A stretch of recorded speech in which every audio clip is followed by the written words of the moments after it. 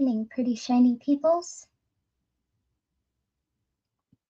How is everyone doing this evening?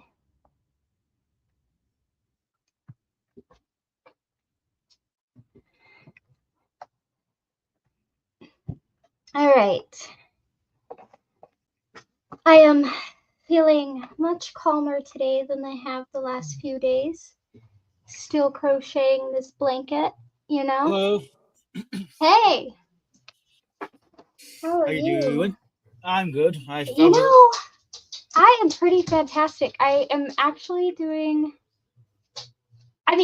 there's still stuff going on, still struggling, all that good stuff. But today's definitely a much, much better day than the previous ones. So no complaints. That's good. Yeah. I also had a really interesting conversation earlier. And so now I just want to do this thought experiment with everyone, but I don't know how many people I can do it with before I piss them off. Oh boy, what are you doing? What are you gonna do? Well, I don't think it would work on you.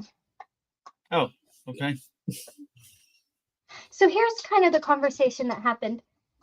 Somebody brought up my car, my Tesla, right? And we were just talking back and forth about it. And it's somebody I know in real life. So this channel is a channel that nobody can probably pry out of me, because there's no way in hell I would unleash anything like the debate group on that poor person. That is my friend. Yeah, I don't blame you. That is my friend in real life. They have a gaming channel. Like they don't ever need to be brought up here. So I'm just gonna say my friend, and that's it, because I don't want to point anybody their direction. But anyway, so I was on my friend's channel, and he was doing one of his gaming streams, and we were chatting, and he was asking about the Tesla because he knows I got a new one, you know, all that good stuff. We were just chatting back and forth, and somebody got really offended, basically, that I have a Tesla. They were like, I would never own a Tesla because of Elon. And so it kicked off this conversation. Now I could have shattered their little worldview at the end, but I didn't.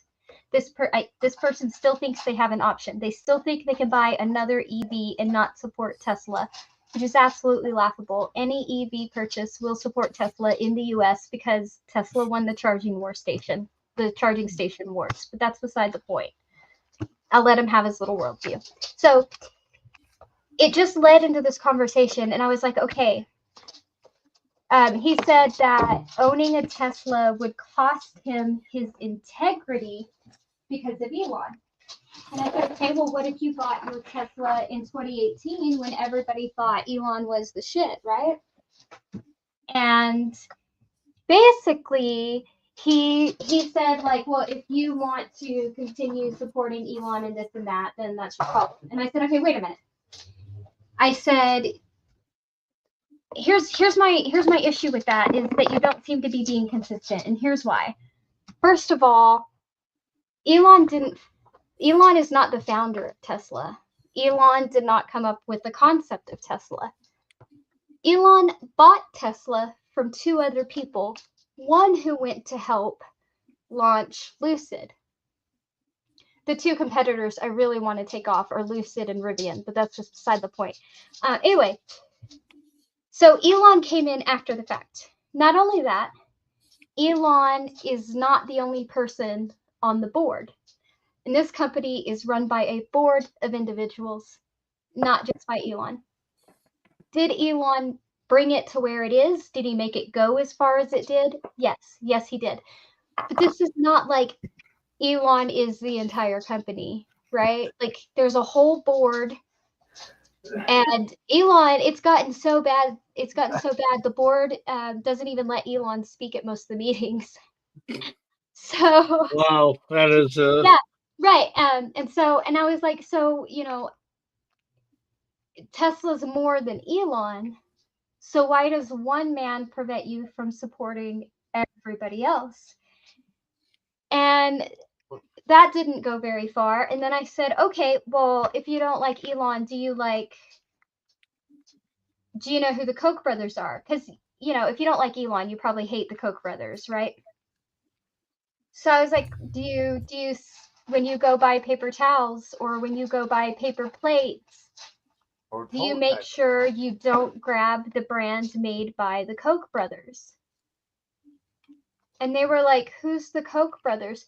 So at the end of this 20-minute conversation about why are you not consistent with this across the board, it comes down to, because this is the only thing people are yelling about, so this is the only thing they have information about. And I thought that was pretty interesting. But if you only know about this because other people are yelling about it, then what does it say about your integrity ever? I mean, you don't have integrity in your spending because you're not researching every company out there. You're not avoiding companies that don't use your value, except in this one case. And in this one case, you're making the entire company one person, right? Like, why? And it was just an interesting conversation. Yeah, it was interesting. Whenever never mind. I won't say it. Oh, Bonds, what would we do without you? Hello. We're all gonna clap for the troll, and then we'll have a moment of silence when he rage leaves. Everybody ready? Okay. Oh, Go, there he King is. Steven, go! King Steven. Living You've rent got free. the spotlight, buddy. You gotta applaud. I haven't heard the applause. No, we applaud when you're done. You must entertain us like the fool you are. Are you gonna Master. applaud? Go. Not until you It's entertain like me, Welcome Jester. me as No. your king. No, Welcome you me. must Don't talk entertain at me like once. the Don't jester talk you over are. me. Don't talk over me. Okay, he doesn't want to be entertaining like the clown he is. So everybody clap for his attempt at There we being go. something There's serious. the applause. There's the I applause. think he made it He like pretended to be 20 serious for 2 seconds. seconds. Congrats, troll, congrats. Okay, Yeah. moving on. Moment of silence for the Moment troll. of silence for Peasant Steven. For the troll who could not perform today, unfortunately. We gave him a sympathy clap, but perhaps next time he will come back with a better performance. I salute you, sir. All You right. made it 20 seconds. Yeah. Yeah, but to go back to what Pixie was saying with the Tesla thing and Elon, it's Wild, you should it's join. like, do you? I was telling Wild to join. Continue, Bond. Oh no, it's like, okay, there's 100, there's 1,000 workers involved in the company. Do you boycott that company because of one person? You know, It seems like separating the artist from the art type of thing. because I get that I get Tesla has a face of the company, but when you look beyond that, It's not separating the artist from the art, though, and that was an argument he made. No, it when he seems brought up- like I said.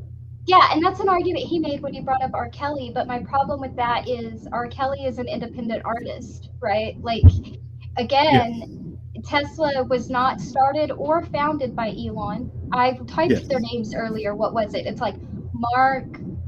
it's like two guys. It's like Martin something and Mark, like, starts with a T. Trappinger or something like that. Anyway, they're the ones who founded Tesla. They're the ones who started Tesla, everything. One of them helped launch Lucid.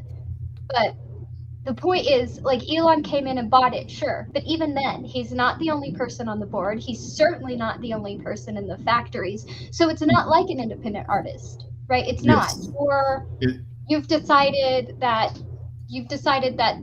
it, you know, like the 11 people on the board don't matter, and that the 1,000 people that work below it don't matter. And here's why I find it horribly inconsistent. Who hates everybody that owns a VW Beetle? Anybody? Does anybody hate VW Beetle owners? I don't. Do you? No, yeah, no. No, But- but it's You know, all designed by a you know, Nazi I hate- Nazi party. Pixie, I hate all car owners equally. Well, no, but I'm saying, like, right, like the VW was designed by a Nazi for the Nazi party, but nobody's like, I hate everybody who owns a VW, right? Yes. Because people don't think about it. So knowing that Elon is not the company, not even the person that came up with the concept of the company, Mm-hmm. and that the company is run by a board, why does this car make me have less integrity or whatever? What is Yeah, that? yeah. He came in, he had some influence. Now he's the face of the company, but he wasn't the founder. He didn't create any of it. I mean, maybe he helped innovate it in ways. Yeah, But he helped. Tesla would not be where it is without him, but it's yes, not like it's his and his alone. It's definitely not his yes, creation. yes, yeah, exactly. And that's why I was I know a lot of people now are they're getting rid of Tesla stock and things like that. Um, but I personally don't understand why they are. I don't know. And to this day, it's the best car I've ever driven. Now, mine isn't the best car I've ever driven. The one that's a step up from mine is the best car I've ever driven. Hmm. And that was a performance model. I haven't driven Yeah. that yet, but I did drive the Cybertruck and the Performance Model 3 and the S and the X. You like the And the way Y. this And the Y. my brother-in-law wants a Tesla, and he is I think he's probably going to get what was the latest one that came out outside of the Cybertruck? Well, it depends. If you're talking like a couple months ago, that's what I have, the Model 3 Highlander. But if you're talking just this last one, I think they just released a new Model Y. Maybe it's the Model Y. I have to look it up. But I know we were talking, and he's been talking. He was on the waiting list for the Cybertruck, and then he just pulled out of it. I still am. Yeah, he pulled out of it, and but I think he's going to go with something. I think he's going to go with a different model. But he's all in. He's an engineer, electrical or mechanical engineer, and we always talk about Tesla, and he's trying to get me into one. So best car I've ever driven. Love the summon feature. Love full self-driving. Those are positives, but oh man, I don't know. I also love that I don't spend a shit ton of money on gas. That even if I have to charge somewhere that's not at my house, it's gonna cost me like $10-15. Yeah. He's in a place where he can charge at work. So I just charge in my garage at home most of the time. Yeah, his job, they have charging stations there, and so he can just charge there while he's working. So he's in an ideal situation with that. But I don't know. I like my truck.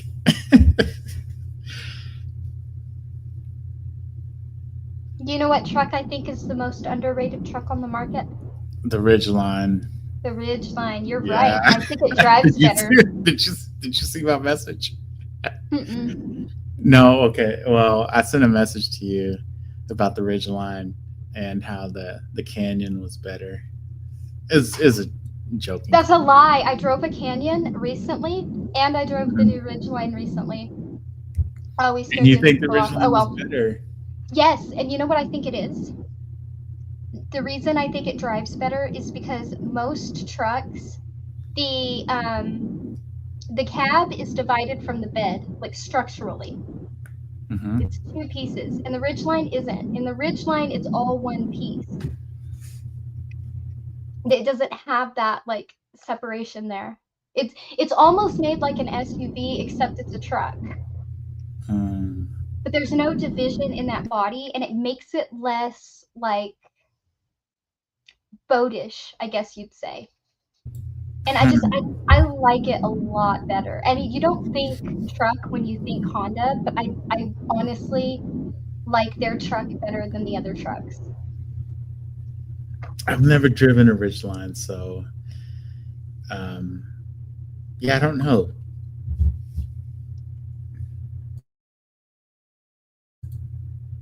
I have the Canyon, but I know there's a lot of comparisons online with the Canyon and the Ridgeline. The Ridgeline drives better. It's not as boaty. Maybe. I'm Well, it is, and I swear it's because the tail and the cab are one piece. I lack a belief that that's the case. Well, then go drive one. I don't know what to tell. Yeah. I drove a No. Ridgeline, and then the next day I drove a Canyon, and I would take the Ridgeline over the Canyon hands down. Really? Okay. Well, I'll. I mean, not that I can actually do anything about it, but yeah. No, I should drive a Ridgeline and try it out. Not that it would change my vehicle or anything, but.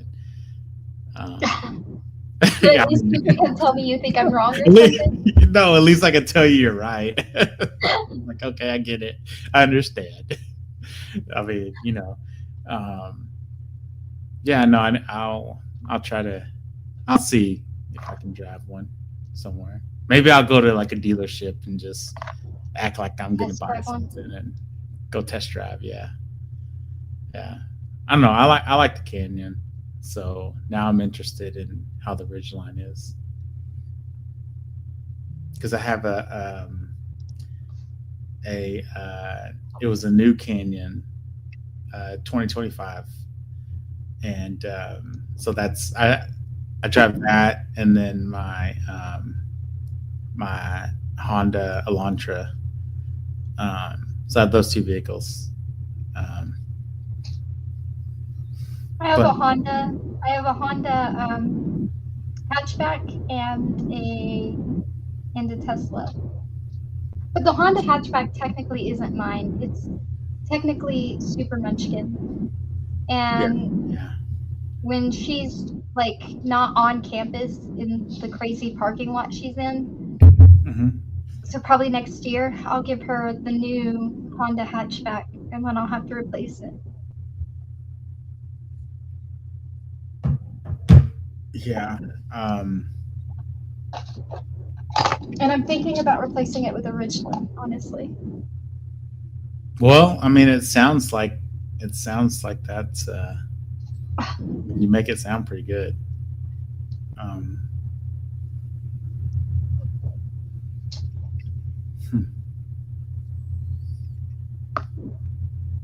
Would you I really think it's because it has a solid frame. There's no split between the tail and the cabin. I really think that's what it is. Yeah. Would you take that vehicle over a Cybertruck? Yes and no. Like as far as like style points and things like that, like which one would I rather have? I'd rather have the Cybertruck. But my problem with the Cybertruck right now is I want them to work some kinks out of it first because there seem to be some design changes between the concept truck and the truck that was released that did not do well. So I want them to fix the kinks so I never ever get the first run of the model. Mm-hmm. That being said, as much as I love the Cybertruck and the way the Cybertruck looks, my one wish is that they would make it a tiny bit smaller. Because that thing would barely fit in my garage, much less fit in it. Like it would be really tight trying to get two cars in there. Small. it's Okay, so width-wise. Huge. Yeah, it's just huge. It's huge. It's tall and it's wide and it's huge. And if they made it just like a tiny bit smaller, I would have no problem saying that one, you know? Mm-hmm. Yeah. But because it's not, then, you know, there's considerations to be made and maybe the Ridgeline's a little better. I don't know. Okay. That makes sense. Yeah. I mean, there's other factors outside of how it drives and how it feels, right? Yeah, but as far as like style points and like the Tesla hand down. Now the Tesla does feel a little boatier, but the Tesla's also a lot fucking heavier. So that makes sense. Mm. Yeah. There's actually, it's weird because like I see a lot of Tesla, the Cybertrucks, I see a lot of them now. Oh, It's weird because my two favorite ones that I've seen was a matte black Oh yeah. or like a charcoal. It was like a matte charcoal color. Mm-hmm. Yep. And then the other one was like polished into a mirror. Like mirror polished, the whole truck. Did you see that online or in person? Because I think I Both. saw that. Okay, so I've seen in person like the matte black look, Yeah. and then I've seen online this super polished, like Like it's to a a mirror mirror. basically. And it's Yes. gorgeous, Yeah. huh? Oh yeah, yeah. I've seen that online, and I just look at it. I'm like, oh my goodness, that's beautiful. And then around here, it seems like I see a lot of. Well, I say a lot, but relatively speaking, most of the Cybertrucks, I don't see like the typical silver color. I see it like a more of a matte black look. Yeah. Yep. Look, we started talking about cars and trucks, and we ran off the panel and the guests Oh, and everything. where did Midnight and C-Rex go? They took off because we were talking about cars and trucks, and apparently the audience took off too. Did they go? Is it? Yeah, they were. Yeah, it dropped fast. They were like, we don't want to Okay. hear about your cars. Okay, so maybe we need to talk about one-way streets and echo chambers and yes man and Oh, I audience. forgot my title. So you just said it. Yes, maybe we need to bring back the audience okay, so let's not allow Okay. people to report this channel for misinformation. Yeah. Okay. Um, So we said, hey, to be fair, we kind of started off on that topic when I was talking about the Tesla conversation I had with that person, right? Like about integrity and Yeah, you did. Yeah. yeah. So we started off there, and then we got sidetracked with the car thing. That's Yeah. what happened. So Yeah, but I mean, I don't want you to get reported for misinformation. okay. So what was the first word in my title again? What's the first word? So the first word is one, and the first Oh, part one-way is street. one-way Okay, street. so one-way street.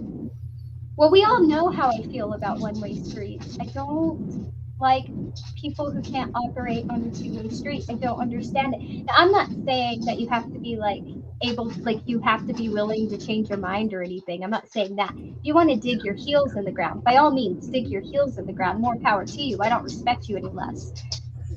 But that doesn't mean that you can operate on a two-way. One time.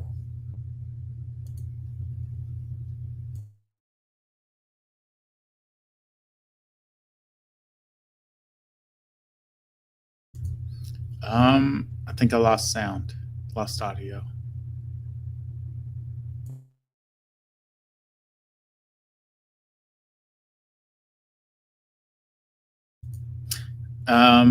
Can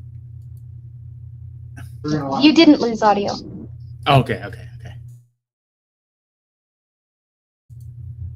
So what's up, chat? What's happening today? If you're here, Okay, I'm sorry. Sorry about that. no, you're fine.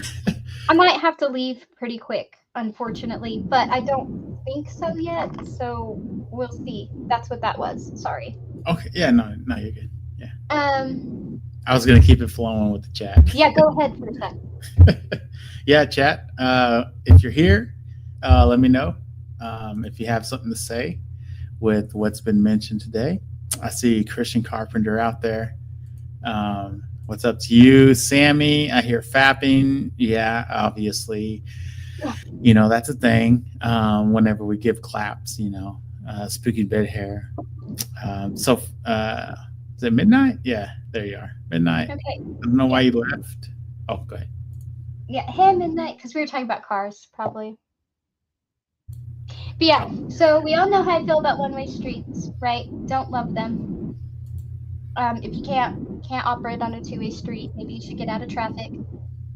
And unfortunately, I've seen some what used to be two-way streets rapidly turn into one-way streets lately, and I find that slightly disconcerting. But it was also in a slow way that I didn't quite understand until it was there. You know what I mean? Yes, I think we both realized it at similar times. Yes. I don't know if we started to realize it at similar times, but we definitely had shared similar it, ideas maybe? about that. Yeah. I think the tail end of it.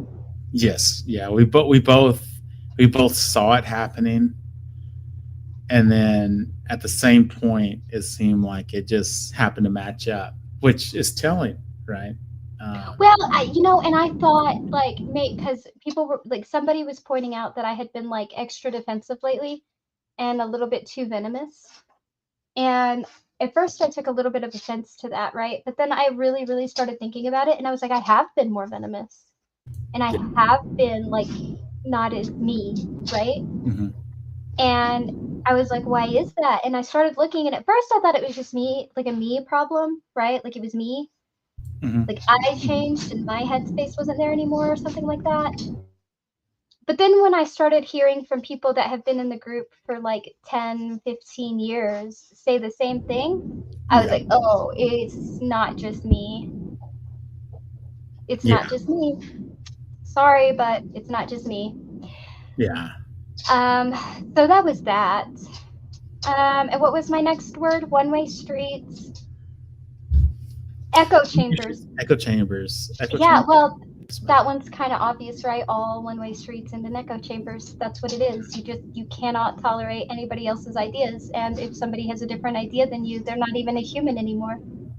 So they're not a person. They're not somebody you cared about 5 seconds ago. They're none of that anymore, right? Because unless they're part of the validating echo chamber, they're shit.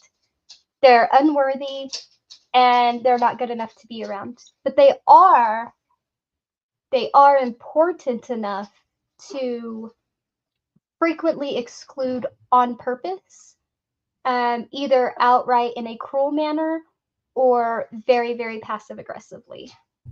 Yeah. Yeah. What was my next word in the title?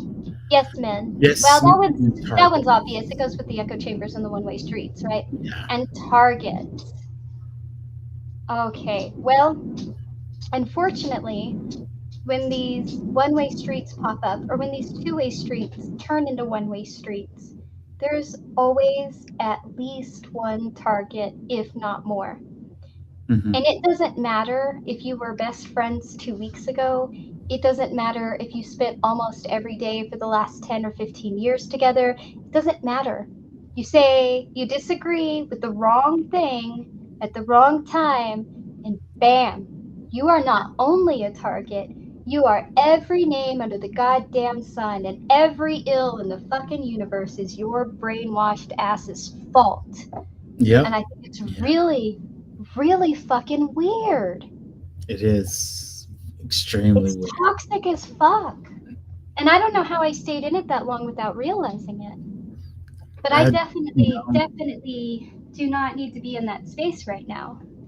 I think we're on the same wavelength there.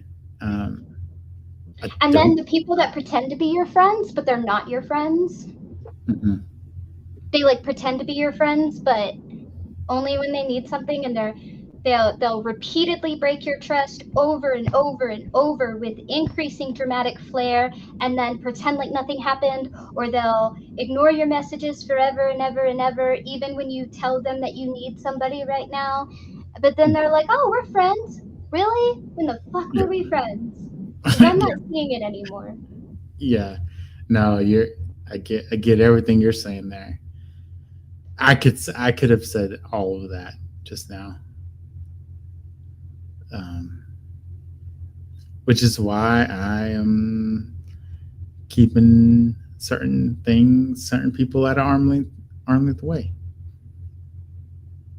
I think I'm about there with like almost everyone. I think like I came into this space thinking it was a two-way street, right? I seen a lot of one-way streets, and I thought, look, here's a two-way street. People disagree, they chat about it, they laugh about it, and then they're buddies. You thought it was different. Yeah, and then it just like slowly turned into the same thing as everything else. And now I just feel like sometimes I feel like maybe I shouldn't be here at all, and sometimes I feel like maybe I just stick to my own little channel and like my friend's channel that I talked about earlier. Like maybe I just stay at places like that. I don't know. It's been a whole mess, and I've had a bumpy ride outside of the internet, so I don't need to add to it. Like things are really, really rough, and I don't need to come on here and make it rougher. Yes, exactly. Like I come on here, well, you know, I come on here to get away from things and to I don't come here to add more problems to what I already have going on. Exactly. And I don't need another reason to be angry, and I don't want to go around hating people all the time because they don't think like me all the time. Yeah. I don't know anybody I agree with everything on. That's a lot of energy to just go around being pissed off. Yeah. Yeah. And it's, I'm starting to see that with me, that I come on here outside of, you know, my everyday life. I come on here, and then when I go to places that add to the, I mean, it's just like not good environments. I'm like, why do I want to be around that? Why do I come on here and subject myself to that when there are places online that actually have a good, entertaining, just chill vibe? You know, like today, like amazing vibe for me. And so, you know, that makes me think, like, why do I go to certain channels? Why do I interact with people online and, you know, certain people online when there are there's more out there, you know? Yeah, I'm really glad I could share that channel with somebody, because that is a really good friend of mine in real life. That's like my only coworker I would actually say is my real friend, like my real friend. And I think incredibly highly of him. And so I love that you like his channel and that you will support him, and you guys are going to get along great. But I've always hated that. Like I can't. I've always wanted to like share and promote his channel, and I've always hated that I feel like I can't, because there's a lot here that I do not ever want to unleash on his channel. Yeah. I get that. And yeah, that was yeah, no, he's like he's like, I could vibe with him. I feel like me and him could have a chat and just talk. And oh yeah, you two would be buddies. Yeah, oh yeah, definitely, 100%. You know, just off of what I heard. You'd be joining us on our drinking nights. Yes. I feel like me and him could have some good talks, and we might disagree on some things, but like we would laugh if we disagreed. And, you know, like the atmosphere would just be inviting and fun and just overall good, you know. Like he was a really cool guy.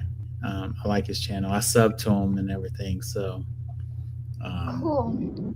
I'm glad I got to share it with somebody, and that somebody enjoys it and does not want to bring all of this there. Oh yeah, no, I didn't. And I tried, like in all of my comments, like I didn't, you know, I didn't want to bring any like aspect of all this other stuff to it. No, I was the closest one to doing that. Well, okay. But it's to be fair, like I didn't start it. Like you didn't. Yeah, you didn't. Yeah. I just finished, and I could have been a lot more brutal when I finished it. I left his worldview intact, even though I could have shattered it. You were very tame. You were very, yes, I will agree with that. Because I wanted to do it. I'm not gonna lie. I wanted to jump in, and I had messaged you a few times because You know what's funny about that to me though? Is because I feel like you almost expected me to go there. But No. the thing is like outside of this group, I'm much more like the person, like if you saw me on a day-to-day basis, right? Or I was just chatting with anybody in general, even somebody I disagreed with, what you would see doesn't match what you see in this group. What you would see matches more what you saw in this morning. That's how I am day to day. That's how I handle disagreements day to day. Yes. Like that's me. And so when I say I wasn't liking the person I became here, it's because that's not me. That's not. Does that make sense? Yeah, no, it does. Because I didn't. Okay, so how do I word this? I knew you could have gone further and really destroyed a lot of what he said, but I didn't expect you to, if that makes sense. Just because. Okay, that's fair. I think I guess I should say I think people who know me here would have expected me to. Yes, yeah. Someone who only knows you from these streams online might have expected that. They would have been like, "Oh my God, that's the most restrained I've ever seen her." Yes, yeah. But the truth is that's typical me, and what I've been in this group is not typical me. Yes, and you know what? And I saw that, like, for whatever, I knew that. And when I was watching it take place, I didn't expect you to go into the version of you when you're here, I guess. If that makes sense. I'm not very fond of the version of me when I'm here lately. And so I've decided that it's not conducive to my growth pattern right now. Yeah, and that's I told you, like, I wanted to just jump in the conversation, but I didn't.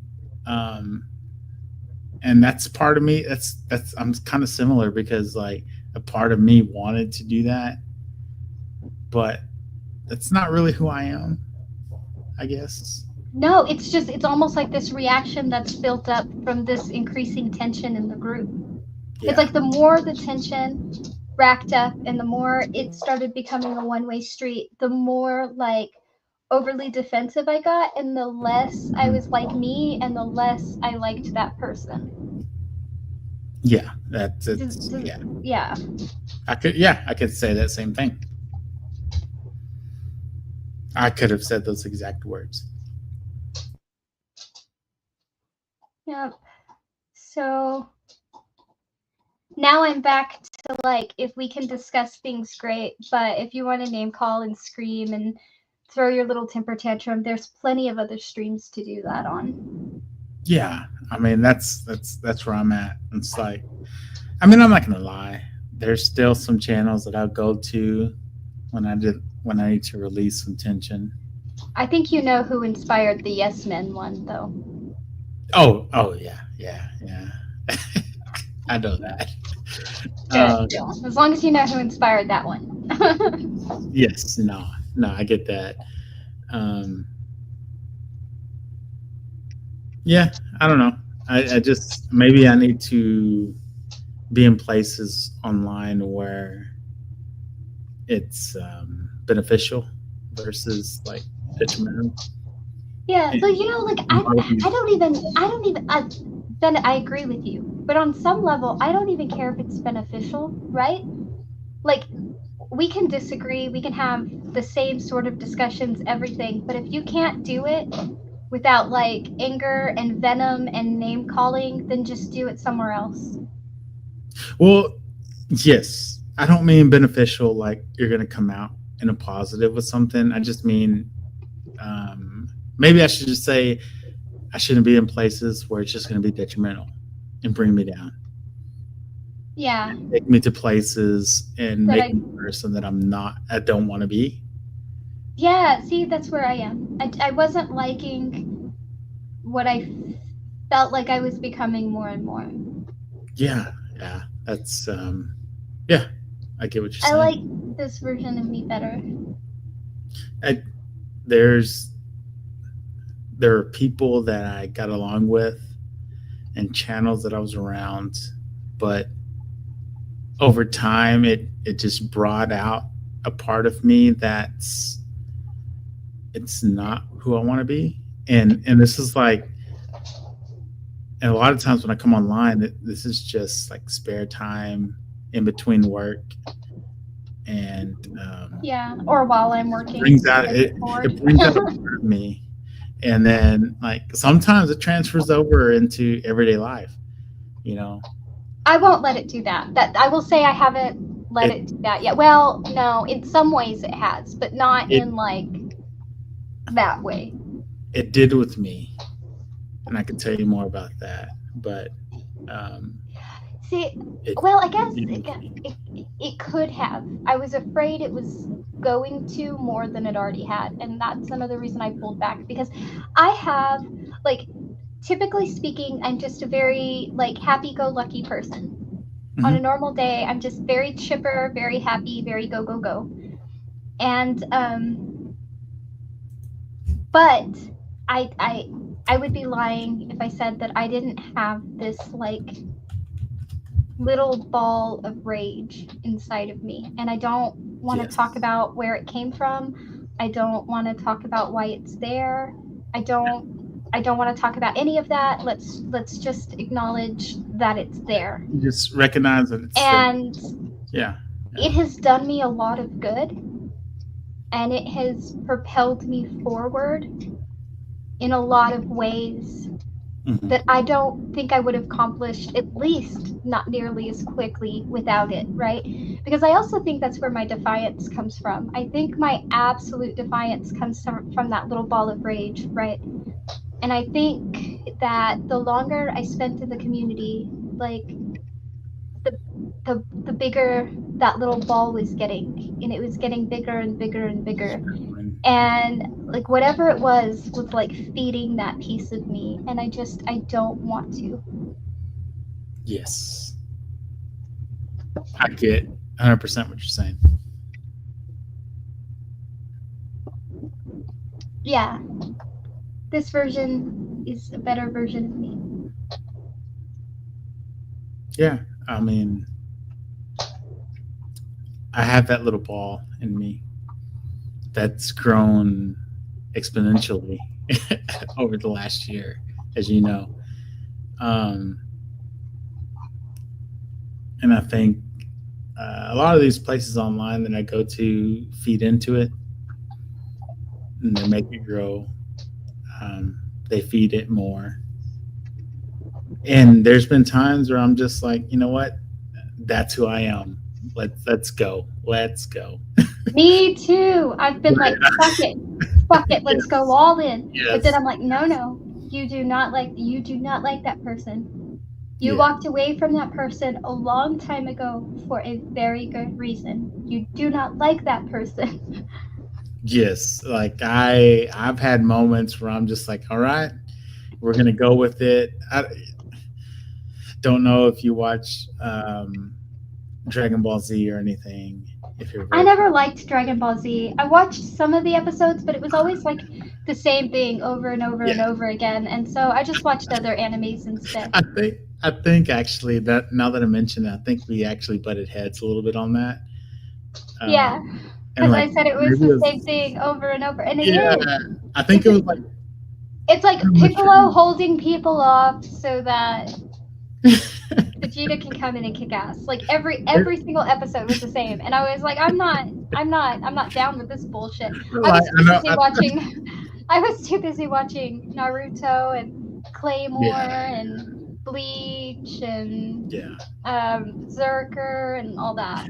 I do remember that conversation. I was like, I remember you saying that, and you said stuff on it, and I was like, hold up, wait a minute, like let's go. And I do remember that we butted heads, and we can discuss that later. But regardless, what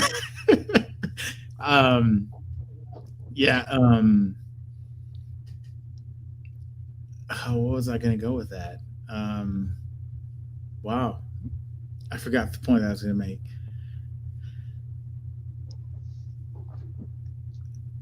I don't know. Oh, I don't remember the point that I was going to make. Wow. That's crazy to me. It'll come back, I'm sure. It's just Presque-Vu. What did you say before the Dragon Ball reference?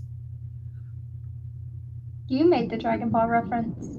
Well, no, yeah, I made that reference, but What did I say before the? I don't know. I was talking about the little ball of hate, I think.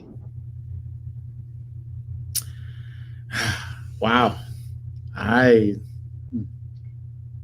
how I don't like what it was.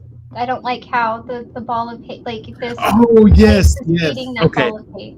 yes, because I mentioned something about just letting it take over and just Yeah. saying go. Yeah. So that's why I made that reference, because there's some episodes in Dragon Ball Z where Vegeta he gets taken over by this demon magician, but he allows it because he's like, let's go, take over me, and then I'm going to conquer you, and I'm going to use your energy, and I'm going to go all in with this extra rage. I need yeah, I can see that. Well, for me, I guess I would have made the Naruto reference when he lets the Nine-Tailed Fox take over. Yes, like he lets this thing take over The him Jinchuriki, yeah. because Yeah, he it's kind of knows like that. It's almost exactly like that, actually. It's like, so it would be like that, like the Naruto reference. Like the little ball of hate is the Jinchuriki. It's like the Nine-Tailed Fox, right? And I don't want it to take over because it's me, but it's not me. Yes. So in this, he allows this force to take over him because he knows he's going to be more powerful, and he knows he's going to be able to just unleash rage. Exactly. But he has control over it. Once he allows it in, he takes control of it, and he harnesses that. And that's almost like how I did. Well, that's when they come up with a deal. The first time the Nine-Tailed Fox comes out, it dang near kills him. Mm-hmm. Like it wasn't something he wanted. Yes. And I think that's where I was. Like it was coming, and I was almost oblivious to it. Until I got to a point where I was like, fuck it, it's here, let's go all in. And then I had to step back and be like, no, you do not like that person. Yeah. I think we're similar positions. Yeah. Because I was all in. I was like, okay, let's go. Let's fucking go. But now, I don't know. Maybe it's not something I need. Yeah, I just hung out on at the other stream, and I felt really calm today. Yeah, it was. That was a good stream. I need it's a like pep talk. Listening to a real person, Because he is a real person, and he's very genuine, and there's no agenda, there's no online persona. It's just him hanging out with people on his channel, playing games and shit, and I absolutely adore him. And he's my friend in real life, so that makes it even cooler for me because we hang out outside of YouTube anyway. Yeah. It wasn't like I was just. I wasn't listening to just another username. Yeah. Trying to win a point or trying to come out on top of things. He's playing his games. And when he would weigh in with the chat, it was all very genuine. Yeah. Oh, I didn't think about it that way. Or I guess you could say this. And Yes, it was like someone that I could just I'll just chill with. Like I would go, I swear, I'm gonna meet him. We're gonna be friends. Oh my God, Bond! I could convince him to go to the escape room and dinner with us. Okay, well, do that, because I okay, think, all right, I'll start messaging him. Okay, yeah, do that. And I 'cause need a that, pep like, talk. I need a pep Yeah. talk because I have taken Because- one bite and I have eaten 3 fries, and my body is like, we're done. 3 fries. You've had 3 freedom fries. That's And it. 1 bite of the black bean patty burger, and my body is like, why are you doing this to me? Okay, so you should have a shake right now. I don't have a shake right now. I'm drinking sparkling water right now. Yeah, but sparkling water has no calories. So you should be drinking a shake. A high What if I go calorie- get like a big glass of chocolate milk? chocolate milk would be great. Okay, I but will do that. but do you have oatmeal or peanut butter? Yeah, but I don't like anything salt. Like I'm trying to eat. Maybe it's because I ate too much yesterday. I told you I ate way too much yesterday. I had a taco, a tamale, and Enchilada. an enchilada, Yeah. and a couple of bites of beans and rice, and some chips and salsa. And I think I like just way overate. And now my body today is like, why are you doing this to me? Mm-hmm. You should you should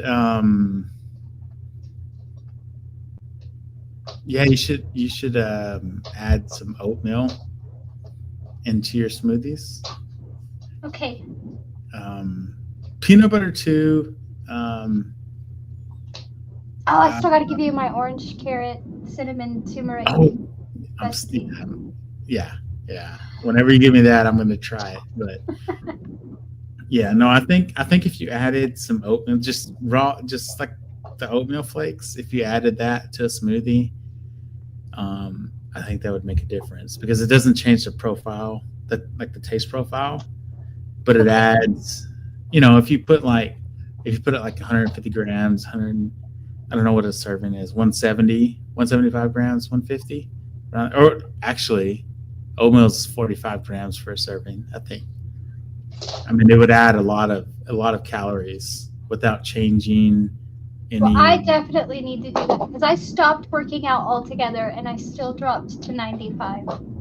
Yeah, And I need to work out because, because I have to build muscle. I have to, especially in my hips because I'm double jointed, especially on the right side, and it's starting to wear down that joint right there. And they said to keep it from popping out of place a lot, I need to build muscles there. And so I keep trying to, but I just keep dropping weight. And so I stopped.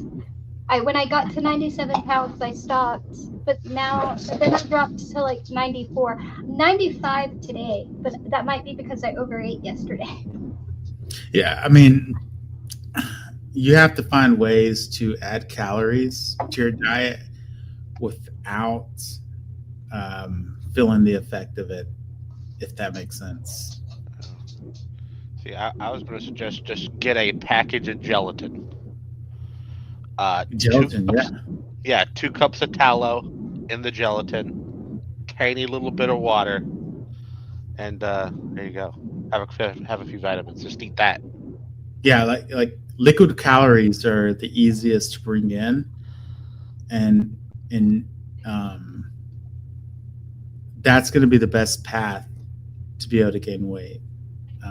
Oh no, just tallow, just beef tallow, just. Yeah. Oh yeah. Just. Yeah. But what I was telling her was, if she drinks a fruit smoothie, just throw in 90 grams, 70 grams of oatmeal in the smoothie because it doesn't change the taste profile at all, really. And it's just it's added carbs, added calories. Throw in some some sort of fat of some sort that doesn't change the profile, like peanut butter, maybe. Peanut butter, yes. Okay. See, and I think part of my problem is I don't like, even if I eat meat, I'm not big on meat, but even if I eat meat, it's usually like burnt because I don't like fat. If I don't like barbecue. I don't like barbecue because they were like, eat this barbecue sandwich. And I was like, okay. And the first bite was really good. And the second bite was really good. And then the third bite, I hit a piece of fat and I was like, bleh. And then I just couldn't eat anymore. I was like, nope, I'm done. Yeah. You're like my sister and my dad. Well, Tallow's real smooth though. you're like my sister, where she doesn't like the fat. My dad didn't like the fat. And, when I would watch him eat a steak, he would cut off all the fat. I don't like steak. I don't like steak at all. I don't care how you cook it. I don't like it. If you get tired of tallow, or you could try lard, but if you don't want any fat, you want something sweet, you just corn syrup. I do use lard. You know what I use lard for? What? Fry bread. Hey, forget the bread, just eat the lard. Yeah, just do the lard. Yeah, you will. There's not a more calorie dense food in your grocery store than tallow and lard. Mm-hmm. Yeah. Okay. Yeah, those, definitely. Yeah. I would Corn agree. syrup's close. Yeah, but corn syrup is probably more detrimental. I don't know. I'm not big on corn syrup. The thing on corn syrup is it will actually make you fatter quicker than the beef and tallow because the fructose has to be turned into body fat first before it can be burned for energy. That's why people get so fat drinking soda pop. It's so much of that sugar can't actually be used until it turns into fat. So if you just corn syrup and tallow, like that's all you're doing. I think syrup just solved why I've been losing weight, even though I stopped working out. Right. I haven't had any sodas in like 2 months. Yeah, probably a big thing. You probably got rid of almost all the fructose you were consuming. Yeah. No, I practically did. But soda and a bowl of ice cream every 4 months, and like a shake every 3 months. Those are my weak spots. Those are my highest sugar intakes, and I haven't had any of those in like 2 months. Yeah, you just corn syrup to gain fat, and then you just eat tallow to keep your body from burning the fat you're gaining from corn syrup. Just And then work out. double fist them. So do that for like what, till I get to about 110 or something, and then work out. No. I wouldn't bother working out to start with. No. Well, no, I said gain to like I'm at 94, 95 right now, so I could gain to like 110 and then get back down to 100 and hover there. Well, you'll probably if you're eating as much as you should for when you're exercising, the exercise and gaining muscle won't cause you to lose weight. But, sir, did you tell her not to work out until she got to a certain weight? No, Yeah, well, that was me. Well, if your goal is gaining weight, right? You don't work out to start with. But I'm just trying to build some muscle, especially in my hips, so it stops popping out of place. yeah, I'm like a flimsy little twig. Have you seen my tiny wrists? Yeah, her goal is to not necessarily just gain weight, but gain muscle. If she's not consuming enough calories to even gain weight, like just weight, she's not consuming enough calories to build muscle. She'll just consume muscle. Well, yes. So, in what she's currently doing, yes. But if she goes the other routes where she's adding other things to gain to intake more calories, she should be working out. Well, she needs to prove that she's gaining calories on whatever she's doing. If she's this small, like if she just starts working out and doesn't know for sure that she's gaining weight, then she's just hurting herself. Do you The Pixie, low end of my weight is supposed to be 102. do you, Pixie, do you have like a kitchen scale where you weigh out what you intake? No. Okay, so Just I don't know how I just eat until I'm full, or if I'm really, really trying to gain weight, I eat until my body says, if you keep eating, you're not holding this down. And then I stop.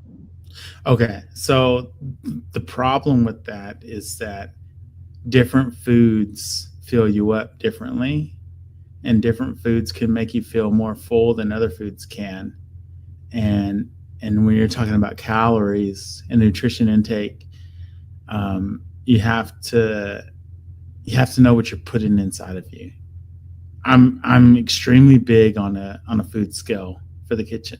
Well, I don't know any about that, but I can just tell you what I ate. Like today, I am attempting to eat French fries and a black bean patty burger. Yes. Yesterday, I had a taco, an enchilada, and a tamale with some chips and salsa and some beans and rice. And the day before that, I had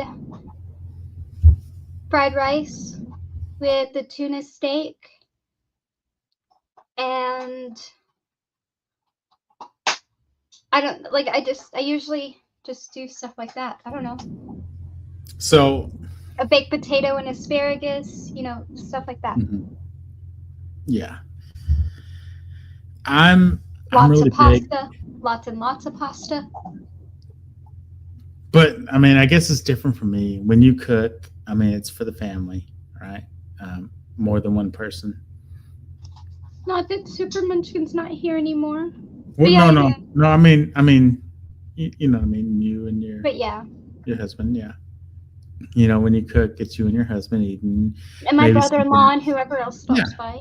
Yeah. Yeah. Maybe some other guests. But I would suggest that you buy a scale. It may not. This kitchen food scale may not be for the meals that you eat. When you're with your husband, other family members. Oh, But that's maybe the only it's- meal I eat. But what I'm saying is like, I would encourage you to have some sort of shake, some sort of shake. Take my Soylent back out. Yes, yeah. So you have your Soylent, right? Mm-hmm. I would suggest looking at those macros, those calories, and then deciding, can I? I told you that the one that I have was Yes. built for somebody like you, not for somebody like me. Yes. So it's not built for someone like you. So Right. I would suggest that you get you a scale for weighing the food out, because it doesn't really take that much extra time, right? Like when you're making a shake, you just set the container on the scale, and then you pour the ingredients in there until a certain point. So I would suggest that you get you a food scale Okay. and you incorporate it into the shake, not necessarily the meal that you have. But my Soylent. Yes, yeah. Like if you take your Soylent, because your Soylent's probably only like 100, 200 calories, maybe 300, 400 calories, right? Yeah, I don't know. I just know that it was built to give like a 6-foot, bigger build Yeah. guy everything his body needed. That's what it was Yes. built for. Yeah. So what I would suggest, and I don't know if Sir would agree with me on this, but I would suggest you get you like a food scale. They're like $20 at Walmart, $15 at Walmart. And then when you do your shakes, when you have the Soylent drink, do a shake Mhm. instead, and you build that shake. You I usually build it just to- put you build it to your needs, right? I usually just put blueberries in it because then it tastes like blueberry muffins. Yeah, because you can build shakes in all different ways, and you can put different ingredients in there that meet different nutrition needs, right? Yeah. And there's a lot of things that you can put in there, like ground up hemp seeds, ground up chia seeds, ground up oatmeal. Like there's a lot of things you can add to it that will Drinking is easier for me. Like drinking my meal is easier for me. Yes, yeah, it's easier for me. Like I have Vitamix, and I can drink an entire shake, like the whole bottle full, right? And but I think you should build, instead of just taking the Soylent, you should build a shake based off your needs and add ingredients that aren't going to make you feel more full, but they're still going to add calories, if that makes sense. Okay, Oatmeal. I will look seeds. into this.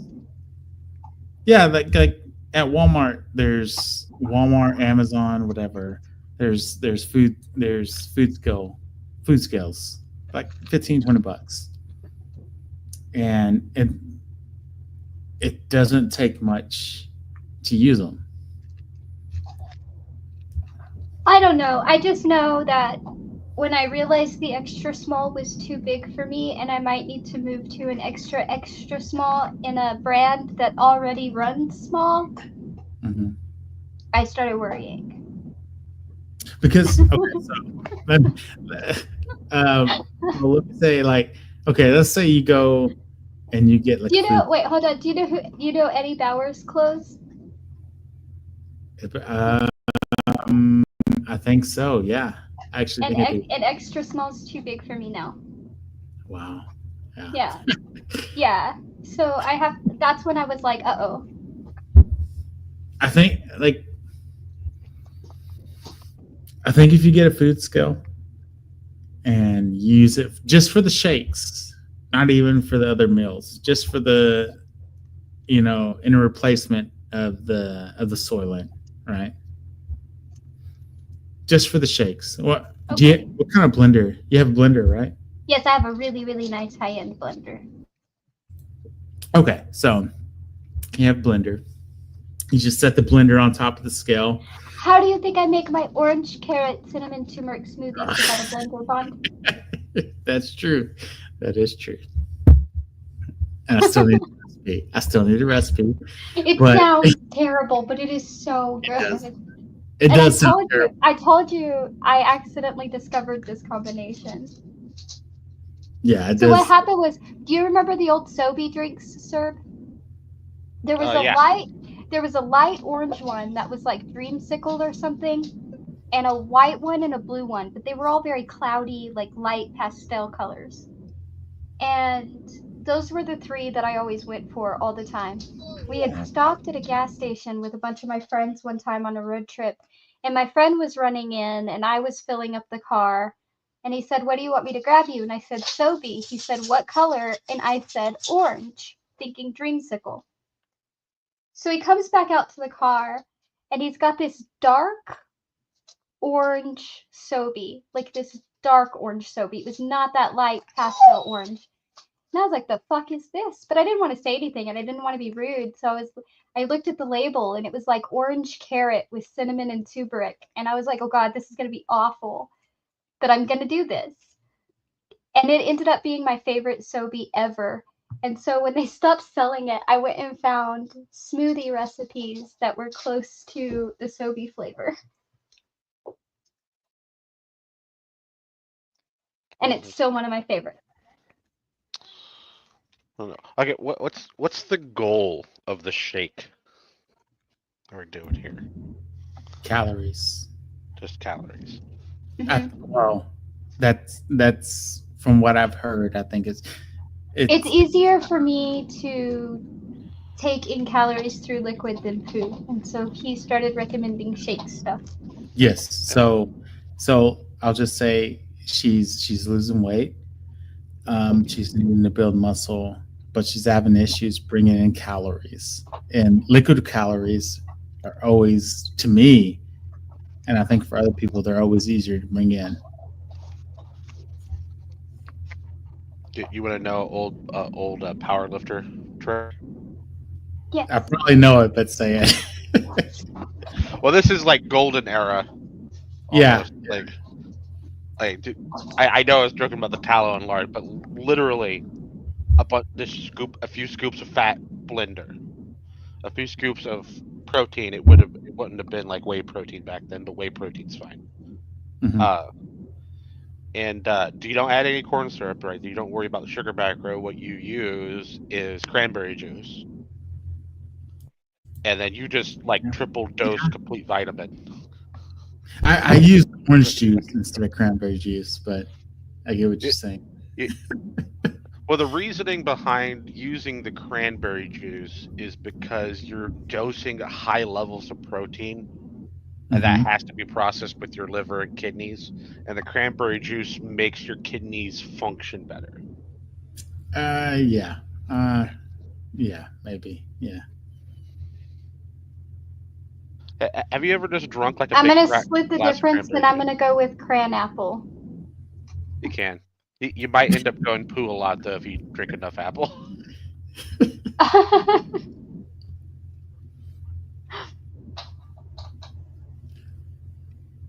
I think. Have Yeah. either of you ever drunk just like a big glass of cranberry juice and then notice that you're going to spend the Yes. next 30 hours just peeing a lot? Yes. Yes. Yes. I was big on cranberry juice. Yeah. Yeah. When I was trying to get really lean, I drank a lot of cranberry juice, but with the asparagus, yeah, it's an interesting time. Yeah, if this isn't the only thing you're eating, you can skip the protein powder in those shakes and use collagen peptides instead. Oh yeah. They're not complete like the protein shake is, but if you're eating other things, then you can cut the cost down by eating collagen peptides. Yeah. Serb, how old are you? I am 38. 30. Okay, so we're pretty much the same age, I think. Okay, Yeah. so we probably you've been online for a while, right? I used to think Bond was way younger than me, but anyway, continue. I've been online since bulletin boards. Were you on the you remember back in the day whenever bodybuilding.com had their forums? Oh yeah, but I was never on those. Okay, but you knew about them, or at least I had friends that went on there. I competed in ADFPF, so they had their forums, and that's where I was. Okay. Yeah, I feel like me and you probably crossed paths in the past online. Probably in some circles. Probably. I've been around arguing with people and talking about stuff since the bulletin board. If I said the Genovaverse, would you know what I'm talking about? I would know what you're talking about. You would? Yeah. Okay, yeah. So we've probably crossed paths under different account names. See, I used to think both of you were younger than that. We're younger than like bulletin boards? No, younger than you are. Like, I thought y'all were like significant. Like, I thought y'all were around Tog's age at one point.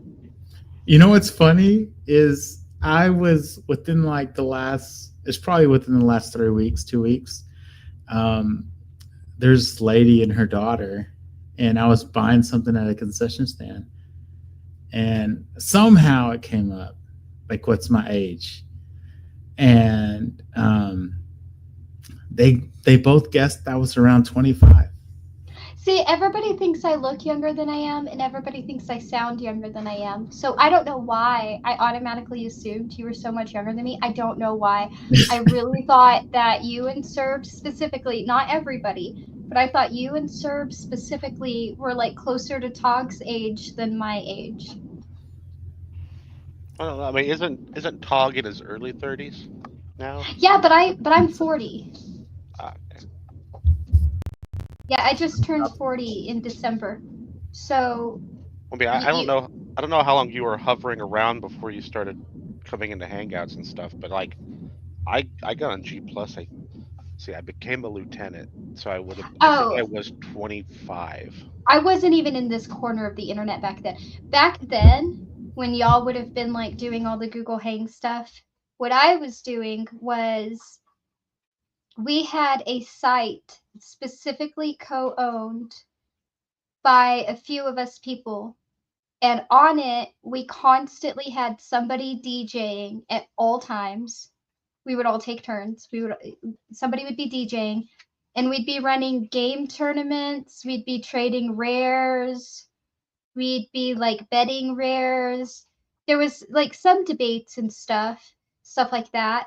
But it was just a big group of us that like hung out and did tournaments and like sometimes argued and got in fights. We were just a bunch of crazy people. And then when we were feeling particularly facetious, we would all leave our room and we would hold our tournaments in the Yahoo game rooms and fuck with people. But I was nowhere near any of this back then.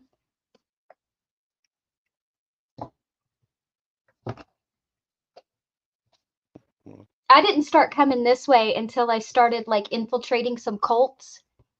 Like I infiltrated Love Has Won, and then they mummified their leader, and that started falling apart. And then there were two factions, and first I started following both factions, but both factions got pretty boring pretty quick.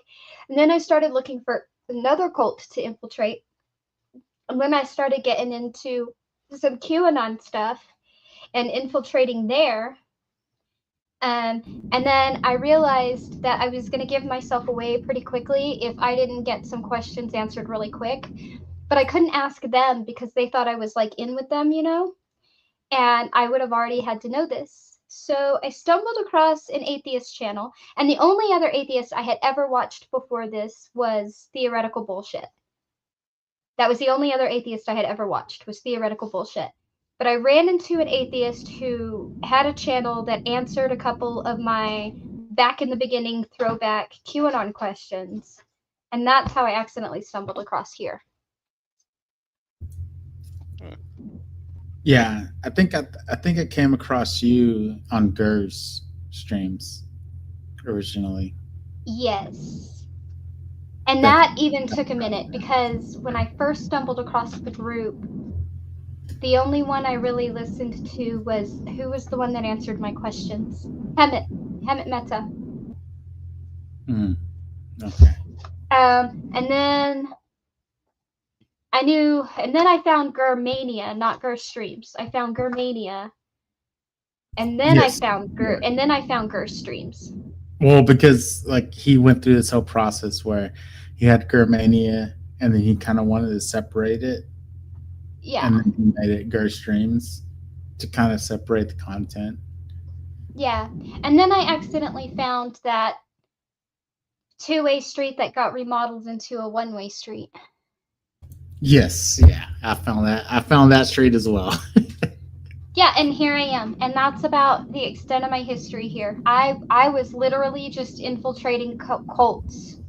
And I accidentally stumbled across this.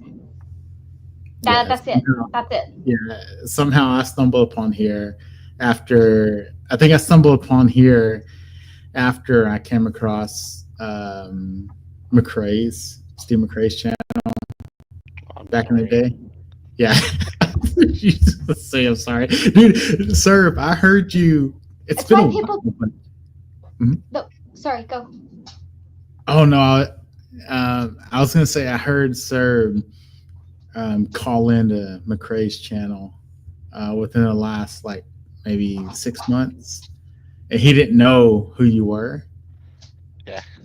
And someone told him after that though. See, oh really? I don't know all these names.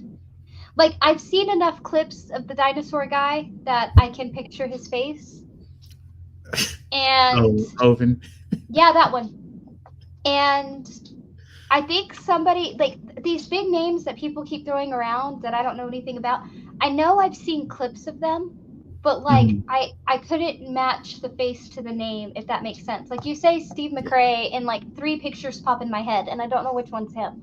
Or people say Darth Dawkins. People say Darth Dawkins, and the same thing happens. I'm like, I know I've seen a clip of this person. Which random clip is this person?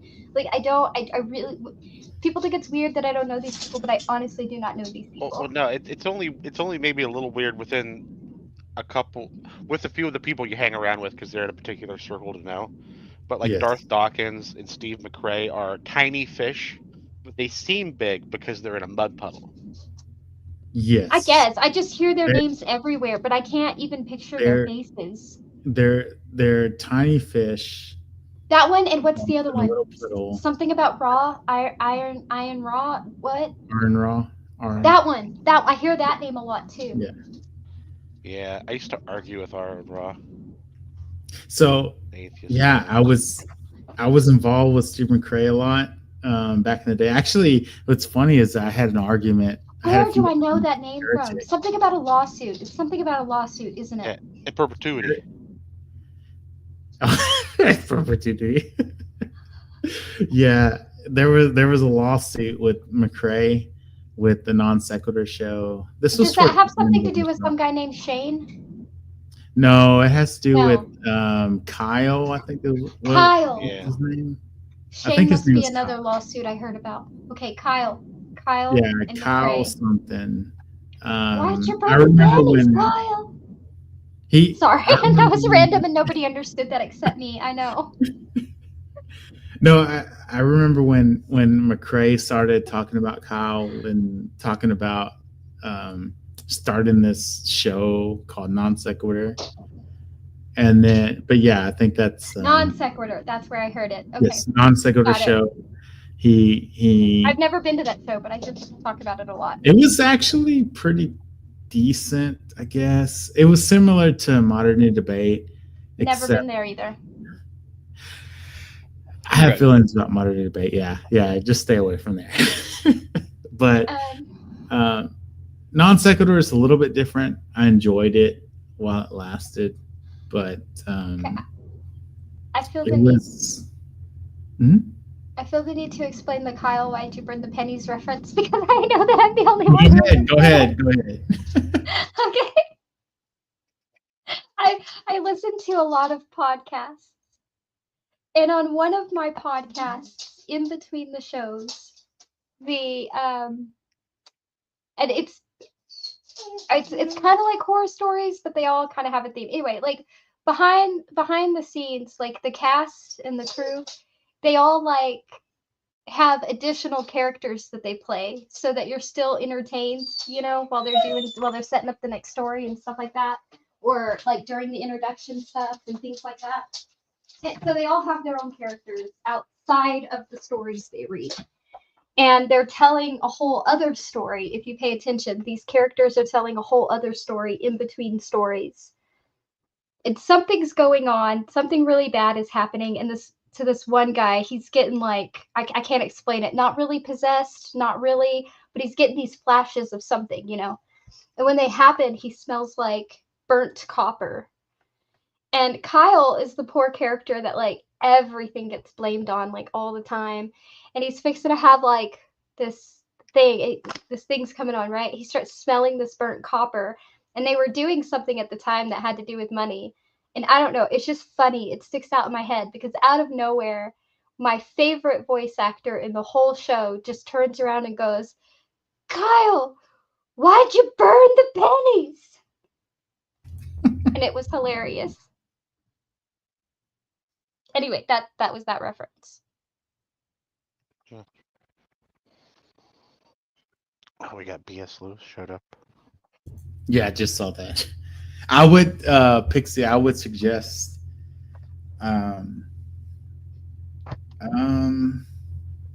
actually before I suggest anything, I'm gonna double check it. I was gonna tell you some streams to look at on the Non Sequitur.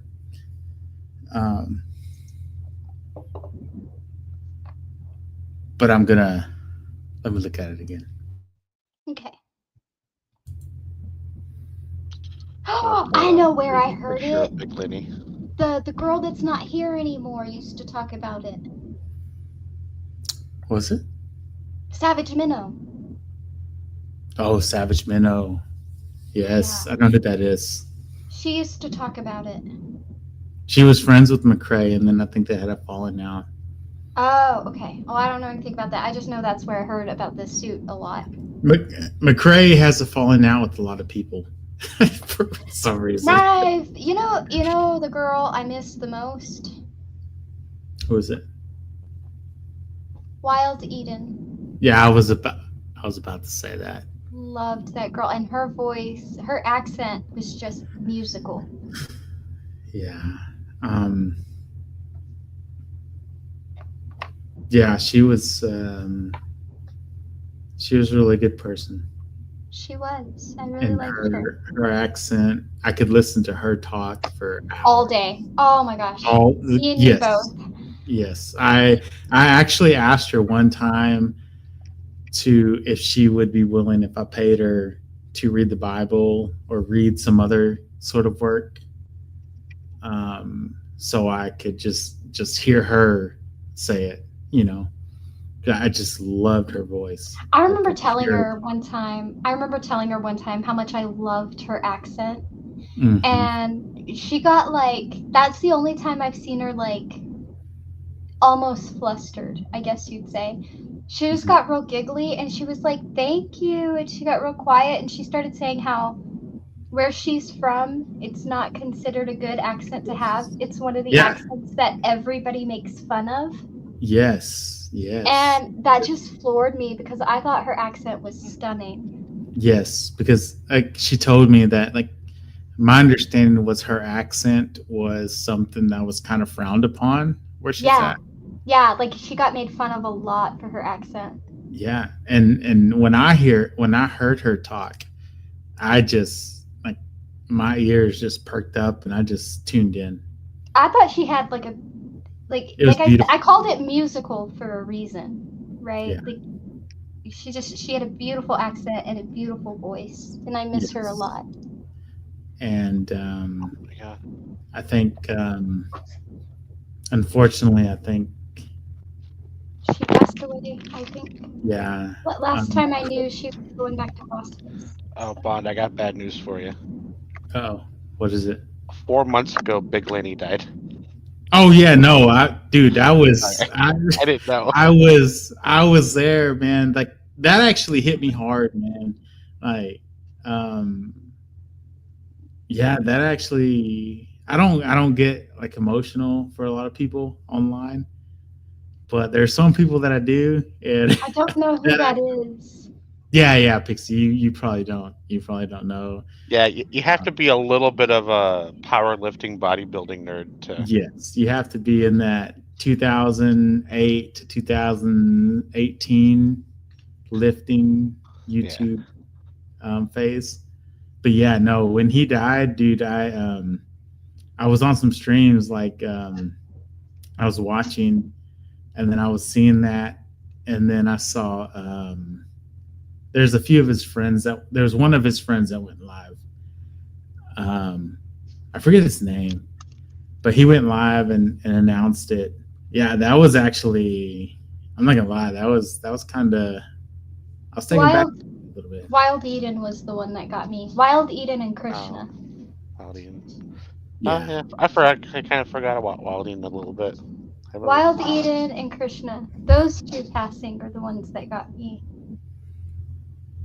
But Krishna, I was actually pretty close to. Yeah, Krishna, man, you know what irritates me with that is that he was given all of these things about issues that he was having, and I tried to tell him, with his legs and stuff. Yeah. That bothers me because I tried to give him some advice on that. The thing is, the cancer was already there, and he just didn't know it yet. When they caught it, he was stage 4, right? And he accepted. I mean, I know he struggled. Don't get me wrong. I know he struggled, and I know he wasn't ready, but he was so graceful about it all. Mm-hmm. But he presented his issues before it progressed to that point. And I remember there was this, and I remember there was a stream early on where he was like, yeah, I'm going to do these exercises to try to help the issue. And I'm like, dude, let me talk to you about it. Like, what's going on? And I tried to give him advice, and he was outside. He had this camera set up outside of his home. And he's like, I'm doing these exercises. Don't worry about it. It'll be okay. And I just wish I could have talked to him in like a private environment. Maybe, I don't know. Because this was way before his actual diagnosis of where he was at. And I don't know, maybe that bothers me still.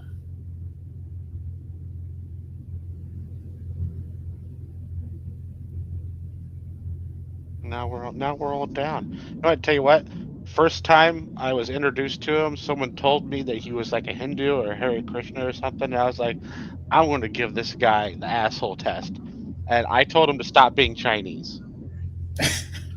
And he was so super chill about everything. I was like, okay, fine. I like you.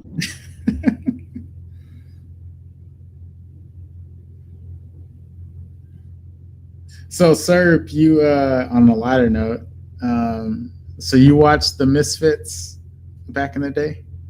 Yeah, it was just a little bit. But by the time I found out about them, I had stopped competing and I was organizing, like doing spotting and stuff for the competitors and stuff. So I wasn't as plugged in when they got really, really popular. Okay. Okay. Yeah. No, I used to watch them every Monday that they released the video, and like I was pretty deep in there back in the day. Yeah, when you mentioned Big Lenny died, there's a lot of them that died actually, but he was one of the ones recently that went away with his big belly. Yeah, with his turtle shell. Yeah, his turtle shell is a belly. It literally looked like a turtle shell in his stomach. Do you sub to what is it called? Let me look it up real quick.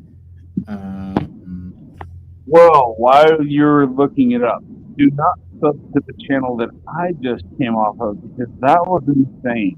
But no. Oh, you're telling me to stay away from a good time. But... Oh, are you okay? Wait, you can go on there right now. They're still alive. So if you enjoy that kind of thing, then go ahead. I'm not going there right now, but if you want to like drop the link in the private chat, I'll well, wait a second. No. So you're saying you switch it then? Saying switch it? What? Oh, okay. Yeah, that's the one I just came off of. I was like, whoa, what? Oh, what's going on here? So, sir, literally. Sir, do you know who Transform X Red is? No, I don't think so. He's a random channel that's been he was involved with all of that stuff in the past. Oh, He what did, like- stuff? What are you talking about? He made a lot of videos with the Misfits back in the day. Oh, the Misfits, like the band? Yeah, I like the band. Yeah. Okay. Well, what's wrong with the Misfits? I know the band name, but I don't really recall any of their music. But what's wrong with them? I'm not sure what you're asking right now. Did you say what was wrong with them?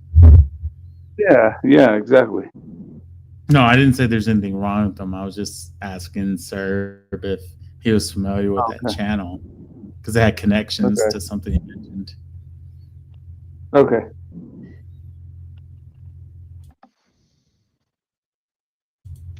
Trying to think.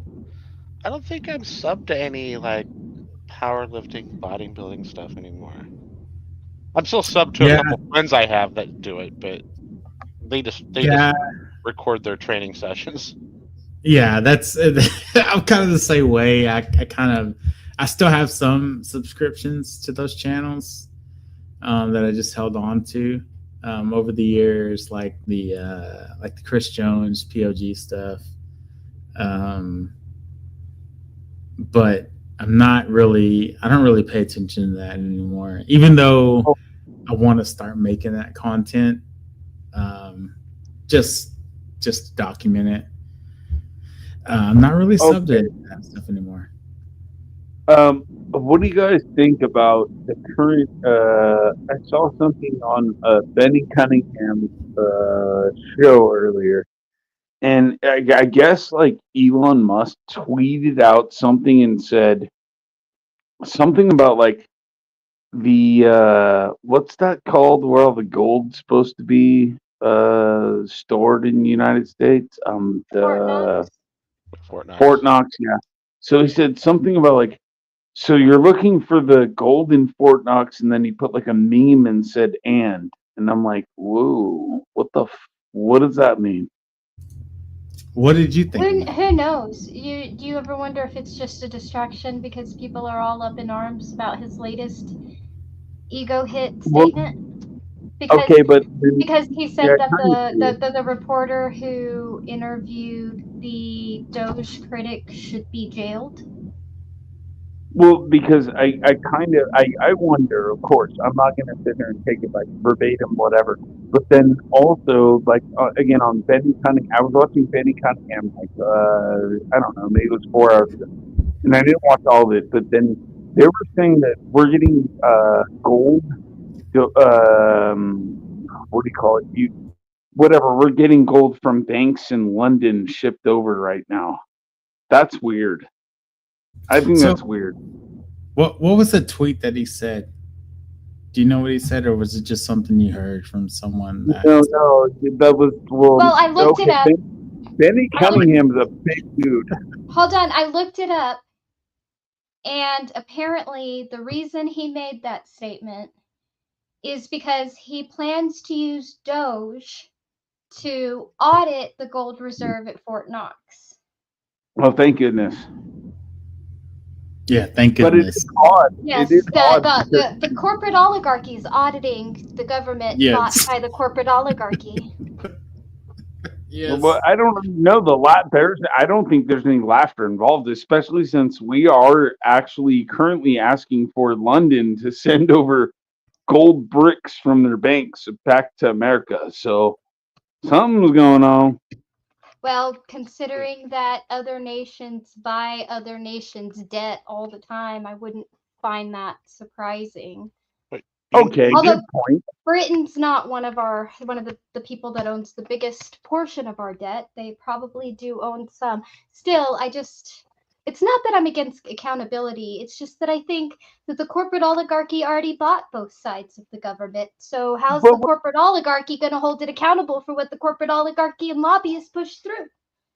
Okay, but then, so if Great Britain, whatever, the UK, where we're getting this gold from, if they are not one of the biggest people that we supposedly own money to, they're one of the oldest established countries.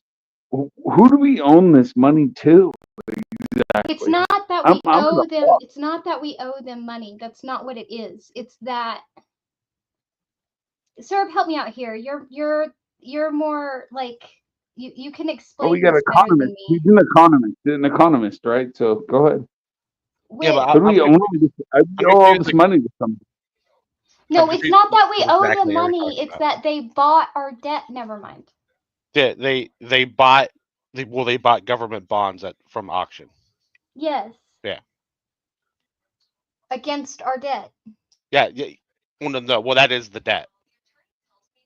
That's right. That's what I meant. It's against the debt, but it's like in. You're right. It's in bonds. It's not like they're just throwing cash out there. I love the fact that there are so many countries that invested in our being successful. Okay, so who do we owe the money to?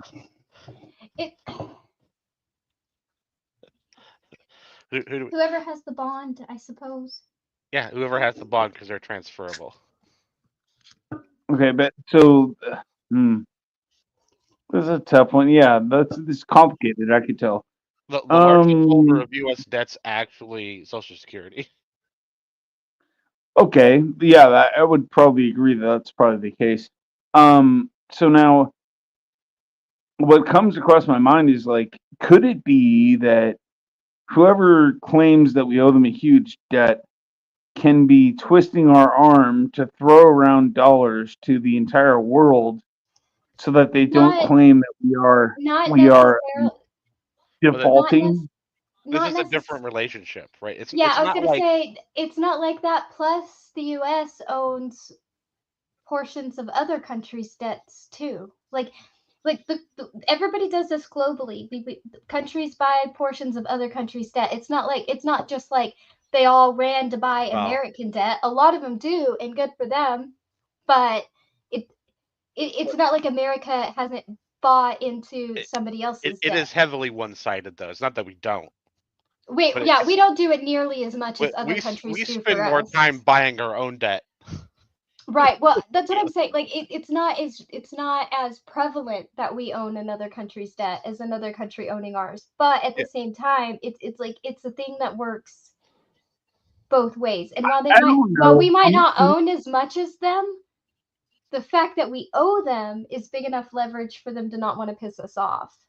I'm gonna call this a overeducated, almost a fable load of bullshit. Because who is it that we owe so much money to? We have 24 trillion. Where is all this pointed at? Who do we owe?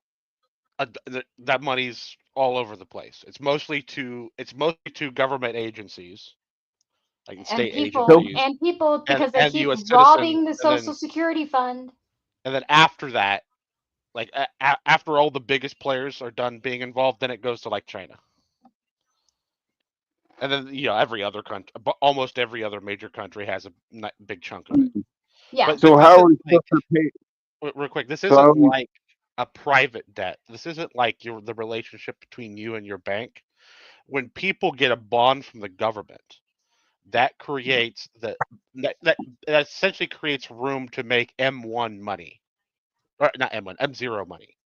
Yeah, you earn on it as long as you don't pull it out within a certain time. So if you want to get like a more basic but accurate layman's picture of what that is, don't call it debt, call it bills of money creation.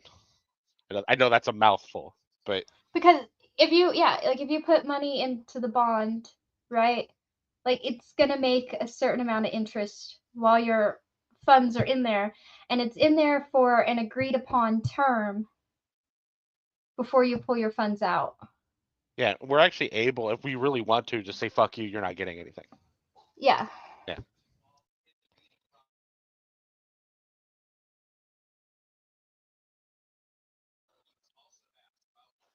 Just so you know, right every now. time a politician. What I'm gonna do right now is I'm gonna print 24 $1 trillion bills, and I'm gonna send them to you in the mail. And then once you get them, because I'll know, because it's like, you got to sign for this.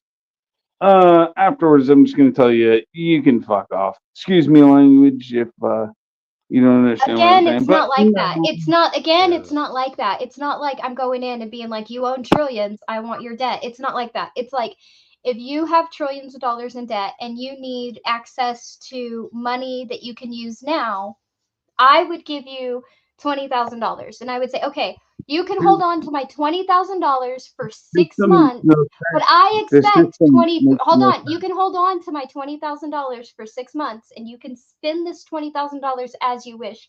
But at the end of the 6 months, I expect 23,000 back. Right? No, that's I'm more like a saying bond. For Americans, especially, the system, although it seems like for Americans this is the most beneficial system, but however, when you have at the same time your debt going up exponentially, hold on, wait, your debt is going up exponentially, and you are letting foreigners into your land. This seems like a horrible system. And first I'm going to say that bonds are only really in demand when the stock market is bad. Those two seem to inverse each other. Right. The better the stock market's doing, the less in demand bonds are. That being said, Second of all, I don't know where you're coming up with this numbers thing. And also, okay, the right cannot say we need to have more babies and we can't afford more people. Those two things don't go together. Either we don't need more babies or we can afford more people, right? And when your birth rates are declining, your economy is absolutely going to depend on immigrants. Now, do you want to make the argument that you want to be pickier about the type of immigrants coming in? Sure, but the argument is not we need less people. Did he say something about immigrants? Yes. He said to have all this debt and have all these people coming in seems bad. And I said, no, we got to have back all up. these foreigners buying U.S. property, like he's referring to China buying farms. Oh, okay. No, but Sorry, I can no. You heard me correct. The channel owner heard me correct. However, I'm aware of like all kinds of buying of lands from foreign countries. I'm aware of that too. So we're having like multiple-headed monster trying to attack our land currently, and it's been going on for a long time. I'm not saying we shouldn't be pickier about the immigrants, right? I'm not saying we don't need immigration reform. We absolutely do. We need it so badly that it's such a big topic that I don't think anybody's ever going to agree on what really needs to be done about it, honestly. But I can be honest. But you cannot say we need the birth rate to go up and we need less people. Those two things are incoherent. Let me be honest about that. Let me be honest, because I think that if you hear me out. This is a rough one, but if you banned all use of condoms, what would happen? Nothing.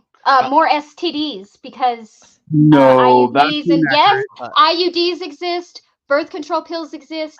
Birth control shots exist. Well, the only thing getting rid of condoms. All of that is gone. You didn't say that. You said okay. Well, now that's a different story. That's not what you said at first. You said what happens if they ban all condoms, and I said more STDs because that's an accurate statement. What I'm saying is let's wipe it into include all forms of contraception. Okay. Don't exist. More STDs and more kids born with STDs sounds great. No, we actually have data for this. What would happen is STDs exist because people sleep around. Okay, hold on, sir. We have data for this. Wait, sir, we have data for this. Yeah, we know for a fact statistically we've gathered the information. If you get rid of all contraception, the only real difference that will happen is the number of unwanted pregnancies will drop.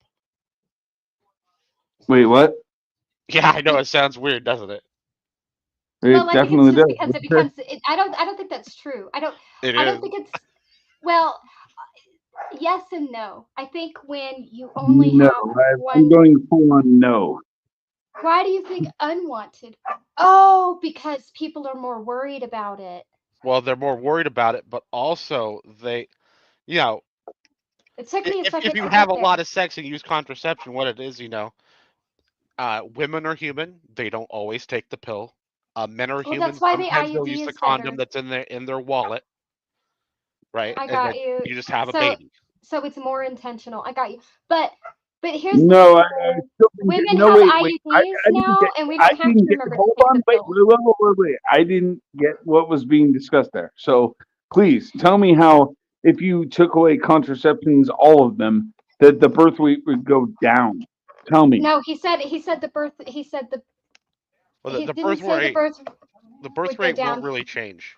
No, he said there would be less unwanted pregnancies. I think Hold on, he'll get there. He'll get there. Give him a second. He will get there. I promise. We know your question. The only thing we can really see in the data is that unwanted pregnancies will drop. Yeah, people will be more. Whoa. So what? Wait, whoa. That's simple to explain. Is because unwanted pregnancies. I mean, so every pregnancy is supposed to be planned. Well, was this wanted? He didn't say. Wait. Okay. First of all, pause, because you didn't even let me get my statement out 5 times now. All right.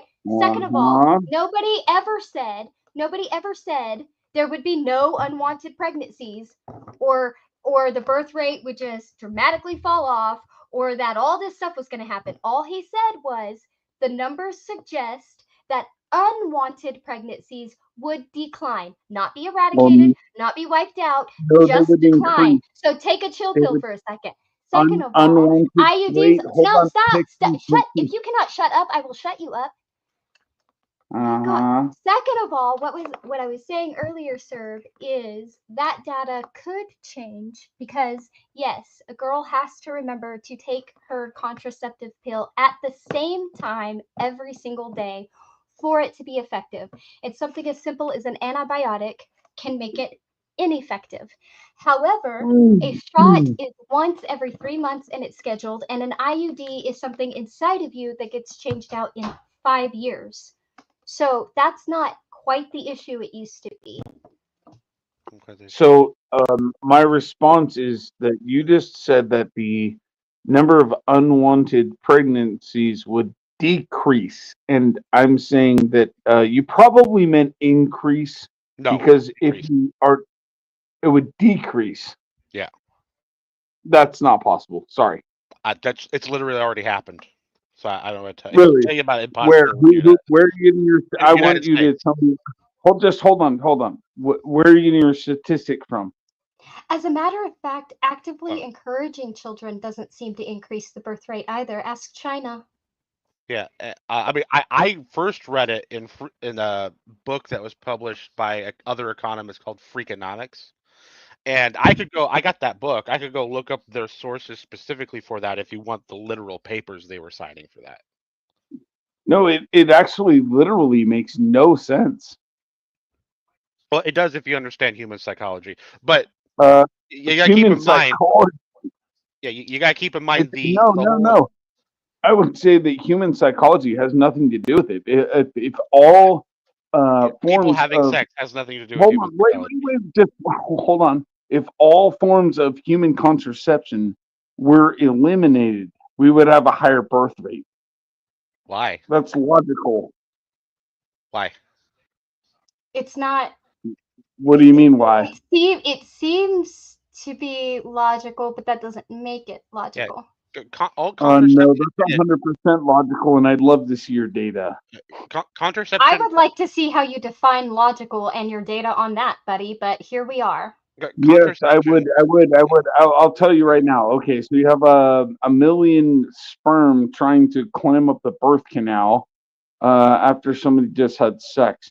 Now, most of them all of them are getting blocked by condoms and so on and so forth. Now, when you take all of that away, you would feel like the percentage of actual conception would increase. That's a logical. You would think so, but for people who don't want to be pregnant, you know what tends to increase? Abstinence, because they don't feel like they have a safe option. You know what happens when there's abstinence? You know what happens when there's abstinence? There's no sperm climbing anywhere. You're spilling it on the floor of your bedroom or in your sock. Ooh. In my sock? Yeah, contraception did only 3 things when it was introduced to the masses. It reduces STDs. It increases the amount of sex people have, and it increases unwanted pregnancies. Hold on. So we're introducing a new concept here. Now, if you're saying that all forms of contraception have been taken away, but then that means that people are now being abstaining from sex, that's different. So now you introduced a new concept. But no, we didn't introduce a new concept. We said people are having more sex because contraceptives make them feel safe. And as a result of these faulty contraceptives making them feel safe and them having more sex, there are more unwanted pregnancies. In the absence of these contraceptives that make them feel safe, the amount of sex happening decreases. Okay. Therefore, it's not affecting the birth rate.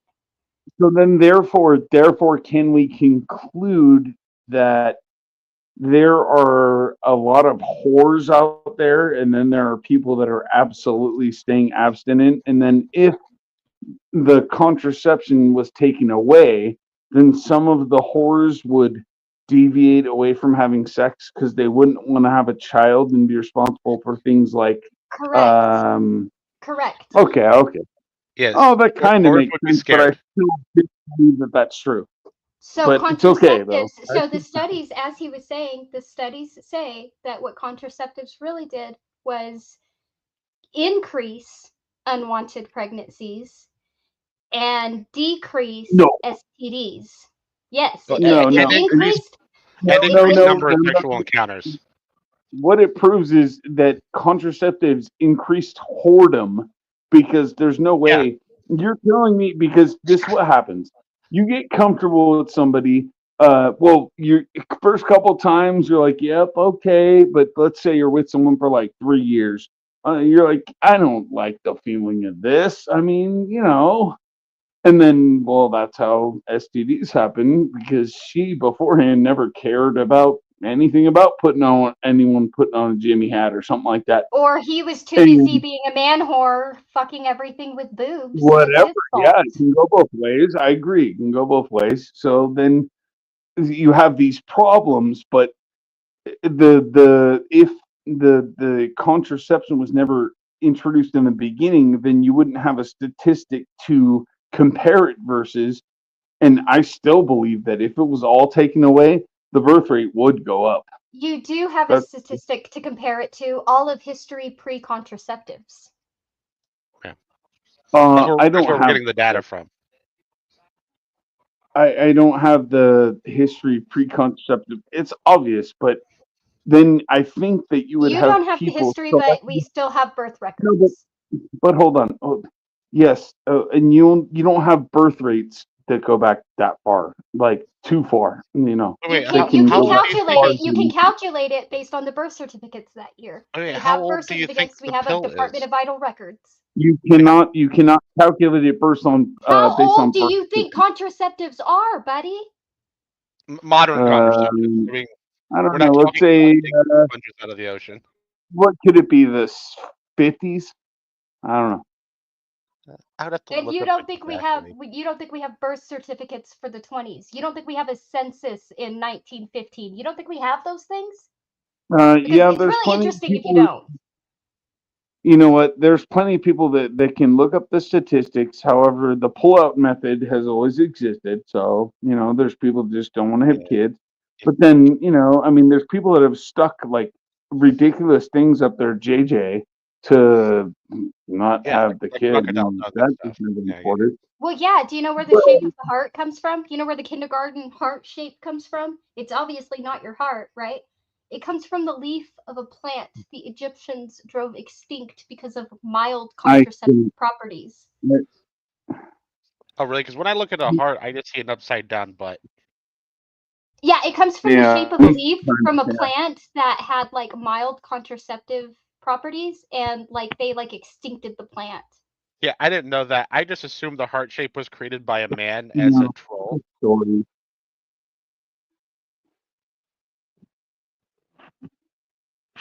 Hey, you want to know something else interesting that blew my mind when I found out? There is a giant crime spike starting at 16 years after the pill was introduced to the population, spiking at 20 years. Interesting. Oh. Yeah, That is it's almost fascinating. they're all- Okay. like you had a bunch The of babies. same you didn't chick was like. running around going, "Oh my gosh, I'll never know. know I what? don't need to pay a baby daddy." You know what else floored me? This is a stupid one, but it just floored me. You know how people say blood is thicker than water? Yeah. Do you know what the full quote is? I don't remember it. The blood of the covenant is thicker than the water of the womb. Changes the entire statement. Where'd you get that from? Which TED Talks was that in? You think I'm kidding? I'm not. No, I'm just wondering. It was a long time ago. Back when TED Talks was still really good before it became all this shit. Back when they had like Sixth Sense technology and the Pentagon guy talking about the fall of civilizations. Like back when TED Talks was still cool. It was back then. TED Talks. I'm not familiar, but that's okay. It's okay. I know that here's one thing that I do gather, because you told me a couple things. I think we're probably around the same age, but TED Talks wasn't something that I watched. So Ooh, I used to watch TED Talks religiously, and then they just dropped off the map. I don't know if they like got like ran out of good speakers. I don't know what happened. No, what happened is they started letting people like Sam Hyde on without knowing who Sam Hyde was, and they got gooned super hard, and people stopped watching them. I don't know. I just remember it used to be awesome. I used to watch it religiously, and then it just like jumped off a cliff. Is this But like now they Ted have a Nye, good one the every science now guy and or then, but something? it's not what it Ted, was. like, do you like Ted Nye, the science guy? And then, I mean, I don't know who he is at all. So could you describe this Oh, Ted person? stands for TED isn't a person. It's like technology. Hold on. I don't even But remember. no, It's I'm been so asking long. what the show was about. Kind of. I don't need to know It's what not Ted a Nye was. show. I think I found it on YouTube. I don't know where everybody else found it. So it's a Okay. nonprofit organization that hosts annual conferences and hosts international talks. And for a long time, they had these amazing speakers with like great technology ideas, great psychology ideas, great societal ideas, like not just ideas, but like talks about things actually happening, like the Pentagon guy about the fall of these pillars that every world superpower has had, and how many you can lose before your civilization is guaranteed to collapse, like all these different things. They had one that was like Sixth Sense technology. That one was really cool. The way they were trying to get computers to be more interactive. Like all these different talks, and some of them are like psychology, some of them are social, a lot of them are very tech heavy, and Okay. it was just really good.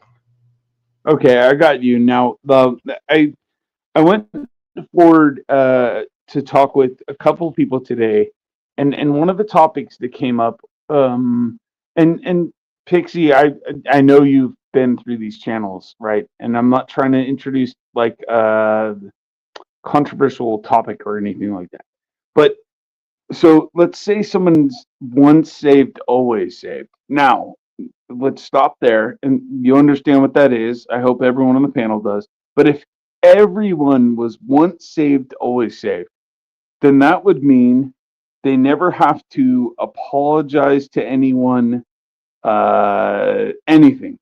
Like, because it doesn't That's matter. I'm once saved, I always don't saved. no, you're mixing denominations here, and that's a problem. No, hold You're on. No, mixing, no, no. no, Because I'm telling you right now, you're mixing denominations. no, I'm Because not. I'm not. yes, What you I'm are. posing. No, let me just.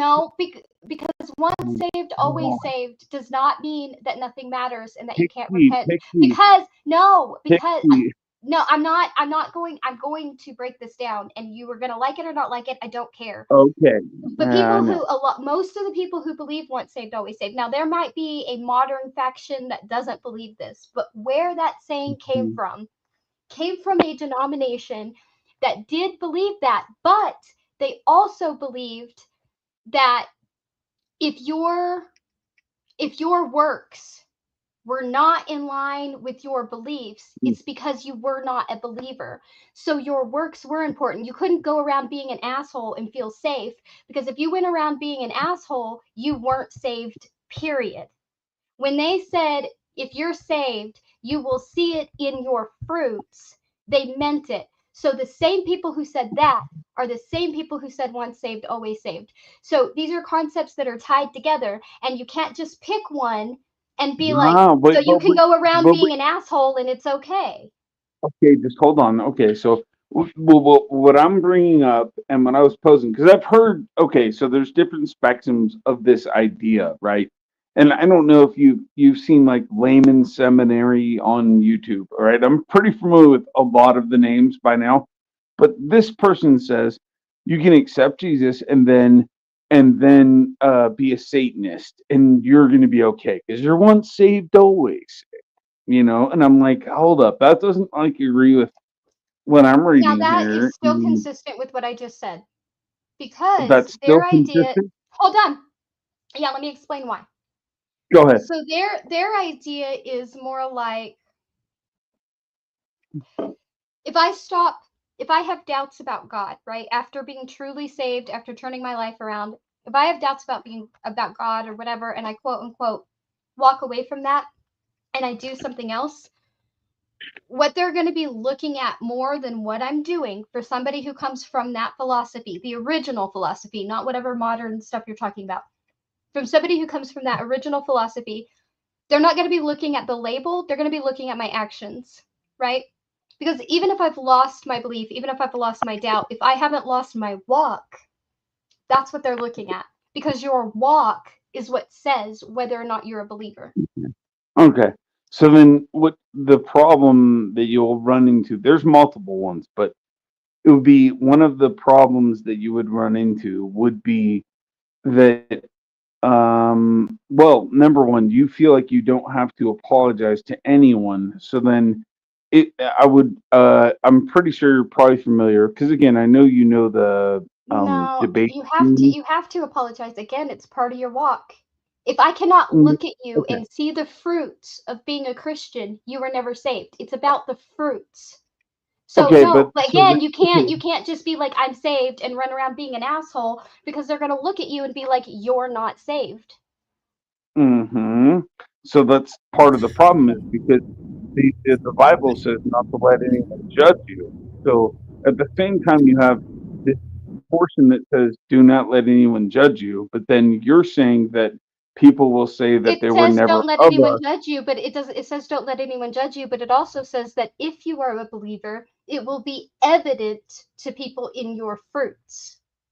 Okay, but then everyone can say I'm a part of a cult here over here, and now it's evident that you're not a part of these fruits that we're speaking of over here because So you're doing something else. So, can I ask what the difference between that and Catholicism is? Because Catholicism, you actually get to be an asshole. You get to run mm, around and be an asshole as long as you come and repent to you go to confession with the priest, then you get forgiven, then you can go out and be an asshole, then you come confess to the priest. I So don't. what's I know. different? I can't say that that's true. I can't say that that's true.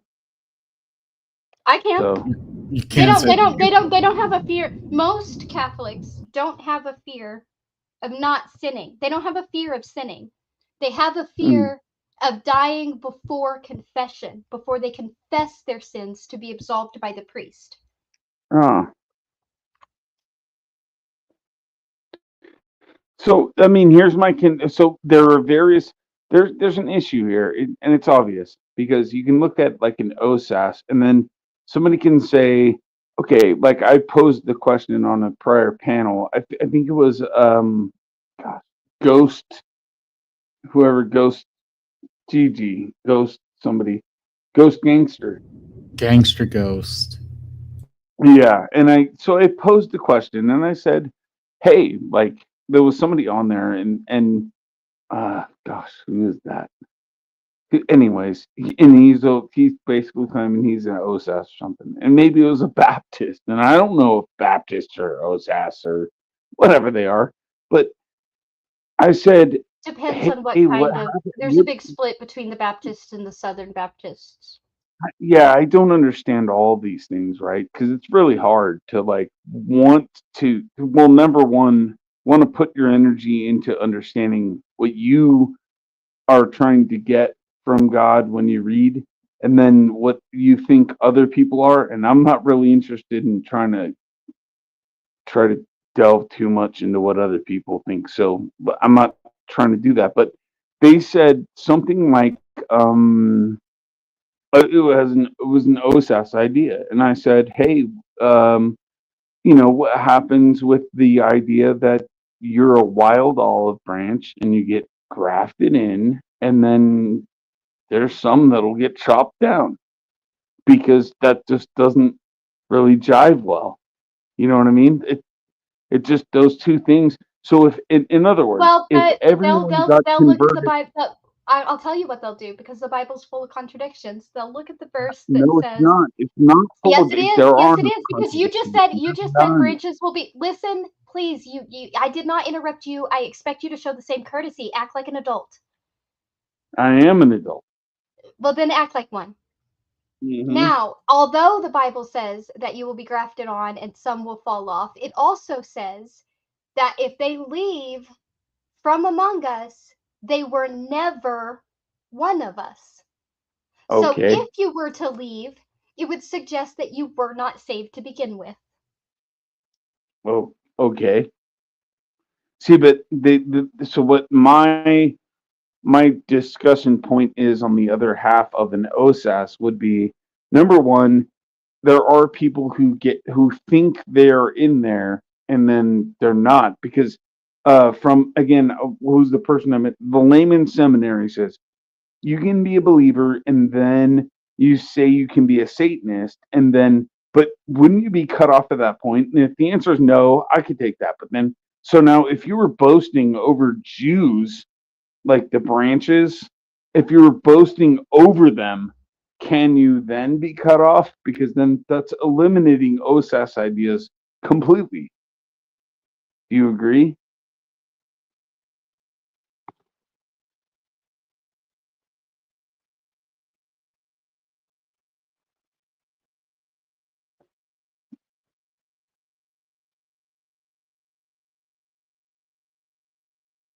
And then I missed your other side of the point, I guess.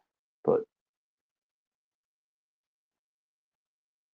I think there's plenty of arguments to be made against an Okay. OSAS.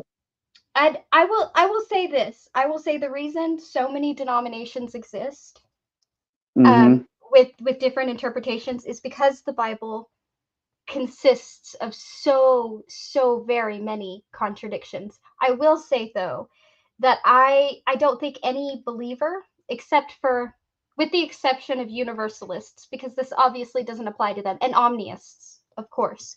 With the exception of those two groups though, I don't think any believer should feel secure in their belief given two stories in the Bible.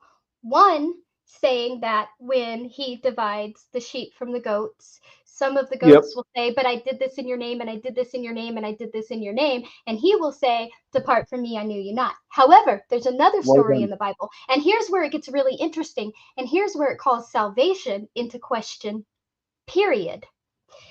Okay. There's another passage in the Bible. And when he's talking to them in this parable, he says that people will say, but when, Lord, I never knew you. I never knew you. And what is he going to say to them? When you helped the widow, you helped me also. When you fed the hungry, you fed me also. Whatever you did to the least of these, you did for me.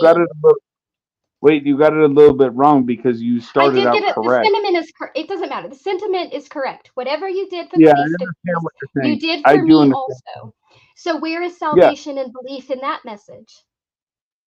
The salvation and belief in that message is to basically, although maybe there are people who are what do they call it? Believers who say they're once saved, always saved, whatever that's called. There might be such a thing. However, I do not believe that those people are truly those people, if there are those people that exist, are people who walk around going, yeah, come on, convert over here. Because if everyone did it, then it would make no sense for Jesus to come back in a lion's fashion and want to thrash some people. Hold that thought. I'm not trying to interrupt you. I'm not trying to run over you. Somebody please remind me how to give this guy a wrench. Like for real. Yeah, I don't know. Give who a wrench? What? I'm trying to give Jay a wrench, but I can't remember how. If you right click maybe on his name. There used to be dots next to their name in the chat. Yeah. In YouTube chat, not in StreamYard. Oh, okay. I got to go to YouTube. Duh, that's why. Thank you. Okay, we're good. You guys can continue now. I'm sad the topic moved so long because I was going to reveal why the crime spike went away. So what I'm saying is that there might be there's a select group, we can call them maybe elect, something like that. That's from beforehand. But for somebody to say they are from beforehand, for them to say it themselves, almost reminds me of the exact same thing that you just brought up. which is, but Lord, didn't we do this in your name? But didn't we do that in your name? But didn't we do that in your name? And he goes, I didn't know you. Like you're not going to hold my feet to the fire just because It's both. That's what I'm saying. Both. That's what I'm Yeah. saying. Both are in there. Both are in there. One story says they will say, "Lord, I never knew you," and he will say, "Yes, you did. Whatever you did for the least of these, you did for me also." In another, Exactly. he says people will say, "But I did this for you, and I did this for you, and I did this in your name," and he will say, "I didn't know you." Yep. Right? So where is belief in salvation in that, and who should feel secure ever? I don't, but I'm not certain that there's because actually, in one of the letters it says something about impartial. We know what's going on. So impartial, if you know something, then can you be truly 100% secure if you're only knowing partial of something? No, you really can't. It's almost like being in a relationship with someone. Well, I'm at work during these hours, and she's at work during these hours, and is she gonna go mess around? Maybe I hope no one catches her eye, and this and that, and the other one. I hope not, but you don't know. So then it's kind of the same idea. There's an impartial knowing of what we know, but we do know it, and we have to hang on to it. We have to persevere, so to say, right? You got to keep running the race. You can't just think you got it and then invite people. Oh, yeah, of course. Come over here to us. We got it. We're just like chilling on the couch playing video games. Like, Dub, no problem. believer. Dub, are you a believer in the Christian God? Yeah. Yeah, I'm Catholic. Bro. Okay. So you're Catholic. Okay, I got you. Yeah. I'm sorry. I was confused. I had no idea if you were a believer or not. I was just hearing a lot of rambling. But that cool. does bit. So what was I rambling about? Ob- I got clarification for you. I don't mean to attack you or anything. So what was I rambling about? I have verses to back up fire. Well, no, I'm not saying you can't back up anything you're saying. I just didn't know what your actual beliefs were. Okay. All right. Yeah. All right. Well, I mean, hey, dude, welcome to the panel, I guess. Yeah. Welcome to the panel. Welcome to the panel, dude. Yeah. All right. I'm good with it. So being Catholic, you don't fall into the once saved, always saved. That seems to be an issue, a point of contention for you. No, it's a hope piece, right? It says like hope is something that is both seen but unseen. So I'll hope for it, but then I'm not gonna sit here and think that I have done enough or whatever. Always saved, and so that seems to be a point of contention. Yeah, it's always a point of contention. And you're not. Yeah. You don't fall into that camp, right? Being Catholic, so you have to go to confession. No, I'll wait. I'll keep fighting until the day that I get accepted. Whenever that comes. You'll keep fighting. What do you mean? You'll keep fighting. Keep fighting for what? He's gonna Running the race. Running the race. Finish the race. Having perseverance. Yeah. Yeah. So once saved, always saved is a thing that it probably bothers you because you're concerned for other people and their salvation. No, it doesn't. Oh yeah, it definitely does. Yep. So you said no. And Oh, well, I'm not even in the once saved, always saved camp. I'm a non-believer myself. I'm in the once saved, always saved camp. I believe and was baptized at one time. So Well, no, it's okay. I've never believed, but that doesn't So I would say once saved, always saved to another believer should be a step up from me, right? Because at least they believe. Oh, you are definitely going to hell, Pixie. I know, Oh, right? Pixie. Okay. Oh, yeah, it's Pixie. All right. I don't know. Yeah. Yeah, so if he's gonna take a break, I kind of look back on that too because I've always questioned things. I don't know if I believed in it all or if I didn't believe in it all, but I don't know. We'll see whenever I pass the. I tried really hard to step believe. over. I tried really, really hard to believe. Yeah, I still try. Other people were convinced I believed. So convinced I believed that they credited me with their salvation and inspiration with their salvation. And that was, I think, the first time in my life I ever felt like a fraud. Because I was in the whole, like, fake it till you make it phase, Like, if I just keep faking it, I'll fucking believe one day, right? But no. Yep. Yeah, and I felt like a fraud. Oh, I felt like a fraud. Okay. People still believe that I believe now. Pixie. Oh, even Pixie, when I remember being 5 and 6 years old. Yeah. begging God, please just help me believe. Please just help me believe. Please just help me believe. And then 13 and 14 and 15, I'm sitting in my closet, like, absolutely broken because I am thoroughly convinced at that point in my life. I was thoroughly convinced that good for whatever this thing that people had that allowed them to, like, recognize God and feel God and talk to God, like, I just knew that I didn't have it. I didn't have that. Well, now I was broken. I don't know about that. Because I begged and I begged and I begged and I begged. And at that point, best case scenario was God was like, fuck you, you don't have anything to do with my plan. No, that's not true. That's not true. That's not true. That's like somebody saying, well, why do bad things happen to good people? You're going to tell her experience isn't true. I'm not. I listened to her experience exactly. You just heard her say what she experienced. Okay, so let me describe her experience for you, so that to let you know that I understand. Yes. Okay. Describe her experience. Yes. Her experience was, as a little child, she had full faith in order to pray for things that she probably you're wrong. didn't See, get. okay, you missed part of the backstory. That's my fault. He doesn't know my backstory.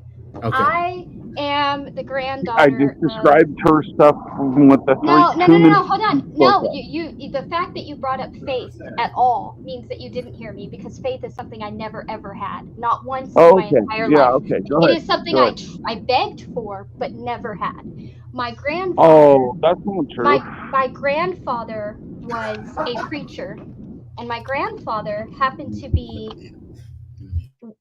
one of the best people I have ever known in my life. When I say I have never known I have a hard time calling preachers because of who my grandfather was. He did not accept money from the church. He said that preaching the word of God was not a job, and that a man should work 6 days a week for his bread, and he did. He only ever accepted a parsonage from one church, and he bought that house and paid them back with interest. He was the least judgmental person I have ever known, the most forgiving person I have ever known, and the biggest peacekeeper I have ever met in my entire life. That man was my hero. It will forever be a shame that I am not more like him. Did I beg God for some sort of belief? Yes. Not because I believed in him. I was begging for belief. I wanted to believe. And that man is probably a big reason why I wanted to believe so desperately. But I never managed it. Not once in my entire life.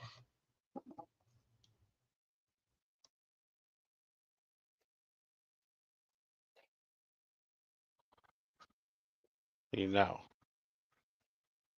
this is why, like, I would say the end of the beginning part of Matthew is fantastic. You got two great things in there. The first one is Jesus says it's actually easier to forgive sins than it is to heal bodies. And then forgive someone's sins and heals their body, proving that sacrifice and believing in him isn't necessary. And right after that, it says that Jesus is the caller of sinners, not of saints. So you must be a saint because he's not calling us. No. So hold on. I fail to believe that. Well, I mean, you just told me, Pixie, That I that begged you. God to help me No, believe because I couldn't okay, believe. hold on. So you begged God. Begged whatever That's what was you out said. there to please help me believe. Just a spark of belief. Okay, That's okay, all I okay, need. I'll okay. fake it till you make it. I'll listen to So I what you got tell me. you. I I'll read got my you. Bible. Just give me I got some you. spark of belief. I got you. Just hold on. So you were asking for something, probably. Am I incorrect or am I correct? Or That is working. you were asking for No, I something? didn't ask for any signs, Yeah, any miracles. perfect. I just asked God to Oh, help it is? me No, Okay. create a you said, spark of belief. but what I'm asking you is, did you ask for? You said like help Grandpa do something. No, I told my only prayer, my only prayer every Your only single prayer day was to help was you please understand God. help me believe. Please help me believe. Okay. That's it. That was my prayer Okay. every single day. And so when you were a little kid, what was hindering your belief? I don't know. I just can't believe. If I told you close your eyes right now and believe in unicorns, could you do it? No. Do you know why? No. But hold on. What I'm looking for is because obviously you were praying for something that was hindering your belief to make you believe. I was praying for belief because I had none. And so what did that mean? I don't Why know. It wouldn't didn't you get me believe? anywhere. I never believed. Okay. She's never convinced. Mm-hmm. Well, at 6 years old, that it's kind of hard to be unbelief. At I did 6 not years old, believe. I didn't believe in Santa okay, Claus. I didn't believe in the Easter Bunny, and I didn't believe in God. and 4 years old, you didn't believe in that either. I can never ever remember believing. Never. I And can't remember a time in my life when I believed. I remember looking at my that's grandpa fair. and That's thinking fair. he was wonderful, and I remember looking at my grandpa and being like, I want to believe what he believes, but I don't Okay. ever remember believing. Okay. So this is now. I don't want to get into this zone, and I definitely don't want you to answer my question because it could be. My question could range from a multitude of things. That could be, did your parents divorce? It could be, did something happen to you personally? This, that, the other one. And that's why I'm not answering this, giving you a specific question. I don't need to know it. Don't say it, Okay. please. Wait, real quick. Did I Someone have backstage should get your attention. A traumatic, Oh, we sorry. can say, did you have a traumatic experience at some point? So that you can leave it at that. That's fair. Not until I was older, and my lack of belief predates it by a lot. As a matter of fact, I would say it was after the trauma that people really, really believed I was close to God. And that would be shortly before that girl came up to me at church, because I was in church every time the doors were open. And that girl came up to me in church, and she had said, I just want you to know that I think you're a really good Christian. You've inspired me a lot, and I got saved, and you're a big part of that. And I broke out in tears. And she like hugged me, and I think she thinks that like I was like grateful or something. But I just felt like the biggest fraud in the entire universe. And so I don't think my trauma caused my lack of belief, because I think I tried harder after my trauma.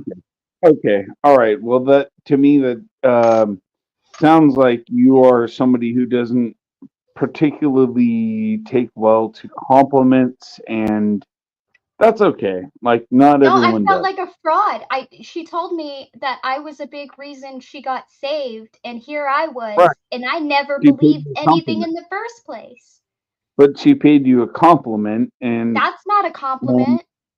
yeah, it is.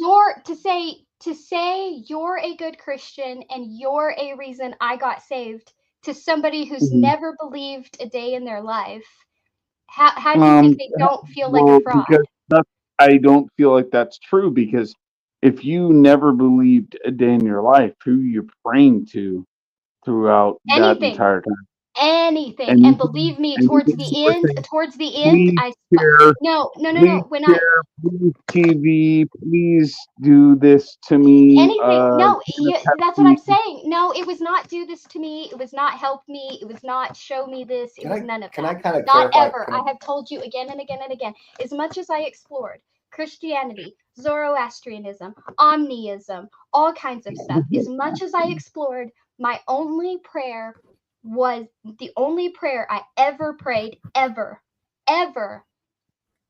was please, if you're out there, please just help me believe. Just a Yeah, that's- tiny little spark, and I will run with it.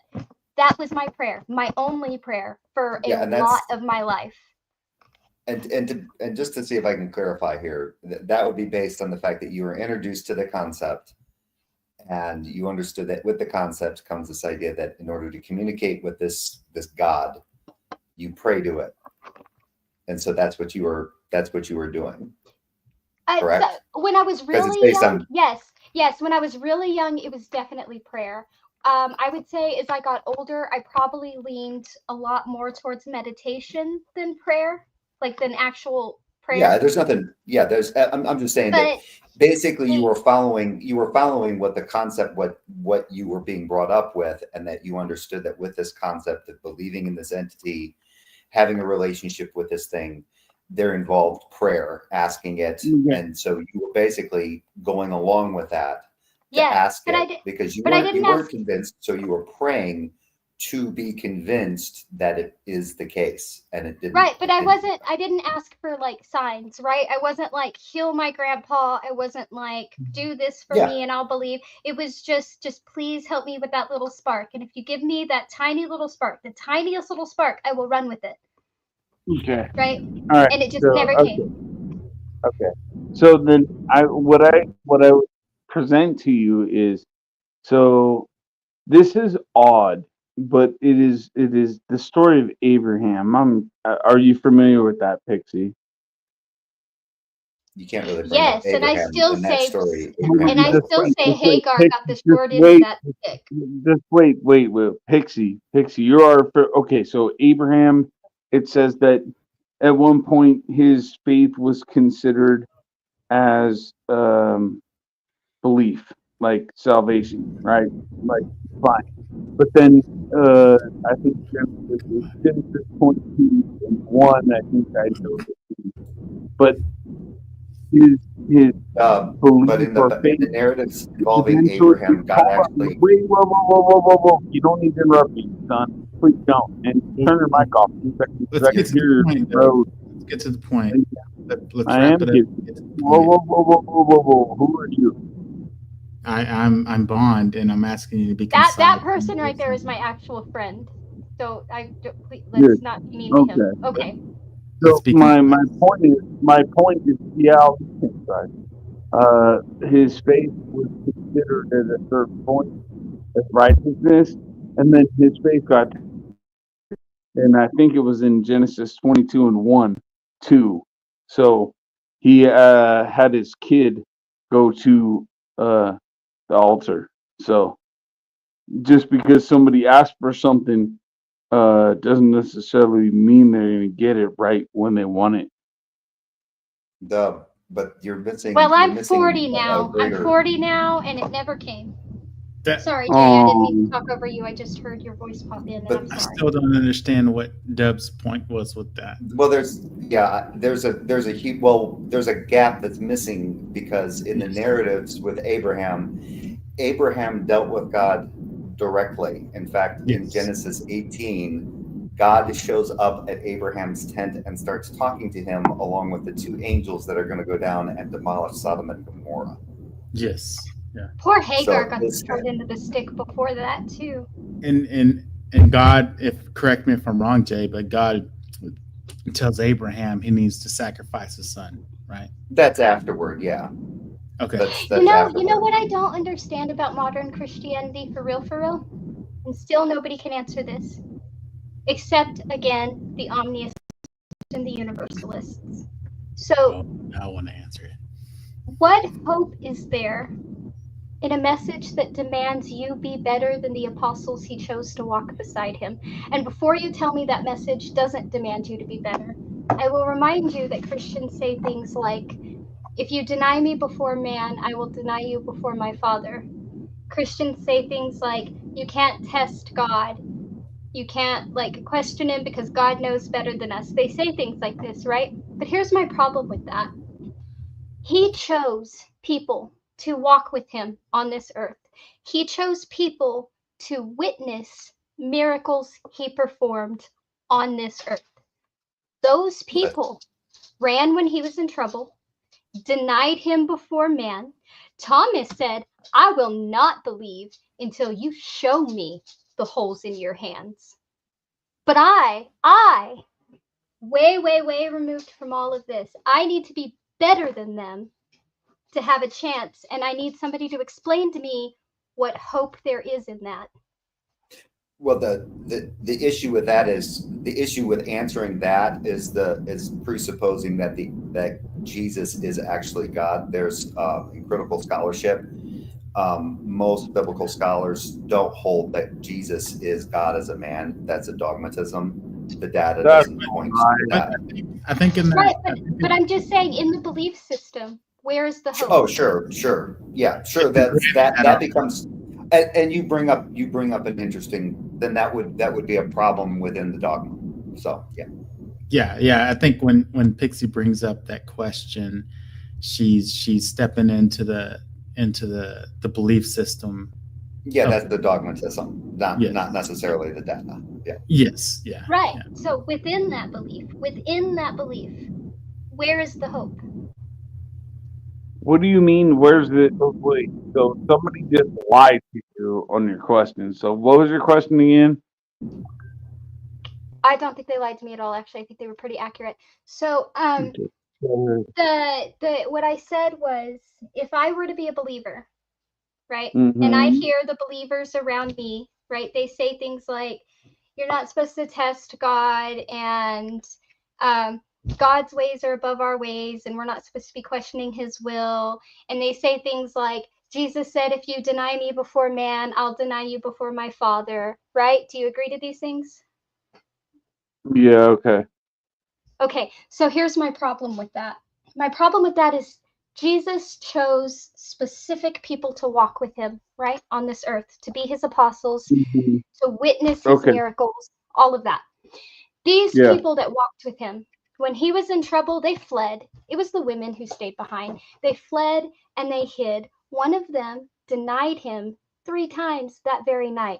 Thomas himself said, I will not believe until you show me the holes in your hands. Until I see the holes, I will not believe. Now, these are his apostles, and you're telling me that the most hopeful message you have says I need to be better than them to have a chance. The people that walked with them, I got to be better than that. Well, better. Yeah, the thing is that nobody is. Okay, there's a verse hold that on, guys. That's not exactly what it says. That's not exactly what it says. Well, no, I'm just adding an addition. I was just adding an additional point that there is a verse that states that nobody comes to Jesus unless the Father brings them to him. Well, that's they're drawn true. to they're drawn to the message by God. So it's not about choosing. It's not about choosing Jesus and then that's your way to God. God actually moves you to be drawn to that message.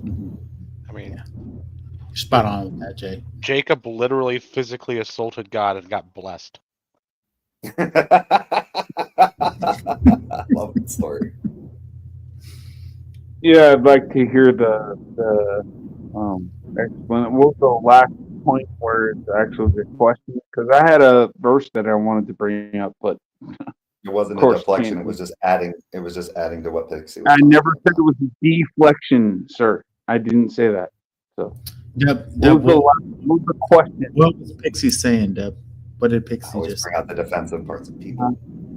I understood all of what she was saying, but then she had an actual question, and then a verse popped into my head, and I was trying to pull to it. But Okay, didn't get well, enough time to pull the verse.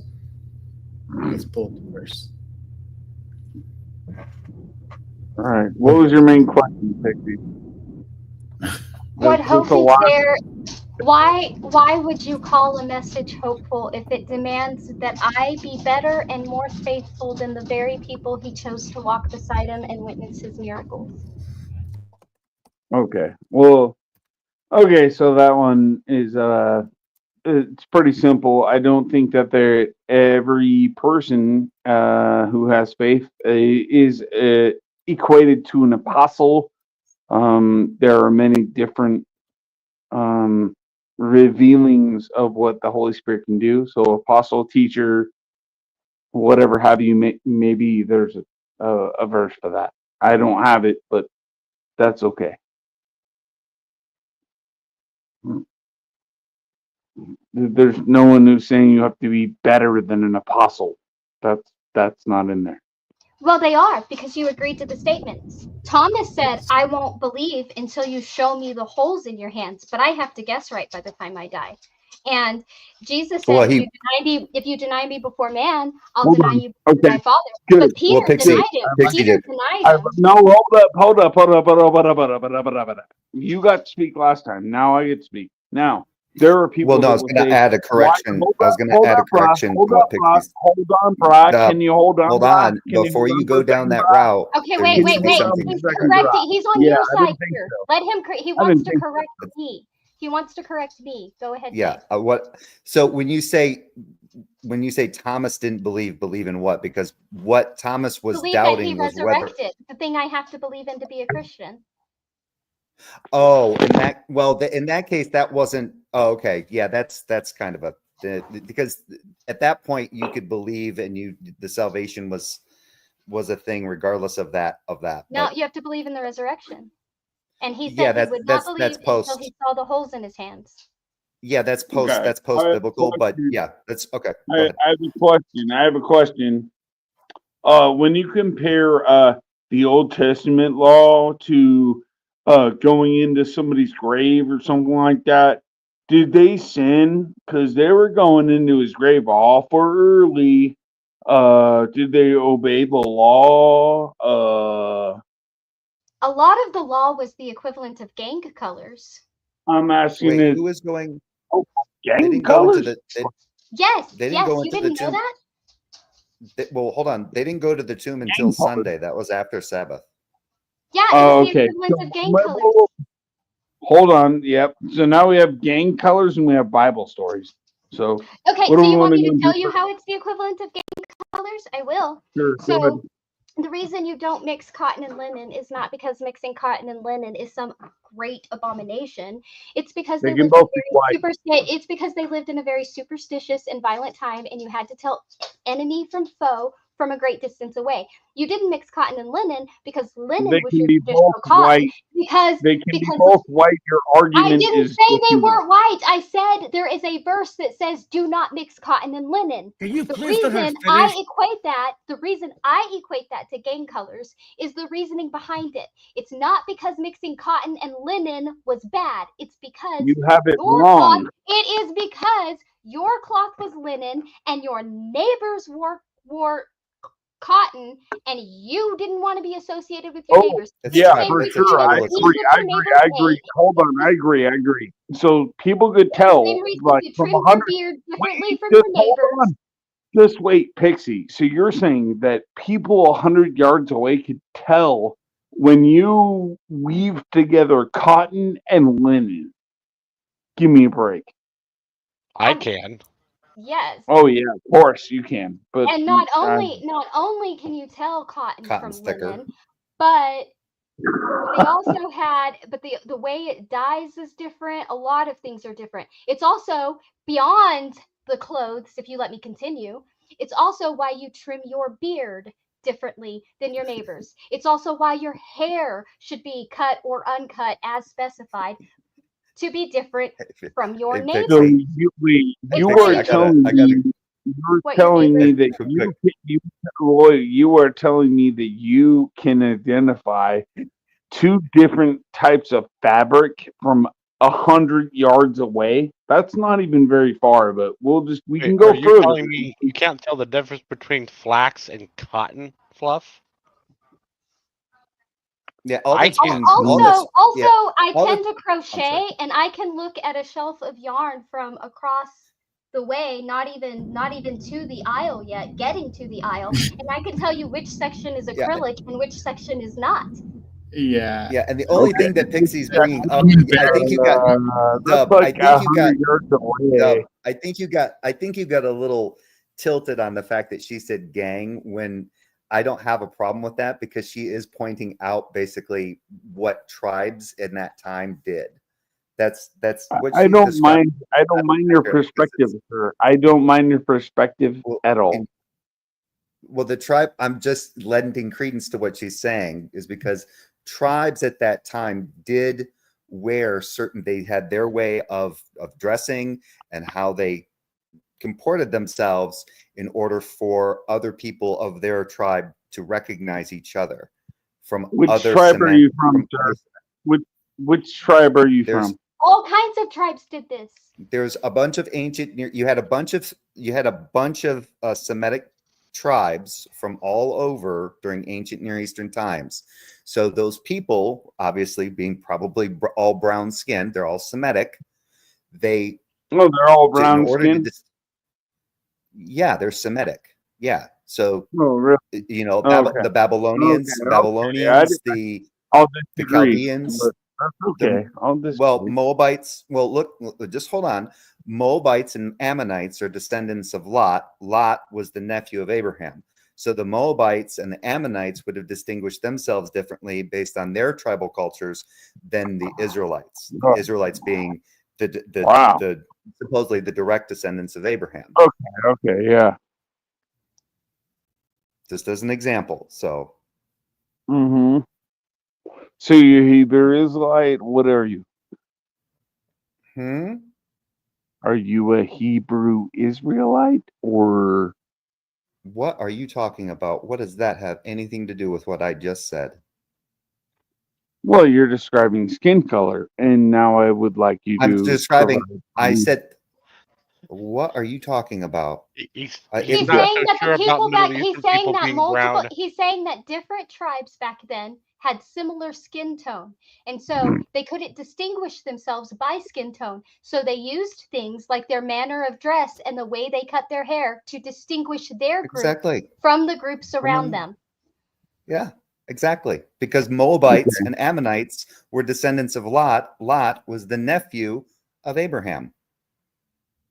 The Moabites and the Ammonites were not Israelites, right? So you didn't want Moabites and Israelites necessarily intermingling, or you wanted to be able to tell who was intermingling. Just like when the Israelites were intermingling with the Midianites and got in trouble, and God sent them a plague because they started. Yeah, it's all Semitic people that you're dealing with in this part of the ancient Near East. My question would be that, my gosh, what is it? Is it like Genesis 17:3? Probably not, but it says, "Do not abhor an Edomite, because he in the 4th or 5th generation will be invited into the congregation." What does that mean? It didn't. Has nothing to do with abhorrence. It's just about telling differences between tribes. Okay. Well, so the problem that I initially had was you were describing what seemed like skin color, which is not fair. So I didn't say that was a problem. I'm saying that it's most likely the case, given the region, that those people it's not most likely the case. Actually, there's nothing to prove that anyone Do you was think that there were white people in ancient Near Eastern in the ancient Near East? Nothing to prove that. Okay, it doesn't matter. The point in him saying it to begin with was to signify that these people in this region, although being from different tribes, had very similar skin tones, if not the same skin tone. Wait, Pixie, wait. So this person, I believe they think they could point to a verse that would show a male Israelite. No, I don't that think that's is what they're black. claiming. I think they're claiming that What because are of they I think they're claiming? claiming that because of geological, like because of geological, wrong field, because of archaeological Somebody and had a tan. Somebody because had a of tan. It's anthropology. So It's somebody had a it's the tan. it's Oh, did it's do you think anthrop somebody had a okay, tan? it's Dub, do you archaeology think and anthropology. do you Would you think like me to Lot prove you wrong? Would you like me to Dub prove you wrong? Dub, What, do you that think people that living in the same region had a similar skin tone? People descended from the same family had a similar I'll skin prove you. tone? I'll prove you wrong. Oh, This is okay. This is just one of the stupidest arguments ever. Middle Eastern people are kidding. tan. Get over it. I'll prove you incorrect that you think they're black. Let me guess. Well, You're said no, gonna but get black. he into how never white said Yeah. people made black. He said brown. Brown. There's a said wide there's variety of brown I from said I'm brown. If I sit in the sun, I'm and brown. it What's your wouldn't problem? and it wouldn't He matter never and said it wouldn't black. You threw that and on it him, wouldn't and that's and a the your thing is problem. where Whole and the thing discussion. is That's Dub discussion. and in Africa where there's a predominance of black people, those tribes do the same thing. They dress in different ways to distinguish themselves from the other tribes. So did the white people. Yeah, Scottish people did it Not in even versus not even just from Irish people and the English. right. And What not I'm even just that. Not even just that. The Danish Vikings I'm separated I'm not themselves asking for from the Norwegian Vikings, and what they I'm separated asking. themselves from the What I'm Greenland asking Vikings. for you, what I'm asking from you, you do not want to give, but I can give to you. What am I So not giving? what? What am I not? Look, do you think that Cool. Lot Well, look, would have no, been no, at a look. similar? You Would have Here's been what at a said you're not you giving. said similar? Here's what you're brown. not You giving. said brown, and now he's Here's what saying you're. Here's what you're not he's giving. saying no. He's saying that you said black. He's saying you think they're Here's black what you're people. not giving. That's Here's what what he's you're not saying. giving. Oh Here's what no, you're I'm not saying giving. this. Here's what you're I not giving. I'll describe it exactly, and I'll let the Bible speak for me. So that Song of Solomon and 1 and 5. So that's on page whatever it is for me, and whatever it is for you. Song of Solomon 1 and 5. Please read. The whole Oh, thing. Psalms 1 and 5. Psalm, 1 verse 5. Song okay. and Solomon. Let me just put it to you. thing. Let me just put it to you. Let me just put it No, this no, way no, instead no, of getting into. no. I don't want you to put it to me anyway. I want you to read it to the crowd so that they can hear it. I'm going to ask you 43. this. I'm going to ask you No, this. Do you agree? No questions. I want you to solve it because this is fair. This is fair. This is fair game. Sir, this is fair. Can you mute him for a second? I want to reiterate this real quick because I think he's starting to get a little. Well, look, Okay. I just read it. In order to be all fair, it is, real let quick, somebody else speak. all it is a woman basically saying, as a bride, please love me, even though the sun has made my skin dark.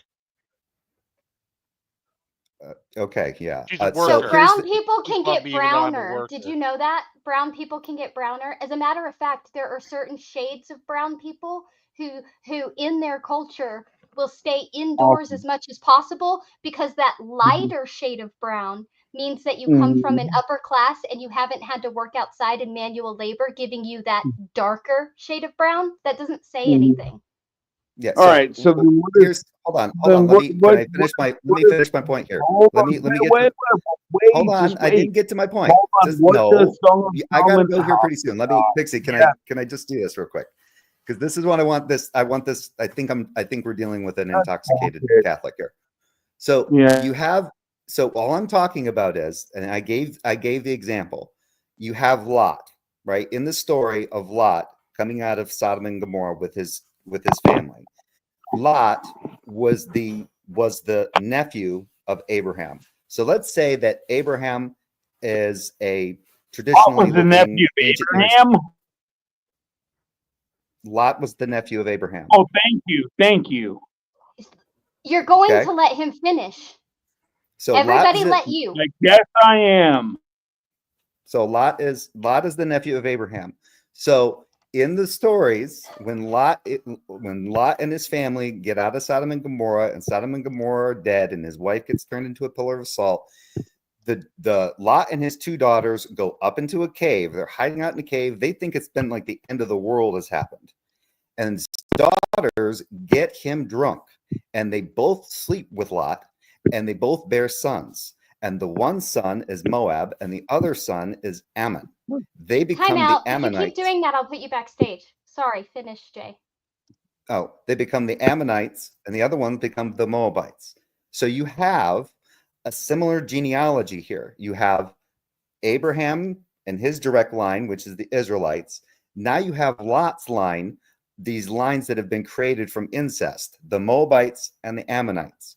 Those people, thinking about this in an anthropological sense, would have probably looked very, very similar to one another in some kind of skin tone and physiology, right? Probably a lot like Middle Eastern people do today.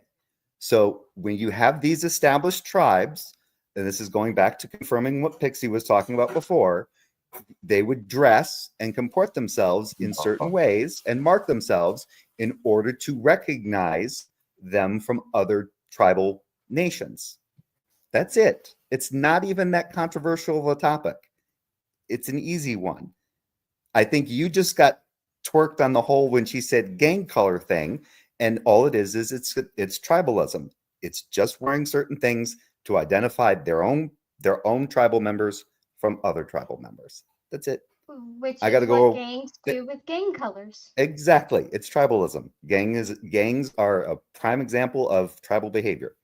With that, I'm out. Okay, so what is Song of Solomon 5:10 saying? That her skin got darker in the sun. And as I said, there are lots of cultures with brown-skinned people who get even more brown in the sun, and they distinguish their class by this, because if you are a lighter brown, it means you got to be indoors a lot and probably come from an upper class. If you are dark brown, you are outside a lot, probably doing manual labor, meaning that you are from a lower class. So darker brown was less desirable than lighter brown, but both of these people were still brown. And all that verse said was that the sun made her skin darker. That's it. Okay, so I'm Brown asking people get darker in the sun too.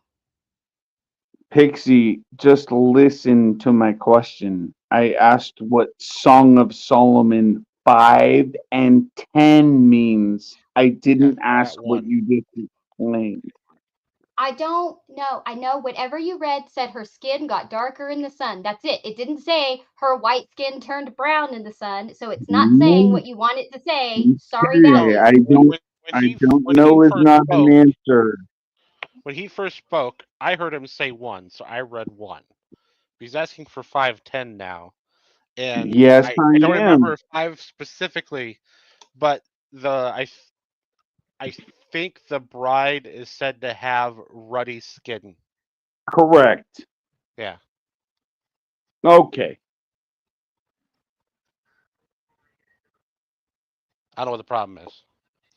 Persistent redness or flush in the face. I know plenty of people who are not white who have ruddy skin. It still proves nothing. I don't know what you want it to prove, but it doesn't prove anything. No, ruddy skin just means you're sunburned. Ruddy skin just means, it can't just mean you're sunburned. It's just a persistent redness or flush in the skin, and you don't have to be white to get that. Hold on. My whole argument is basically against somebody who wants to be a Hebrew Israelite and claim that all. First of all, he's not a Hebrew Israelite. Second of all, because you keep lying about somebody who's not here. Wow. You're lying at this point. No, you are lying. You are the one who brought up black. You are the one who brought up black Israelites. You are the one who brought this stuff up. He did not. He said, anthropology says people in this area had brown skin and they had similar skin tones. He never said black. You did. Stop trying to pin that on him. Hold on. I did say black, and because I did was the only reason was because Solomon 1 5 says black. So Well, he did when not. I turn to Solomon, Song of Solomon, 5 and 10, it says ruddy. That's the reason why I do that. Was It it Song didn't of say Solomon black. 5? First of all, the first verse that was read said dark. It got darker in the sun. It never said black. Second of all, you don't have to be white to have ruddy skin. You didn't make any points except that brown people can No, also it get more actually brown does in the say sun. black. It does say black. Or maybe in your translation, but It says means I I'm am dark. black. It says I am black but lovely. Okay. In your translation, perhaps. Okay, so my translation's wrong. Whoa. Well, we can Which solve one are this. you Whoa, using? whoa. We can We solve can this. solve this very Yeah, easily. go We can on solve and this read very 6. easily. Wait, go on and Very read 6. Yeah, I'll read Read 1 6. 6. Read Do it out not loud. stare at me because I'm swarthy, for the sun has burned me. My mother's sons were angry with me. They made me caretaker of the vineyards, but I have not taken care of my own vineyards. That's what it says. Right. Oh, so she worked all she- day in the sun, and the sun made her skin dark and sunburned, so she's ruddy. Go figure. You're not, You don't have to be white to you're accomplish not that, by the reading way. any of the context, even the next sentence. Like, No, that's the very context. yeah. She's saying that she is sunburnt. Mm-hmm. And she works in the sun, so her skin is extra dark. Mm-hmm. So if she That's wasn't in the sun, That makes her neither white color to would begin her with skin nor be? black. She works in a No. vineyard outside. Yeah. In a vineyard. Okay. And That doesn't So mean she would naturally have darker skin than people who did not work outdoors. And we just talked Okay, about so- the difference between people working outdoors and indoors and how that difference in the shade of brown skin elevated people or subjugated people.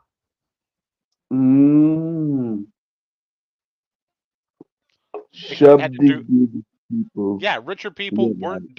were the lighter tone of the people they come from because they didn't have to work under the sun.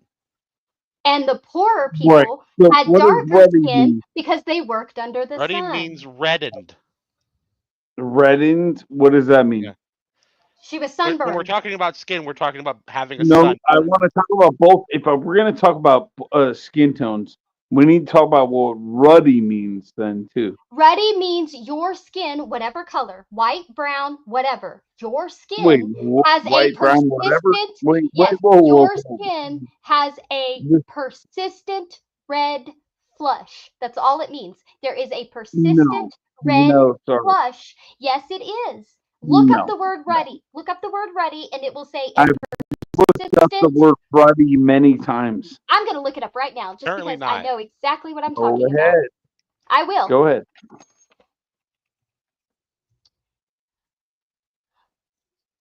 Ruddy skin. Let's see. Wait. That's not the correct letter. There we go. Ruddy skin. A persistent redness or flush on the face, particularly on the cheeks Red. or nose. Red. Okay, when was the last time you seen somebody who is black have a red? on Nobody their said face? black except you. He said brown, and my Mexican friends get sunburned all the time. And yes, I have a Hold black on, friend who wait, got sunburned. Wait, you're Suck getting it. very annoyed. Hold on, you're getting Because you are very being annoyed. very And black people annoying. can't get red, by the way. They can't. Yes, black They people can can get get red. sunburned, believe it or not. Brown people can get red. Everybody gets red. You're being ridiculous. No. It's one person says they're black, and then the other person says they're ruddy. So If you want No, to keep she moving on, said, getting- no, that's the same person. She said, my skin has been darkened by the sun. I have been working in the fields. Her skin, the girl who's working in the fields, her skin is ruddy. Why is it ruddy and dark? Because she is Okay. sunburnt. Duh. no, it says black. It says black. yeah, says whatever. black. The black here means she is being burned in the sun. Okay, so then It doesn't mean she's African. Is that what? I hate to tell you. Oh, so you're saying that someone can Yes, already yes, be? that is why. No, she got darker in the Wait, sun. That is why she why says they set me why don't to you tend the vineyards. Okay, two people got to argue against me. I see, but No, that's okay. your book, I'm those prepared. verses right there I'm say prepared. that her skin is darkened. Please love me anyway. Then she goes to talk about they sent me to work in the vineyards, and though I tended the vineyards, I did not tend my vineyard, meaning herself. And then they talk about how her skin is ready, meaning she has been outside working. She has She been is darkened black. by the That's what sun, he and said. she is burned. She's not ready. She's not ready. She's black. It But says she's she actually is. both. It says black, and then it says from being in the sun. Not that her skin is normally black. You understand that? She's saying she's black because she's been in the sun. Not that she's ethnically black. Oh, so she's not black. Either way, if she wasn't in the sun, she wouldn't be black. Yeah, and it doesn't actually mean black anyway. But even if means it did, Oh, okay. maybe So because what she does was it in the mean? sun. She's So darkened what does it mean? by the sun. So what From does it working mean? out. She's darkened by the sun. Oh, well, I'm darkened by the sun when I go No outside. shit, that's been the point. Everybody can be. It doesn't matter if you're white, brown, or black. Everybody can be. That does There not you say anything go. about All right, race. we are in agreement. Thank you. We That came to an doesn't say agreement. anything about race, nor did he Thank ever you. say the Bible said anything about race. He said they Thank were you. likely Thank you. brown people We're in in that agreement. area, We're in and they agreement. likely had the same skin tone because of anthropology. We are It's now not in anybody's fault. agreement. No, we're not. Yeah, I agree that thank you you. You couldn't finally listen agree to with us. Oh, Yeah, I thanks. agree Thank that you for agreeing with us, Deb. I agree that you couldn't listen to anything before now. No, I'm Yeah, I'm we've in been saying agreement the with what I same was saying. thing. No, we've been saying the same thing over and over and over and over and over. So if you are finally in agreement, then congratulations on catching up. Okay, whatever.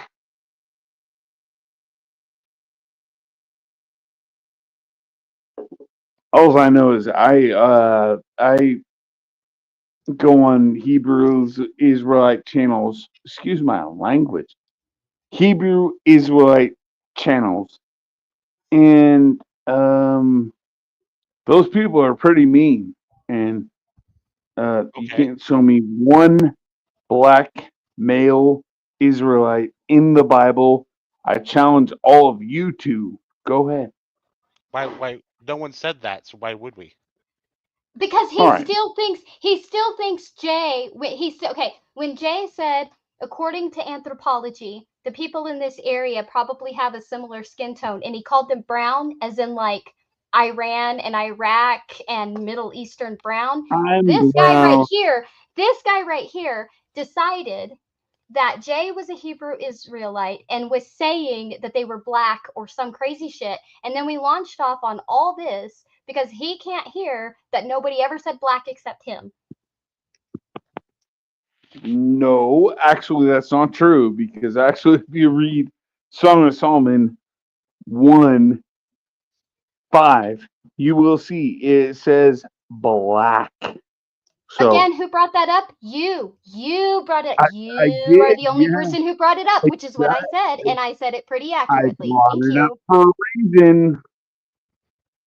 Because you tried to pin it on Jay. I know.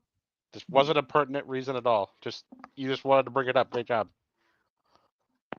No, because he was trying to pin it on Jay. He was saying that Jay was a Hebrew Israelite and that Jay brought it up, which was crap. Who's Jay? I don't even know who Jay is. What are you talking about? He was the guy that you were offended that they weren't white. No, I was never offended by anyone that they weren't white. He said they were brown, like Middle Easterners, and then you Prove got upset it, and called then. him Hebrew Prove it. Israelite. Nope, you just made a comment, so prove it. No, I just gave my evidence why I believe that. Okay, you believe falsely then, so good luck. No, yeah, well, you say that. Yeah, I do. Yeah. All right. I don't see. I mean, unless maybe you're drunk or something. Maybe you just weren't able to follow along at all. Whatever. You can make your claims. I don't care. Well, that wasn't a claim. That was a possibility. I don't I care. think it's pretty. No, tell me, would it be reasonable to assume that when someone says, these people in the Bible that are in the Middle East and from the Middle East are probably brown like Middle Easterners, and then someone else goes, "You're calling them black, you Hebrew Israelite," and you're upset about it? Okay. Sounds like Yeah, maybe you're a little racist. No, I'm gonna be definitely upset about it. And you know why? You want to hear some verses? Oh no.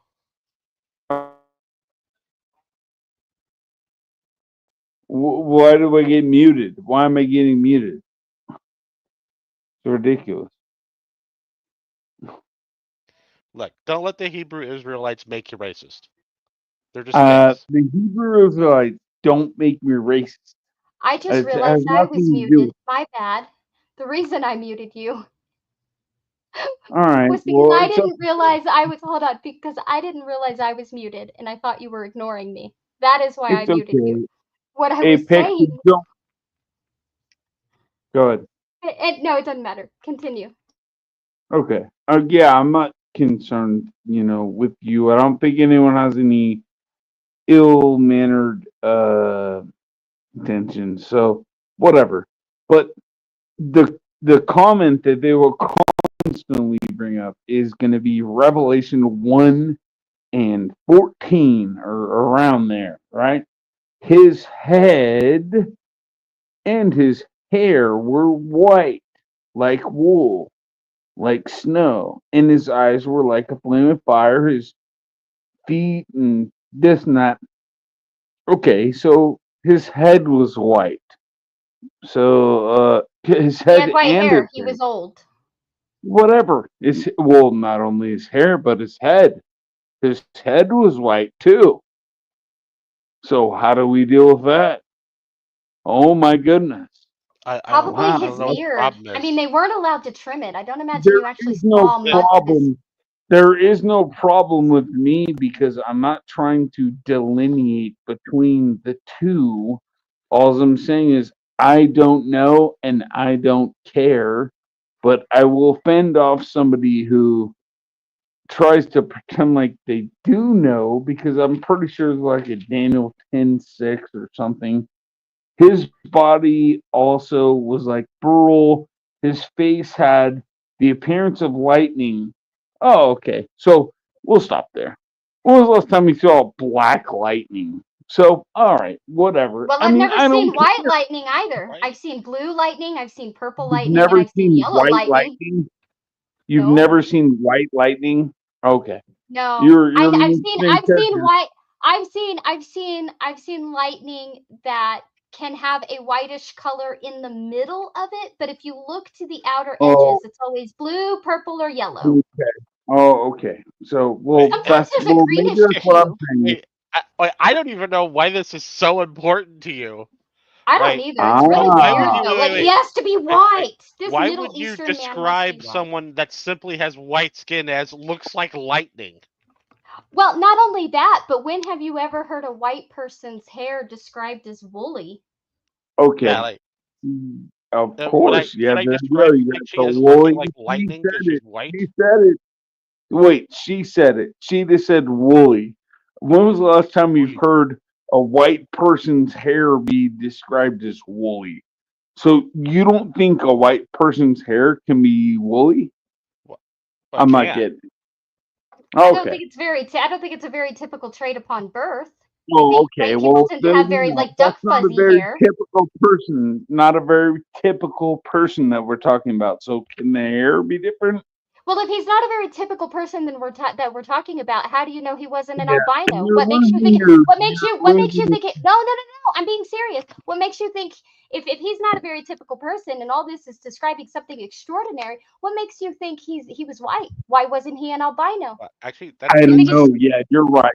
He couldn't save people from sin, but his hair, he can save people from sin. But his hair couldn't have been woolly. No way. wait, I didn't say That's that. stupid. I said he's white as snow, and to you that means he's a white guy. But how come it doesn't mean he was an albino? Because you Okay. need him to be white? Because you want him to be white? Dub, you're drunk and ghost arguing with Hebrew Israelites right now. No, I'm not. And actually, I'm just Okay, you're arguing with unsober. people who have no cases. Yeah, you have no case. So get your Your case behavior together. and you're slurring. Yeah, right. Get your case together and I already gave the case. Also, No, that you didn't. description You is didn't highly make it all. symbolic, giving what white meant to their culture. So, Well, I think you make a good point. If their face is like lightning, right, and that is a reference to their skin somehow, which doesn't make sense to me, but if it is, and his that eyes does are like scream to me fire. more albino than white Right, person. especially if his eyes are like fire, because a lot of albinos either have really light blue eyes or pinkish colored eyes. So if Yeah. he has like this pinkish reddish color eye and really really white skin and woolly hair, then why can't we just be like, that's an albino? Oh, that poor guy. He was born in the Middle East before the modern age as an albino. You know how terrible that would be.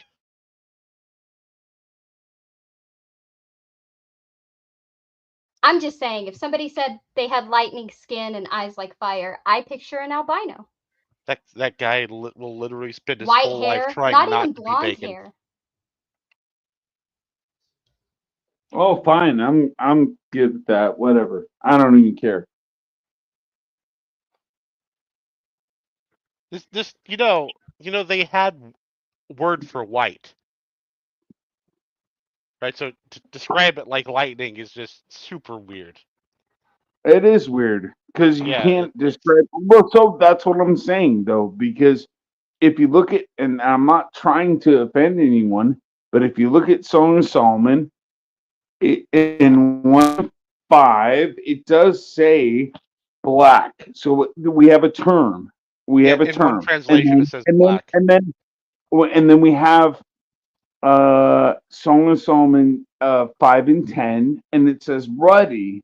But then we have these other things, and they're describing lightning. So I'm saying that we don't even know what color that is, and that's all I'm saying. But there are certain people who want to say that, yeah, he was definitely this color. So I'm not buying it. That's all I'm saying. I mean, someone was. We weren't saying that a particular person had skin tone.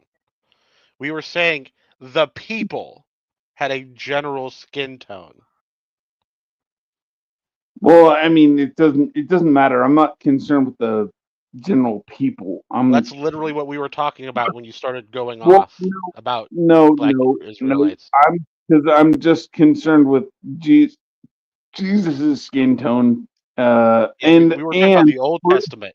well, when we said that. furthermore, I can go Also, with. what does it There are matter no what Jesus' skin tone was? uh What if because he's purple? Does it change something? okay, all right. No, don't be ridiculous, bro. You do realize there are Hebrew Israelites out there. So now I invite you to Yeah, go but they can ahead think he's whatever and color they want. It doesn't matter. just wait.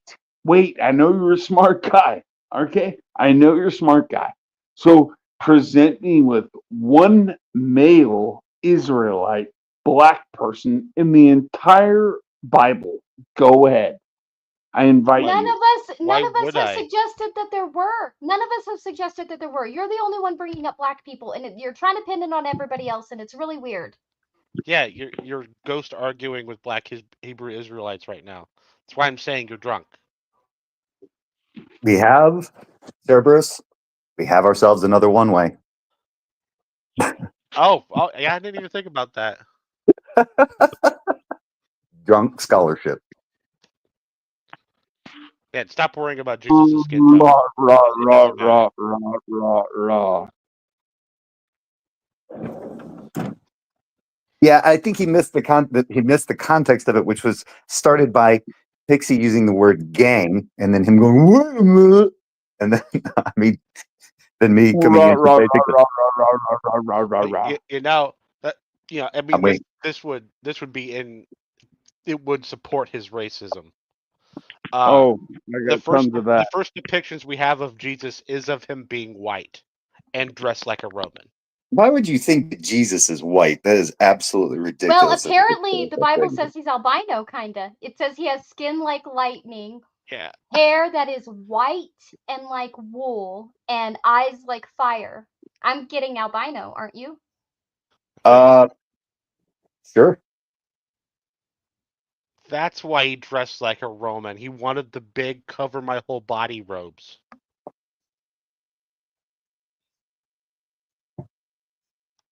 Did he do brown face? He had to put mud on his face, go around, and that way he kind of blended in. Are you trolling right now? No, it's a poor attempt at humor. It was a joke. He probably did. All right, go ahead and move forward with some sincerity. Look, I mean, do you blame him? I was being sincere. Do you blame him if he's literally an albino in like Iron Age Middle East? Yeah, you're going to use mud as a sunblock. Right? Yeah, you don't got fucking sunblock. Like you are totally fucked. As a very white person myself, I understand that plight. Jay, you're white? I had no idea. I had no idea either. I thought I was a black Hebrew Israelite. I was starting to believe Dub. Yeah, I was convinced. No, if you believe me, you are not believing in anything the Black Hebrew Israelites are saying. Come on, get real. Oh, I think they make some good points.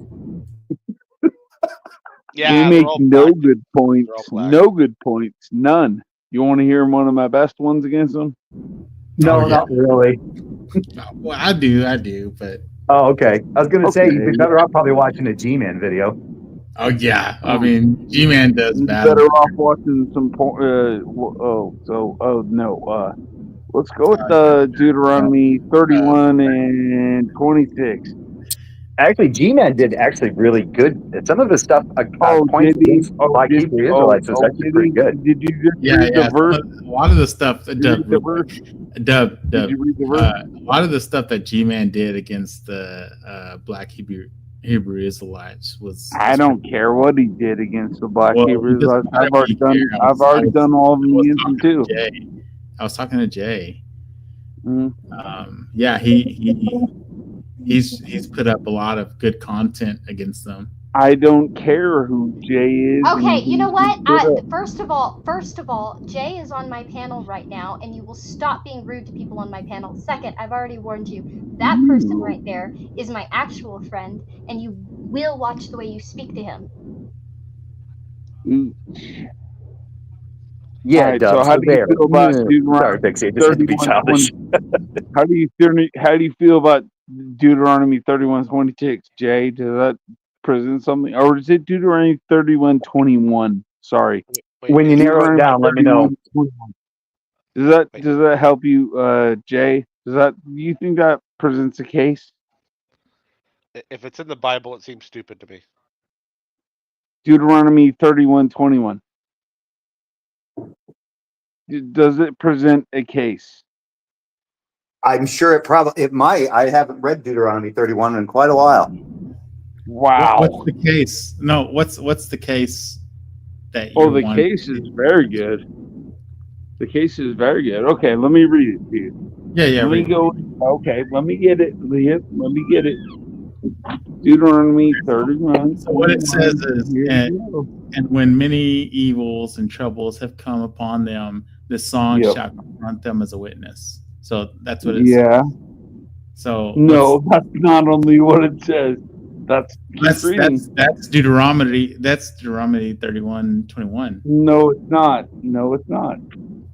Oh, that's not the verse. Oh, okay. No, it's the correct verse. You don't have the whole thing. So 31:21 says, it says this. It says, then it shall come about when many evils and troubles come upon them, that this song will testify before them as a witness, for it shall not be forgotten from the lips of their descendants. For I know the intent which they are developing today, before I have brought them into the land which I swore. So, what are you reading from right now? Can you look at the verse? It says, "For it shall not be forgotten from their lips of their descendants." No, what I'm saying Yeah, is, it does say that. what chapter are you reading from? Hold up. So now we're gonna get into a contention here. Wait, because wait, wait. it I says- just want everyone to appreciate this beautiful statement right here. Okay, thank you. I just want to know. I'm trying to read along with you, Deb, and the verse that you gave is not what you're reading. So if you could just look yeah, at what you're it is actually. Oh! You know the weird thing is, what are you reading from, my friend? I'm reading from what you told me. Deuteronomy. Are you reading from the KJV? What are you reading from? 31:21 KJV. And it Okay. shall come to pass when many evils and troubles are befallen them. Mm-hmm. Is that what you're? And keep reading. Keep reading. Yeah, the song shall testify against them as a witness, for it shall not be forgotten out of the mouth of their seed. For Forgotten I know. them out of the mouth of the seed. Okay. Okay. Is that what you just So read? there is some discrepancy here because it will not be forgotten out of the lips of their seed. Now, there are going to be Hebrew Israelites that are going to claim that slavery caused us to forget. No, that's not what the verse says. It says that the song will testify before them as a witness, for it shall not be forgotten from the lips of the descendants. Now, so we can claim that slavery broke the law of God, or those people aren't his Hebrew Israelites Oh, God. to begin with. Bro, Where does one the of black two. man touch you, Dub? what's going on right now? A Where what? does the black man touch you? What's going on right now? He's arguing against Hebrew Israelites. Yeah, I'm so confused because Well, you know what I'm really confused about? Bond and Pixie, correct me if I'm wrong, I would swear to God that Dub said he was Catholic when he came in. He did. I He did. am But Catholic. why the fuck is he reading the King James Bible? I have no idea. I'm not reading the King James Bible, bro. I'm reading NASB 95. Why did KJV? In it, wait, you're reading what? NASB 95. NASB 95, and you're Catholic. Yeah. Okay. Yep. Doesn't matter. Okay. Because you know why?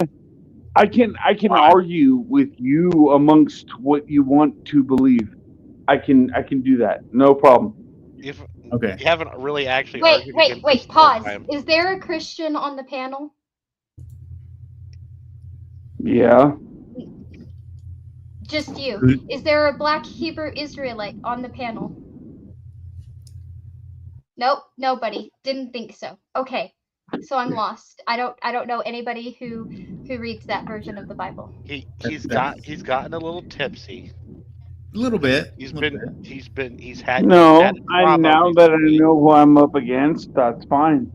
He What's went a up? little overboard with the communion, with the Eucharist, and he's feeling some Yeah. sort of way now. Yeah. He had to get in the shower and have a good big wine after Tyrone touched him. He came in here to self. Okay. So, is there any other disruptions? Do we have anything else to discuss? Yes, it is true. What? I am what a do white we have? Hebrew Israelite. Wait, Huh? Jay's a black Hebrew Israelite. No, he Jay's said he's a white definitely- Hebrew Israelite. Jay's definitely a black Hebrew Israelite. You can tell he's been on camera. He definitely is. So My What do you- Bond. See, Bond. my family descends from a long line of the white people that built the pyramids. Cool. Prove it. but you're a black Hebrew Israelite, Jay. No, he said he's a No. white Hebrew Israelite. Oh, okay, white Hebrew Israelite, but he's still adopted. Prove it. It was the white. Go ahead. It was the white Hebrew Prove it. Israelite that were the ones that were good at the math and the architecture. We used the Semitic Hebrews basically to just follow all of our orders. So. It's all hierarchy. Yeah, he did all the math. He Which did all ones were the chemical lighter stuff. one? Is that the Ashkenazi?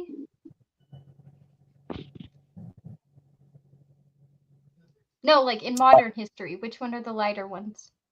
I think you might be right. It might be Ashkenazi. I think it is because I think I'm part Ashkenazi, and I'm pretty sure that's the German part of my family. Pixie, the problem is this is the problem, Pixie. Now you were caught what were you doing? You were knitting the other night and I'm you seemed crocheting. really sad. You were really sad. Now go ahead, I keep crochet, going. and I wasn't sad. I was pretty annoyed, So keep actually. going. So what are these people talking about? I had to come back because this is just too hilarious to not be a part of. I know, yeah, Okay, it's very funny. I gotta go to bed. My headset's beeping, so I'm just gonna leave. Oh, Aw, later days, night, sir. night, bad dreams. Bye. I hope. What I did hope you you have say? wonderful Yeah? dreams and you sleep well and dream easy. What did Hey, you say, Doug? He said he hopes he has bad dreams. So you hope Serb has nightmares. Why would you? Serb doesn't have bad dreams because Serb is a bad dream. Serb will invite the bad dream in, and then I like whenever the Serb. bad dream experiences his thoughts, it'll just. Dreams are just dreams, bro. You can call it back from that. Doug, why would you wish that on someone? Oh well, I pray for people every night, but you know, sometimes if you need a spanking, then God He even prays to dead people. Bond, he prays to Let's dead be- people. We can be, you guys. We can be a little bit fair here. We can be a little bit fair here. I did wish Jill something worse. Yeah, but okay. So what? Okay, so you have wished. Nothing is too bad to wish upon Jill. But that's because Have you heard you know, my consistent wish upon Jill? No, I have not. I always tell him that although I wish him no harm and I wish him a long life, I do hope that he gets stuck in a particularly bad traffic jam with a terrible, terrible case of diarrhea. yes. Oh wow! Wow, yeah. Yeah. Thanks for giving me that idea. Now I'm going to have anxiety when I'm on the road.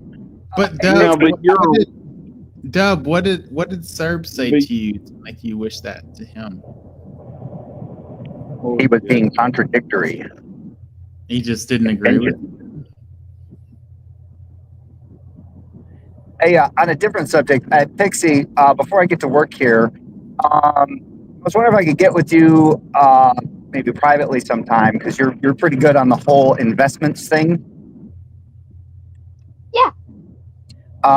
So when I saw my, I just got a quick question. When I saw my, so I've had to transfer my 401k over to another I think I'm with Fidelity now with this new job that I've got. I got like a summary at the end of the year, and it said that my investment growth was like with you in the diarrhea world. Dude, Dub, It said what? I'm sorry, It said yeah. what? I am sorry. I Not hit you. Mike Shh, instead of please. not doing anything. Okay. It said that my overall growth for I only had that 401k for like 6 months now, or maybe 7 months now. It said it was negative 0.7%. Is that good or bad? No, that's bad. I'll tell you. But that is the thing is you're not strange. paying attention to the things of the market. So no, that's not what that is. This is a retirement thing. It's completely different than playing the stock market. yeah, do it in the back chat. I think that'd be proper. Yeah, I will get with you on that because do a back chat. when there's a transfer, I do sometimes tend to see a negative. Yeah, she does but it depends on what their metrics that's is her working. deal. So I'll send you a screenshot of what mine looks like, and then I will try to see if I can figure out what type of metrics or measurement they're using. Yeah, because I think with the investments with Fidelity, they have me in. Fidelity's pretty good from what I know, but you don't want to, like Pixie, sometimes she farts and then you're down 7%. Could you please put him backstage? I'm almost to work, and then he can come back in, and you guys can laugh at him. Bubbles. Okay. He won't stay muted because he's blown. Okay. Sorry, Dub, dude, but you're making me laugh. But at the same time, holy shit. Yeah, so that's why I wanted to make sure, because I was like, well, I've only been in this 401k for, I think, since June or July. Yeah, I think it started. Well, I didn't start seeing contributions going until August of last year. Here's what it sounds like happened to me. It sounds like it came in the transfer. Did the transfer come in later in the year? Well, what happened was that since I was going through paychecks at my old job, and then when obviously not the contributions, because that I understand what you said there. The transfer itself to Fidelity, when did that happen? Oh, that happened probably back in June. So Paycheck sent me a check, and then I took that check and then I sent it to Fidelity, and so so it's measuring half a year performance on a whole year metric is what's happening. Yeah, that's what I was wondering. I was wondering that too. Yeah, that's what they're doing. They're measuring that they only have data for half a year, but they're measuring it against the whole year, is what it sounds like. Okay, that's what I thought. That's what I thought it might be, but I figured I'd ask you. Yeah. Okay, but I'll send you a screenshot of mine. Okay, yeah, because there's things that I can do, like my last one when we were talking. There's things that I can do in Fidelity, because it looks like what Fidelity has me vested in is different than what Paychex had me vested in. So right. Okay. Well, I'll send you a screenshot of my investments. Okay. All right. Thanks, Pixie. Well, I'm out of here. I'm almost to work. So thanks for having me on. No Bye. problem. Later days.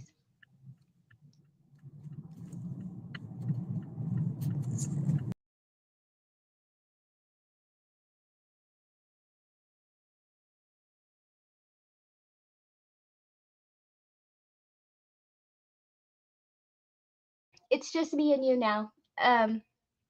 Dub got offended and left. And I feel kind of bad, but like at the same time, Jay needed to get that out, Yeah, no. He was going to work. Yeah, he needed to get that out, and Dub was just blabbering about whatever. He would hear like a word and then just start talking. So yeah, I mean, backstage, perfect place for him. So he ended up leaving. A lot of retirement accounts. He's right. That's why he asked me, because I work with a lot of it and I see a lot of it. Yeah.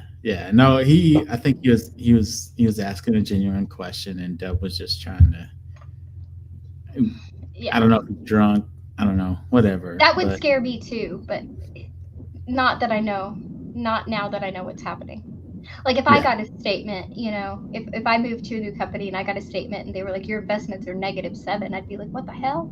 Yeah. Yeah. But it's because it's an end of the year statement. So they're running the metrics from January 1st till now, but they only have data from June till December, or from June till December. But they ran from January to December is what happened. Yeah. And so it showed like 0, 0, 0, 0. Yeah, hopefully. You see what I'm saying? Mm-hmm. Yeah. Yeah. So. Hopefully, I'm sure y'all will be able to work it out, or at least you'll be able to help him out with that. I'll send him my investments and he can compare it with his and do what he wants. But it doesn't sound like it's actually performing bad. It sounds like what happened was, how like you get an average in school. Mm-hmm. Mm-hmm. Well, he transferred from one company to another company in June, in the middle of the year. So when the system pulled from January 1st to December 31st, when that macro ran with that formula, it pulled 0, 0, 0, 0, 0, 0, then his information. Yes. Mm-hmm. Right? And so that's what's causing that number. Yeah. Okay. Yeah. See, like me, I'm just going to hide everything under the mattress. I'm joking, but put it all in the mattress. Yeah, I know about those macros. Ugh, Yeah. some of them are a nightmare. Yeah, I used to back when I first graduated and I got my degree. I used to I was working in IT at a bank, and I had to do a lot of those macros. Oh, for fuck's sake! and We have them for like everything. Finally, oh my god, they finally updated the system so that it stores daily values, and Yeah. we fought hard for that because every time that poor team, it's one of the teams that I oversee. Every time a like specific date calculation request came in, Mhm. whether it was for like QDRO or asset seizures and forfeitures or AR or like anything, right? Or bankruptcies or Mhm. levies, like anything like that, right? Divorces, anything like that. Yeah. We would have to, so they would have to pull up 5 different systems and 3 different macros and manually calculate it out the long way and then hit run. Yeah. And then, God forbid, if they wanted a date before 2008, those track sheets were a whole new nightmare. Mhm. It just, and finally, they got it all automated for them. And now I appreciate it because when I run my metrics for that team, not only are they more accurate, but it's easier on my end too. Yeah. I remember those days. Oh, that was a nightmare. Yeah. And I have to know everything they do, right? Because I have to be able to help them. All the teams that I oversee, all the teams I run metrics for, I have to be able to do their job. I have to be able to do the job of the QA, and then my job. Yeah. So for all the departments I run, and how many do I have now? 1, 2, 3, 4. Wait, hold on.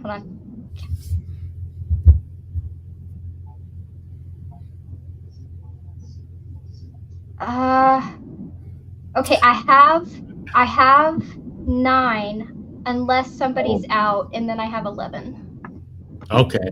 So I had back when I was working at the bank, I had 6 departments that I was handling. Basically, I had a whole floor to myself in the bank. And yeah, I pretty much like, okay, so where we were, I guess like if I was in Houston, you would say I had a floor, but here it was almost like a strip mall kind of. And so you would say that I had a 1. I had the biggest room in the building. Mhm. Okay. Yeah, I got you. Yeah. Yeah. Like, so the bank that I worked at originally out of college, it was a 3-story bank, and I started in the IT department, and then fairly quickly, for whatever reason, I jumped over the people that were there before me, and I got promoted to being their boss. And I was over several different departments there, and yeah, I had to run those macros. I had to create them. Yes. Because exactly. my background so my degree's in MIS management. You know what's worse than recreating one? Mhm. Trying to find what glitched in one. Oh my goodness, yes. Like trying to find that, yes. Even when you're writing code of some sort, regardless if you're using whatever language you're using, especially for the QA team, because they have a special macro. Well, they have 2. One for that pulls like all kinds of like code and tax information and law information and stuff like that. And then they have another one that like every item that QA person touches has to go on this sheet. But because they have to do it for every single item processed, they wanted this sheet like as automated as possible. Mhm. And so we had to get all the QAs on there from all the different teams, all the processors from all the different teams, almost every possible way that they could fail that we could think of. And then for all these different teams. And then we had to build it into this sheet so that they could control J and it would pull almost everything and they could minimally fill things out. Then they have drop down menus to select from. At the end of the day, all of these have to export to a certain place. Like it's just a nightmare. Yeah, yeah. And then I have to run my metrics off of all of the data that exports. Mhm. My metrics for that team get run and pulled from all of that data. Mhm. And then it gets pulled for each team, and then it gets broken down for each person on each team. Yeah, I don't miss that. Like, because I run, so I'm self-employed, so I do a lot of my own businesses. But when I started, I worked in the bank and kind of worked my way up. But I mean, I got promoted and did all of that. I don't miss that. That was. Luckily, it's not the majority of my work anymore. Well, that's good. Yeah. Yeah, because my boss found out really, really quick that I don't love like tedious routines. I just don't like, and so she found out my favorite thing is to like bring me a chaotic, messy project, and then I'll straighten it out and I'll teach everybody, and everybody will be good. And when that's done, you need to give me another project. Don't let me get bored, because if you let me get bored, I'll start looking to leave. Yeah. And so I get a lot of the chaos, which I'm happy with. And then once it's running smoothly, I'm like, okay, next. Yeah. You just next thing. Yeah. Give me the next thing now. Like I am not the like tedious, do the same thing every day person. I'm just not that person. Yeah, I get that. I think, well, the last project that I ran or that I was over at the bank I was at. So, I'm small town Texas. Well, I know exactly what that means too, because I've lived it. So yeah, like whenever I was working at this bank, I was small town Texas. We had filing cabinets of everything. We had it was done. Everything was done old school. And whenever I got promoted into a job that was two different people. So two different people had this job. Yeah, and he replaced him with you. Yep. They basically two people had these responsibilities, and then one of them left. One of them got promoted, and I walked up there and was like, I want the job. And so I had both of their jobs basically. And so it was full of a lot of things, but the last thing that I had was implementing like this. And it sounds funny because I implemented this digital imaging software that we used at the bank. Oh, because everything.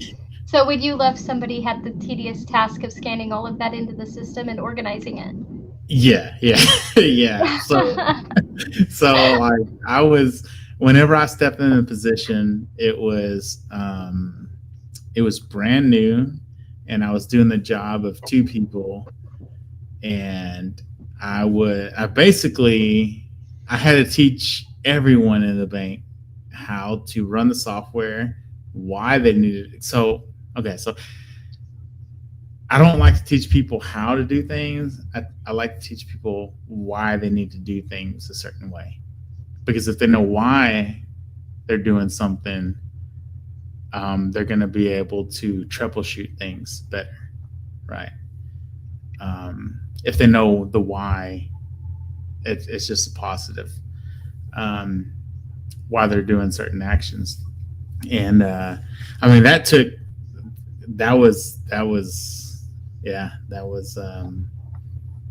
was my last job, I guess you could say, project that I ran with them.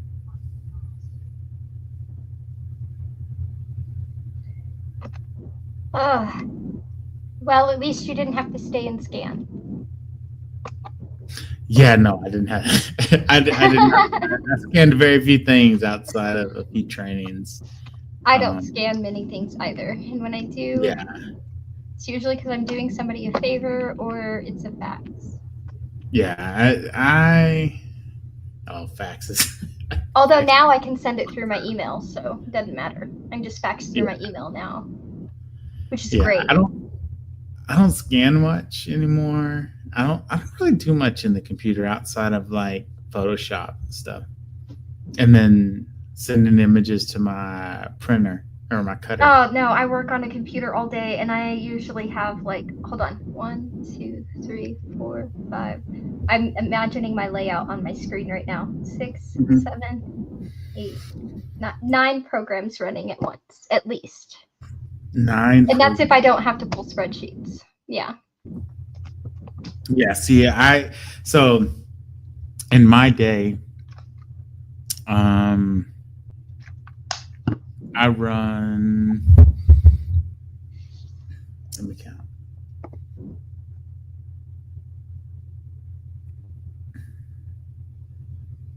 I think I run about 3 programs a day, on average. Yeah. Let's see if I can. I don't want to say them all because I don't want to give away where I work, but let's just say there's the one that starts with an A, the one that starts with a V, the one that starts with a C. Then there's the main macro. Then there's another one that starts with an A, but it's not the same A. And then what else? Oh, and then there's the W program that I have to open. And then I have to open, which ones am I missing? Oh, I have to open one that starts with a J, and that's a financial one. And then the receivables edge. And then I have to run macros and spreadsheets. Yeah. I've condensed mine down to about 3 or 4. Oh, I wish they would. The one that starts with a V is, God, that thing is like I looked it up one time just because I was fascinated that it looked like, like those old beige Mac computers with the green type. Yeah. The program looks like that. I was like, how old is this fucking thing? Right. It's as old as I am. I kid you not. 1984. 1984? 1984. That's the year I was born. Okay? I'm going to pretend like I didn't know that, but I'm going to throw it out there for emphasis. Luckily, that is a program being replaced.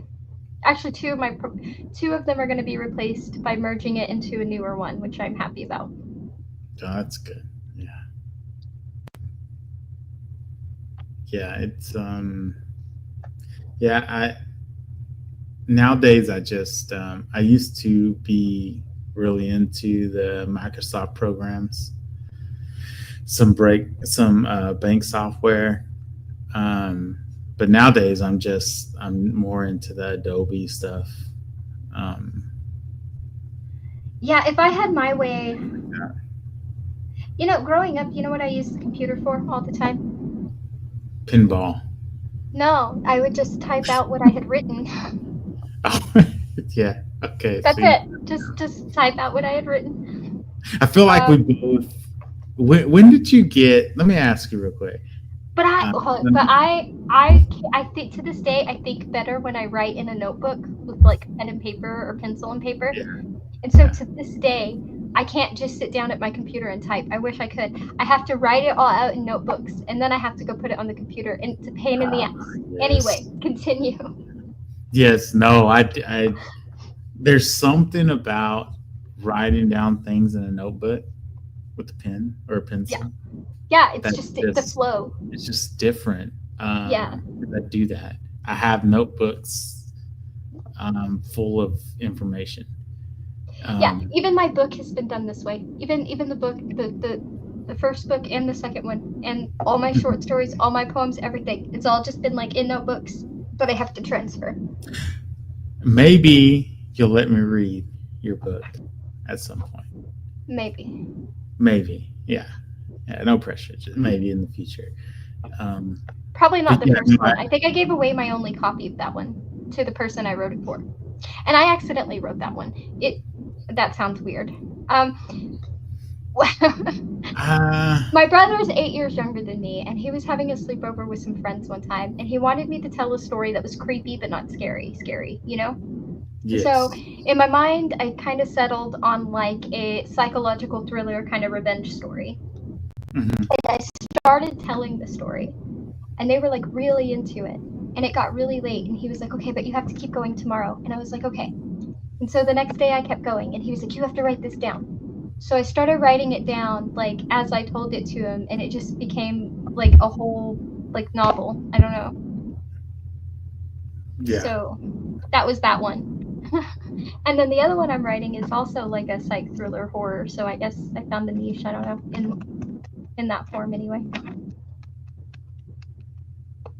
Give me just 1 second.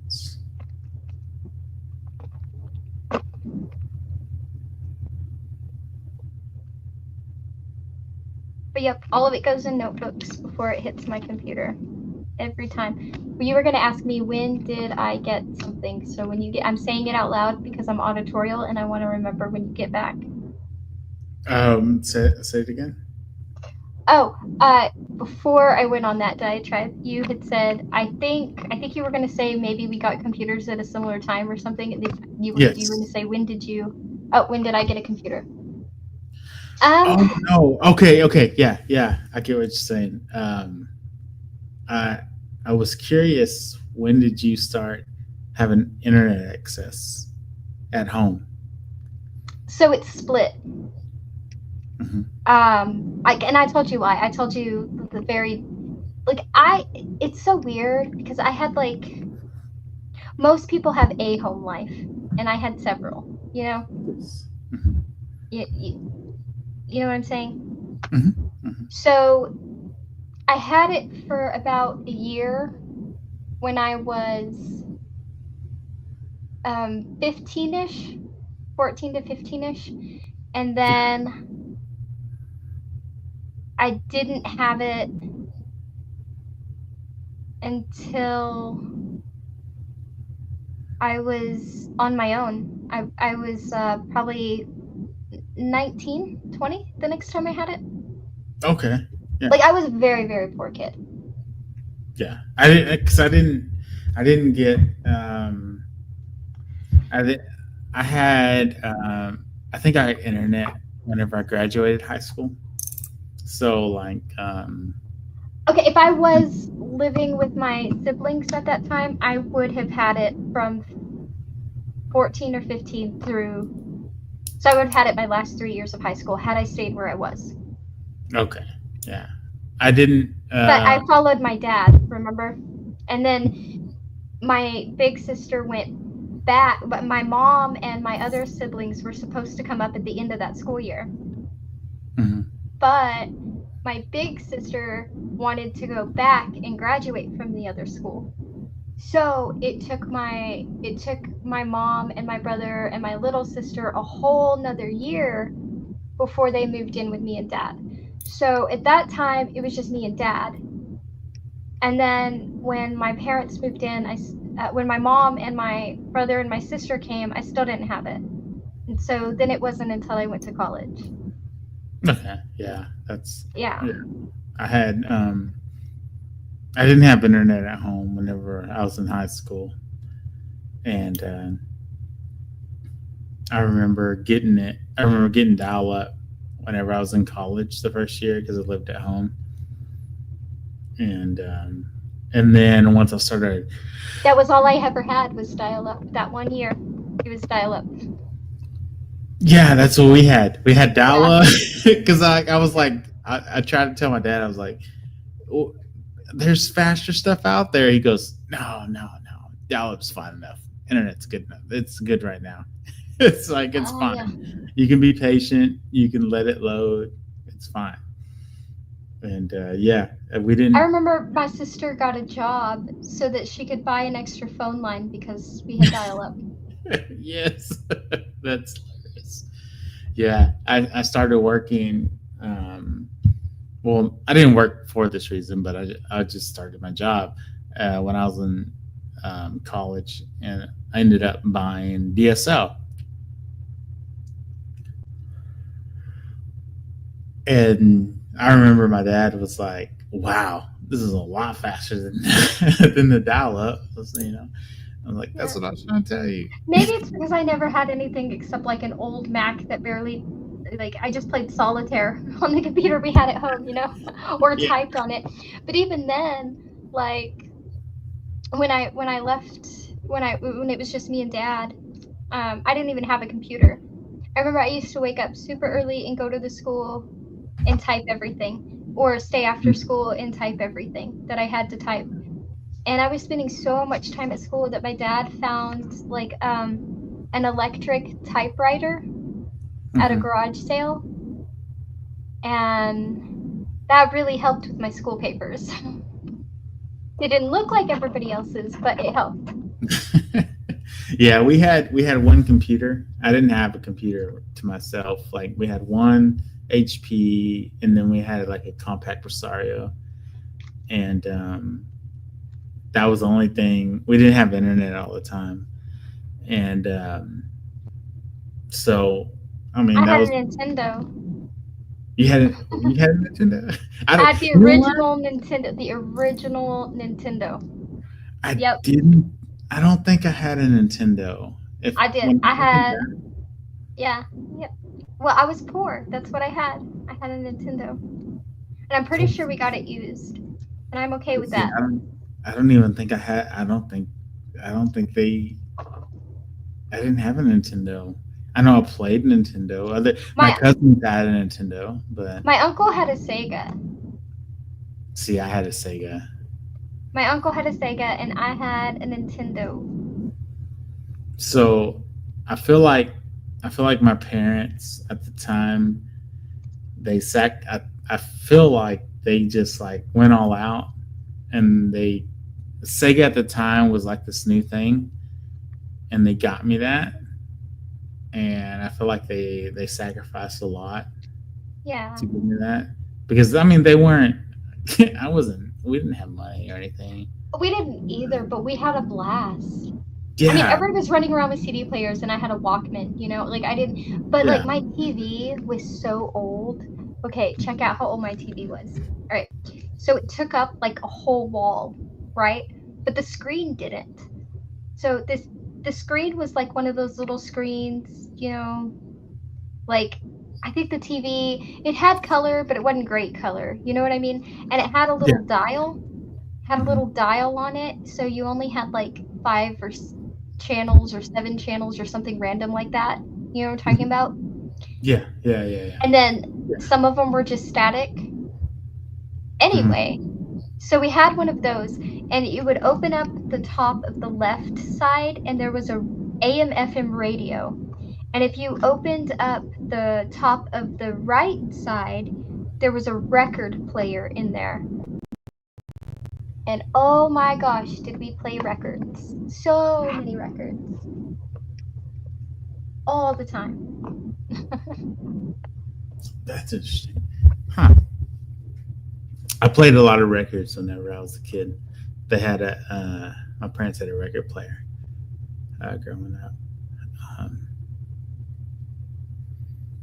I had a blast growing up. I wouldn't change it. I especially wouldn't change it because, like, I remember one summer, some people we were friends with, like, they went to, like, Disney World and stuff. We were just running around town, like, swimming and feeding ducks and shit, right? And I remember they came home, like, a couple weeks before school started, and they were like, how's your summer? And we were like, great, we did this and we did that, and we've just been hanging out, and we just, all this stuff. And we were like, what'd you guys do? You know what they did for the next 20 minutes? They complained about everything that went wrong at Disney World. And I was like, you know what? Maybe it's okay that I could be happy feeding the ducks, you know? Yeah, yeah.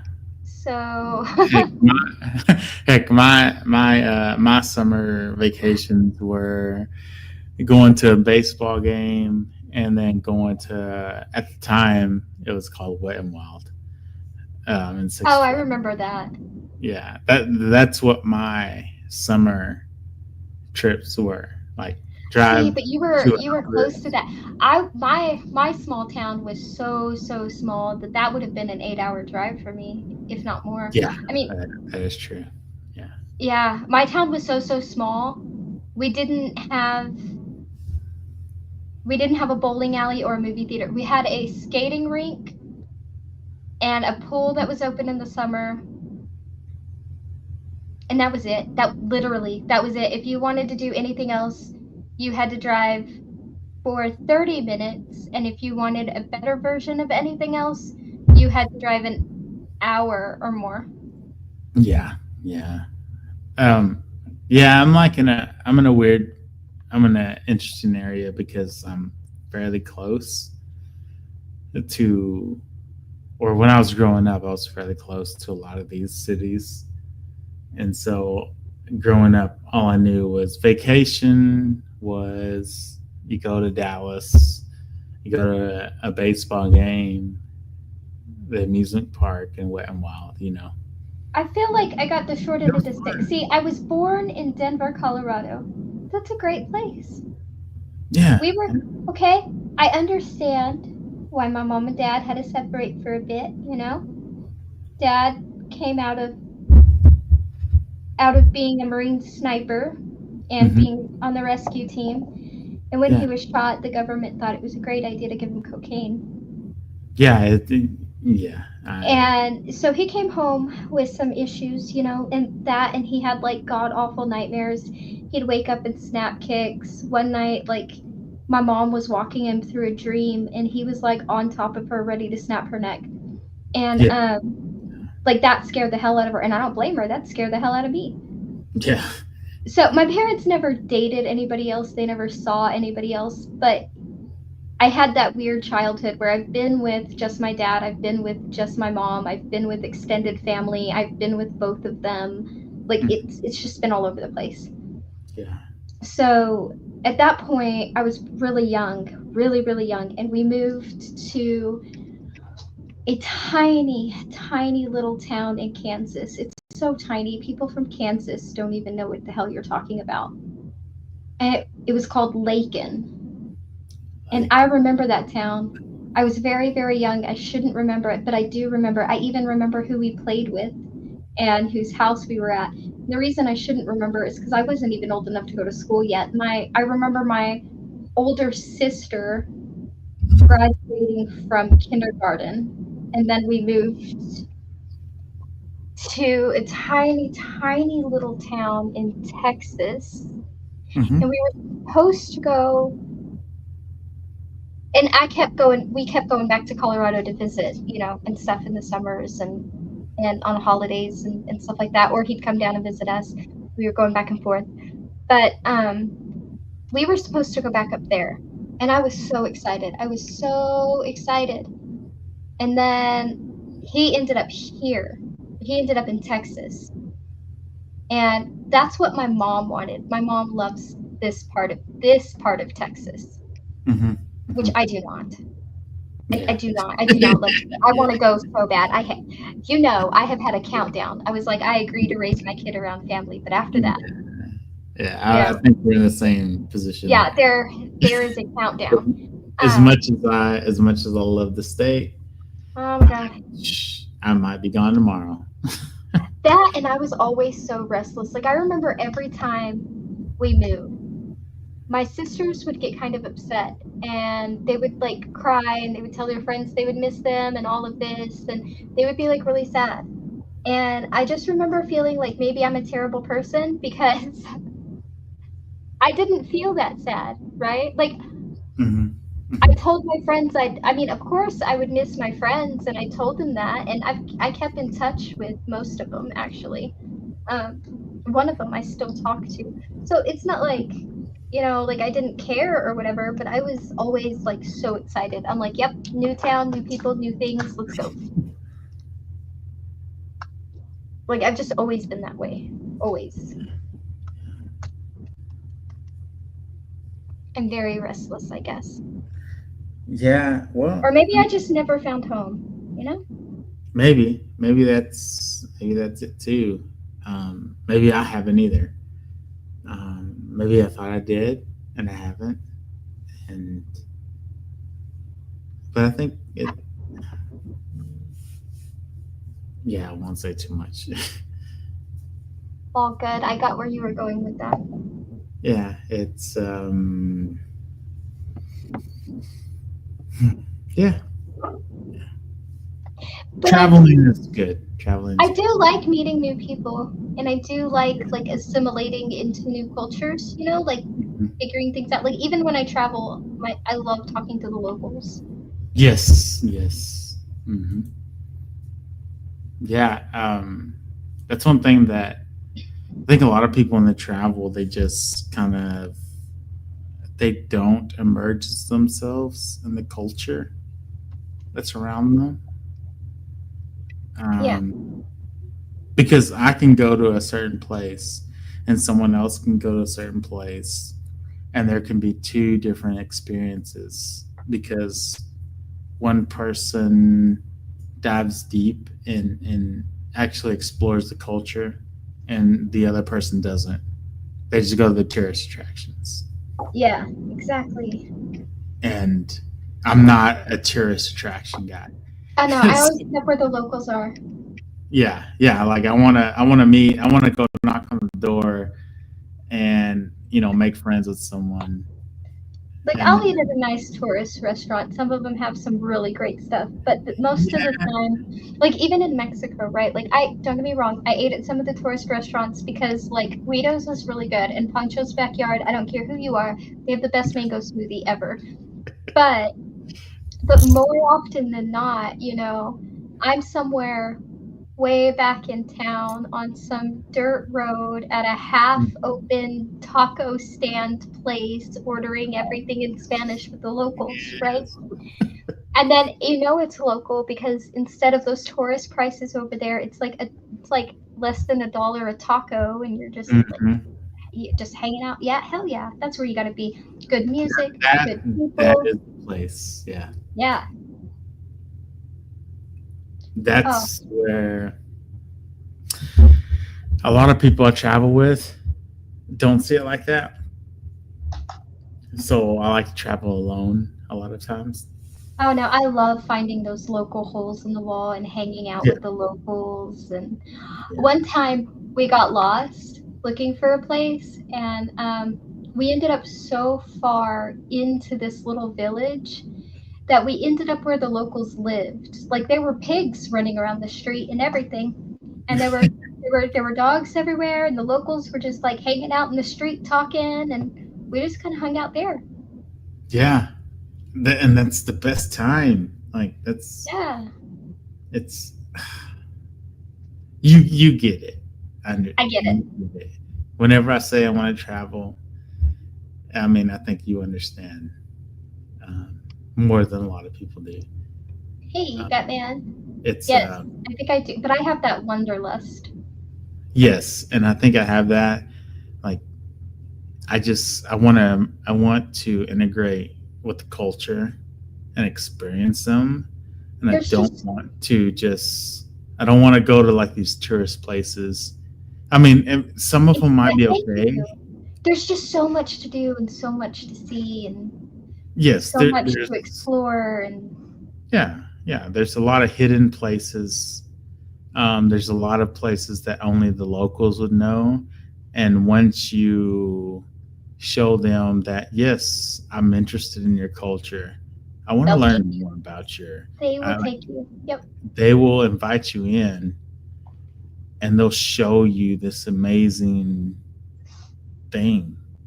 Oh, I told you how I embarrassed everybody in Houston. Oh, yeah. But if you travel with me, you just have to get used to it. Yeah, Maybe but I will embarrass you, but you're gonna have to get used to it, especially if you're yeah, sorry. yeah, no, Sorry, that's you know, not. introvert friends. But see, like I don't get embarrassed by that. It's just Good, because my introverted coworkers were mortified. One of them, he's like, okay, you've seen the picture of the Addams family, right? yeah. Lurch in the back. Hmm. He was so embarrassed that he was like covering his face, and he was like, let's just go back. Just go back. I was like, would you stop it? I was like, you have to trust me a little bit. Come on. I can see that, like I feel that on multiple levels. But also, I could see that looking at the picture right now. He was Wanted like, to come in to give you guys verbal hugs. Oh, Hero Dean. Dean, it's how are we talking in two different mics right now? I don't know. You got to just embrace the twinity. The twinity, It's a right? mystery. Yeah, I was actually in Jamie's stream for a while. Oh yeah. So I saw that Pixie was up, and I was like, "Ooh, let me go say hi and donate some melanin at the same time." You need some melanin in your hair. Oh, I definitely do. Just not too much, because I'm an idiot. You know, Yeah. half my family thinks I need quite a bit more. Actually, they're very disappointed in my paleness. You'll definitely get some extra vitamins, I guess. But you know, it's only because I'm inside so much now. When I'm outside, I get like a red brown. And my dad told me, he said, "Don't ever work in the sun." And I said, "Why?" And he said, "You'll look like me." He said, "That's how I tan." And I was like, "Oh." And my dad was so dark. Like, people thought he was a Mexican. They would talk to him in Spanish all the time, and he would just look up at them like, "What the hell are you saying to me?" That's hilarious. And then he started weirding them out because, first of all, a lot of older Mexicans, for some reason, got really superstitious about mine and my dad's eyes. I got my eyes from my dad. And they always said we had cat eyes, and I don't know what that means. But anyway. What? Cat eyes? And I don't know what that means. Yeah, I don't know what it means for Mexicans. But apparently it's because, like, mine and my dad's eyes, they're green hazel, but they can change. They can get like really bright yellow green, or they can get like really bright green, things like that. But typically it's like yellow in the center, and then it starbursts out to green, and then the edge is like a gray blue. And I don't know why, but they got like superstitious. Anyway, but he started freaking them out because they would start talking to him in Spanish, and he'd start answering them in Cherokee. And they would just both look at each other really confused. I think it's awesome that he did that. That's funny. But yeah, I was coming in to say hi's and give hugs, and you're gonna make show some love. Well, back at you, and we really need to catch up soon. We keep saying that, but I always catch you at like the tail end of a stream, or before you're going to bed, or before I'm going to bed, or whatever. Yeah, we'll eventually do that. I did write Bond. I did write a apology for bringing my brother to wrath. Wait, you wrote a what? I wrote a apology for bringing my brother to wrath, even though it wasn't my intention. But it's not always about me and what I want and what I think. No, do not apologize for that. Are we thinking about the same thing right now? Yeah. So, I'll just leave it there. Did you send it to anyone? No, okay. It was just something that I messaged him privately. Why? Oh, that's not what I was thinking of. Okay. Now I'm caught up. Why did you write an apology for that? Or why did you feel the need to? Well, like, so one of the things that one of the things that I've learned as a man in dating, right, and I'm not saying this in like a derogatory way, is that like my perspective in how I might behave, right, or how I might say or do things sometimes to a woman he might find to be like hurtful or offensive or whatever, right? And like what I realized is that it's not about like, it's about how you engage the person, and if you're like engaging her in a way that hurts her, right, like that's not good, even if you are correct about whatever you're discussing or if you're not guilty or whatever. So I think if you're being hurtful or provoking, whether you know it's intentional or not, I think it's perfectly fine to be considerate, you know, and at least So let me apologize. translate for you, Bond. Okay, The black yeah, wolf it's, was satiated. The black wolf was satiated, and the white wolf came out. Yeah, because I won't say much. Yeah, we'll just leave it at there.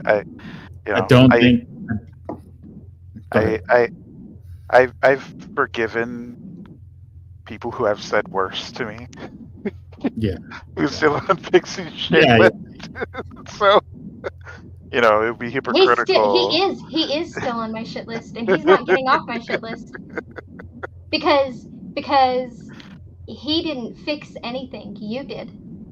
Yeah. And he never ever will, and that's why he's on my shit list. Period. Exactly. Like, dude, I heard. Never mind. I want to say. I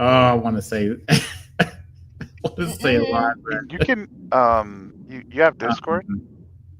I just actually deleted my Discord. Just he's in my Google chat. Find his name and message him. Yeah. I'm in Google chat. He doesn't say much. He doesn't say much in the Wield, but he's there. Yes. Just look under the members and hit his name, and you can message him. Okay. Cool. Yeah. Hit me up there. Yeah, because I. Yeah. Yeah. Because what did I come back to? Midnight. Good night.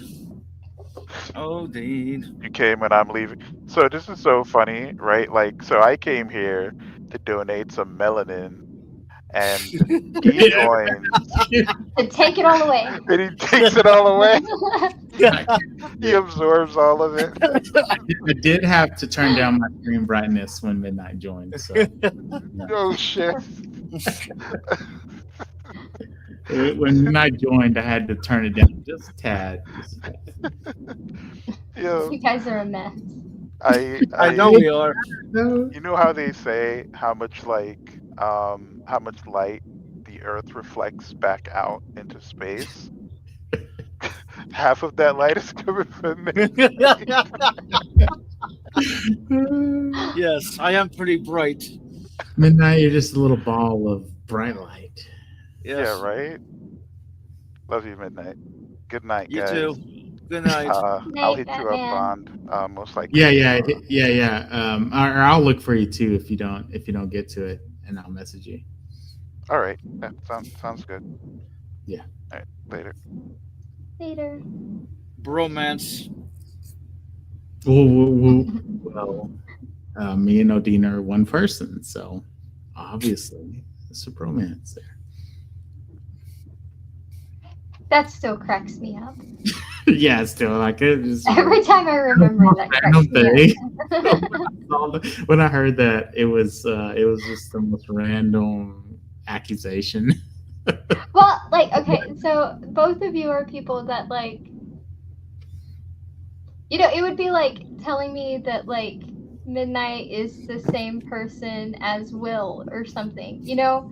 Yeah. Because, like, you're both my friends, and you talk differently, you sound differently, you have a different cadence in your speech, you choose different vocabulary words. And so when I heard that, I think it was a clip that you had taken. I don't know. Yes.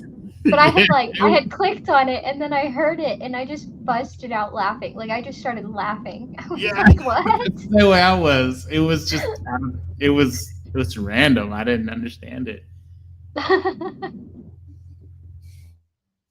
That still cracks And then me up. when it was asked, I think it was Miss Ahmad. She was like, "Are you being serious?" And he's like, "Yeah. I think they're the same person." And she was like, I think we've been on the stream at the same time. Yeah, we were, because me and Odin were on the stream with who was it? It was on her channel, and it was that Terry girl. And yeah, we're both on there at the same time on Miss Ahmad's channel. It was just the most random thing. And when I heard it, I had to clip it because I was cracking up. Oh man, that was hilarious. Yeah, because it was. I remember that missing mark was like, wait, are you serious? He was like, yeah. And he kept going with it for a while. I think he's kind of dropped it now, but yeah, he kept rolling with it for a while. It's like when they said, who was it? Will and Serb were the same person. Everybody kept getting them confused all the time. Like, Serb has this magic ability. He can go in and he can frustrate the hell out of everyone, but he somehow like transfers that onto someone else. Yes. Yeah. And it was the weirdest thing. And so like they were questioning Will one time, and then they started questioning Serb. Serb pissed them off, and everybody went around talking shit about Will, and people had to keep clarifying that they weren't the same fucking person. Yes, I remember that. That. But then it happened again in another stream. Again. With somebody else. And then we had to convince everybody that Will Kincaid and Will Freeman weren't the same person. It originally happened on Raging Atheist stream. One of his open streams, I think. But That's I do remember that. Like Serb came in and said things. It was on Gers. It was on Gers stream. Oh, was it on Gers? Yeah. Oh, it was. No, you're right. I'm wrong. Yeah, it was. It was on one of Gers streams. I think Raging Atheist was there. Yes, he was there. Yeah. Because they were questioning Serb about his like culture. And yes. They were trying to call him sexist. What is the woman? What is the woman? Yes. Yeah. Yes. Yeah, and they were trying to call him sexist even though it didn't work with the way his culture is set up. And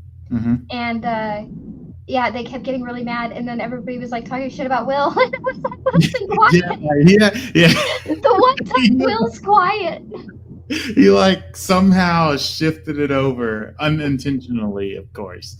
But then it became like this pattern, like it kept happening, and I was like, Serb is magic. Yeah. He just comes in, ruffles everybody's feather, leaves the good guy, and they're pissed off at somebody else. Yes. So Serb he can somehow shift it over to someone else unintentionally. When I go into places, I just want all the blame. So I'm like, just give it all to me. I don't know. That's hilarious. But yeah, I do remember that. They were trying to convince me to watch a movie earlier. I was like, it's about war, and it's like a Western. No thanks. A movie? What movie? What was it called? I don't know. They kept asking me, have you ever seen The Revenant? And I was like, no. Oh. And they were like, you've never seen The Revenant? And I was like, no. And they were trying to compare it to that. They said it's like set in like the 1800s, and it's about like the Americans versus the natives or whatever. And I was like, no. First of all, they never get that shit right. Second of all, I hate war shit. Like, I don't watch war movies for a reason. Like, and third of all, I think the only good Western is Tombstone. So I don't know what you're trying to sell me on here, but. Oh my goodness. I have to tell you more about that later. Because yeah, Tombstone is. I've seen that a million times, and It's the only Western I watched more than once. My mom tried to get me to like something called Young Guns, but I didn't like it as much. No, the whole Tombstone, Say When, I'm Your Huckleberry. Yes, he was my favorite character. Doc Holliday is my favorite character. We have built a podcast off of that. And I say we as in me and a few other cousins of mine. Okay, I promise I won't share it anywhere if you send it to me. Yeah, I'll tell you about it. Okay, fair Later. enough. So we go live on like TikTok, and I've talked about going live on TikTok before. Yeah. For certain things, and it's all built off of that movie because my family really likes that movie. That's the only Western I really liked. Yeah. No, I watch it. I watch it. I've seen it a lot of times. And Doc Holliday was my favorite character. Oh yeah. Val Kilmer did an amazing job with that role. He nailed it. Yes, yeah, he did amazing with that role, and that's my favorite Western. It's a lot of my family's favorite Western, actually. It's definitely my favorite. Yeah. Midnight. I don't know what movie they're watching. Here, I'm gonna try to Google it and see what comes up. You were asking me something? I was just asking if you had seen Tombstone. No, I haven't, and what I was programming actually worked, so I'm happy. Well, that's good. I'm glad that happened. Yes. Midnight, would you be interested in watching Tombstone? When would that happen? Whenever you wanted to. Oh. Well, if it gets me to hang out with you more, then yes. Oh, you want to watch it together? Well, obviously. Okay. Well. Okay. I can try to figure out a way to stream it and watch it. We can go to my very empty Discord I never use. I have to sign in. Pixie, I deleted. We could do it in Google Hang. 2 hours ago. We can do it in Google Hang. Oh yeah, Google Hang. Yeah. I mean, I'll reopen my Discord. I deleted it like 2 hours ago. Wait, we can't do it in Google Hang anymore because of the timer. Oh, okay. Do you want me? Okay. Oh, wait, are we doing that tonight? Well, no, we're just having a place to do it. Yes. Oh, yeah, fair enough. Yeah. Should I sign back into my Discord? To come to my spot, yeah. Okay, so I did an invite to the Discord server of the Wield. I left that also. Okay. I will send that. You know what? I don't blame anybody. I have not even been on there in like 5 months or 6 months or something.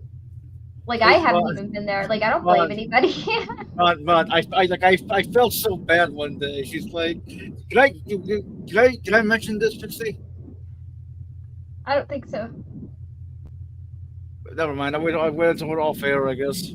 Just type it in the private chat. No. Oh, he said, "Can he say it?" Sure, say it. I don't care. Yeah. Okay. I don't care. I left.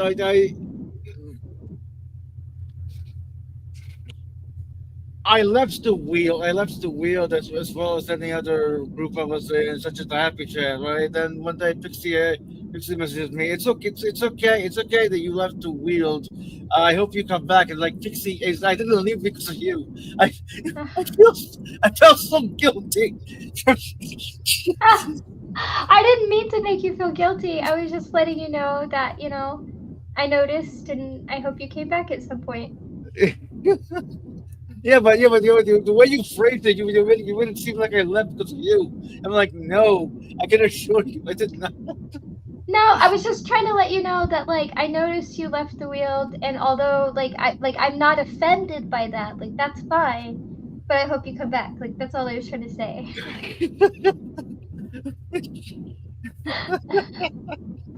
Anyway.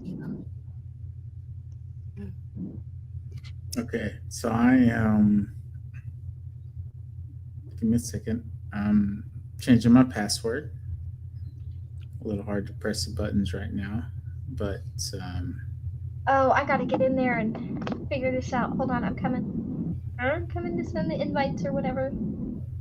let me see. Where the fuck is Discord? It's been so long since I've been in there, I can't even find the damn thing. Yeah, it's funny because I sent it's weird because I sent Missing Mod a message and I was like, I'm out. I'm done with Discord. And now here I am. And now I'm making you download it again. Now I'm getting back in there. Where is this fucking app? Restore account. Okay. There we go. Well, technically, you didn't delete it. You just needed to restore it.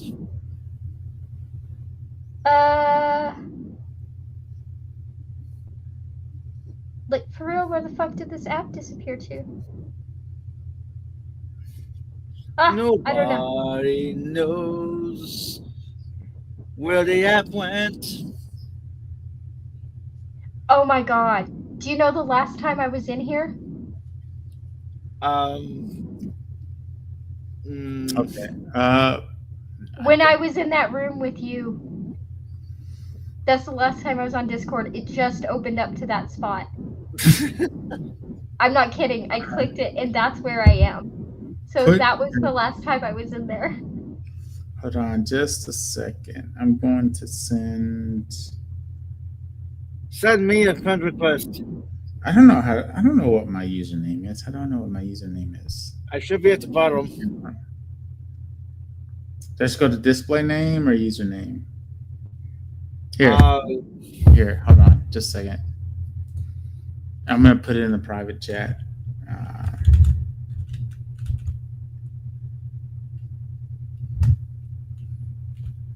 That makes sense. That's right. I think that's right. Let me see. Yeah, it should be right. Oh my god, I don't even know if I can find the Wield anymore. How do I get in there? Oh, wait, I think I'm in. Yeah, see, I have two people that I'm connected to on Discord. Hey, Bond. Mm-hmm. Sent. You what? I sent you a friend request. You sent me. I don't see a friend request from Midnight. I'm not called Midnight, obviously. Okay, Tony. I'll accept it. Okay, so I'm a man of many names and identities. Midnight, Athena, just everyone. It shows you're still. Maybe it doesn't. Does it? Is it? I'm trying to think of the name. Hold on. The name. Well, I typed it in the back chat, in the private chat. It's my username. Everybody's a username. Midnight was able to use it to get to me. Why won't it let me find you? I don't know. Type yours in and I will add you. What the hell? I didn't block you.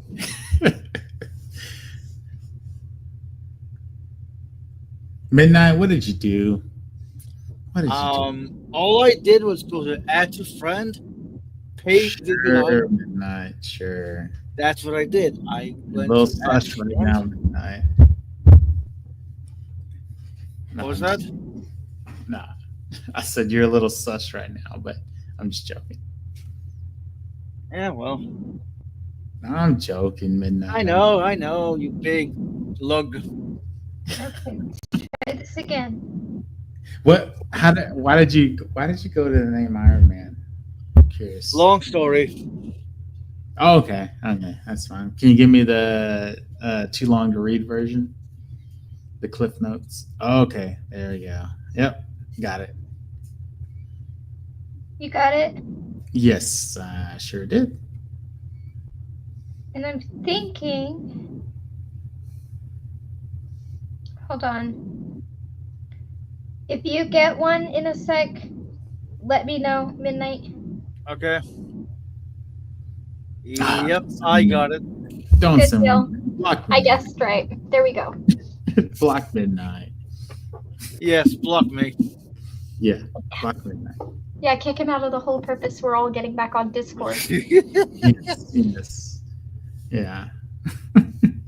Oh, Rage is Well, still no, in okay, here. let's be fair.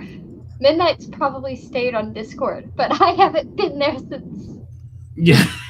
I don't know when. I've A been long there, time so ago. I was there for a while. I've deleted this app like 10 times. So yeah. I mean, you are a busy boy, so of course you're not gonna have time for Discord. Oh yeah, well, See, I'm on YouTube more, or I listen to podcasts more because I'm always working, right? And I can't like stop and read. yeah. You know what I mean? There's Oh, there's a Jay's lot. back. Midnight, if you knew about me, your eyes would just like it'd be like wow. I mean, if I knew about you, I will get to know about you. So that means I do know about you, at least in the future. Oh, I would embarrass Midnight too. Poor Midnight. What did I do? No, like I was just thinking about like meeting up with different people. And if you ever Oh. traveled with me, I would embarrass the hell out of you on accident. I'm so Oh, sorry. you would. Yeah, you would. I would, and it would be so mean. Well, I mean, if being embarrassed by you is a small price to pay to hang out. You would Is be it so really? embarrassed. Did you hear what happened on my work trip? You would be mortified. Okay, so like first, I made friends with like everybody at the hotel for no reason because I was bored one night and I just started chatting with people. So it's like our second night there, our third morning, right? So we wake up and we go downstairs and the hostess is like, "Oh, what time are you getting back? Are we having drinks in the lobby?" And then my boss is kind of looking at me, you know? And so we keep walking out and then the valet people are all talking to me. And then they're like, bless their sweethearts. I couldn't remember all their names, so they let me call them by their countries and their cities when more than one person was from the same country. So I walk out the door, and Egypt's standing right there, and Egypt's like, "Hey," and he gives me a big hug. He's like, "Are you hanging out tonight?" I was like, "Yeah, who's gonna be here? Is Tanzania gonna be here?" He's like, "Yeah, Ethiopia's running the show tonight." And I'm like, "Cool, where's Cairo?" And my boss is like looking at me like, "What is going on?" So we get in the car, and she's like, "You made friends?" And I was like, "Yeah." So like Forming that your own wee little your own wee NATO. and so that night we were all getting ready to go out to eat and they were like scrolling on their phone looking at stuff and being like, "Do you want to try here?" And I'm like, "That's not how you do this, guys." And they were like, "How do we do this?" And I was like, "Do you trust me?" And Lurch, Bond, do you know who I'm referring to? Lurch gets this look on his face and I'm like, "Okay, but just a little bit." And he's like, "Okay." So we walk out of the hotel and I just take a left for no reason and I just start walking. And he's going behind me and he's like, "What are you doing?" And I'm like, "Hey, are you guys from here?" And they're like, "No, we're just visiting." I was like, "Oh, I'm sorry. You know, have a great night," all that good stuff. And he's like, "Stop it. Stop it." He's like hiding his face. He's like, "Let's go back." And I'm like, "No, shut up." So we go another block and I'm like, "Hey, you guys from here?" And they were like, "Yeah." And I was like, "That is awesome. Have you had dinner yet?" And they were like, "No." And I was like, "What is your favorite restaurant?" And they were like, "Zochi's." I was like, "That is awesome. how far is Zochis from here? And they were like, oh, it's within walking distance. It's right up there. I was like, great. Let's all go to Zochis, my treat. So, so we all go to Zochis. We have a fucking blast. The food is amazing. And on the way back, I'm like, ooh, there's ice skating outside of the park. We're all going ice skating outside of the park. Let's go. Jesus Christ, Pixie. You're energetic as hell. And then we made it back to the hotel. And then I went and hung out with the valet people and the hostess again. Wow. And then, Well, like, when we go at least on you can vacation, keep yourself entertained.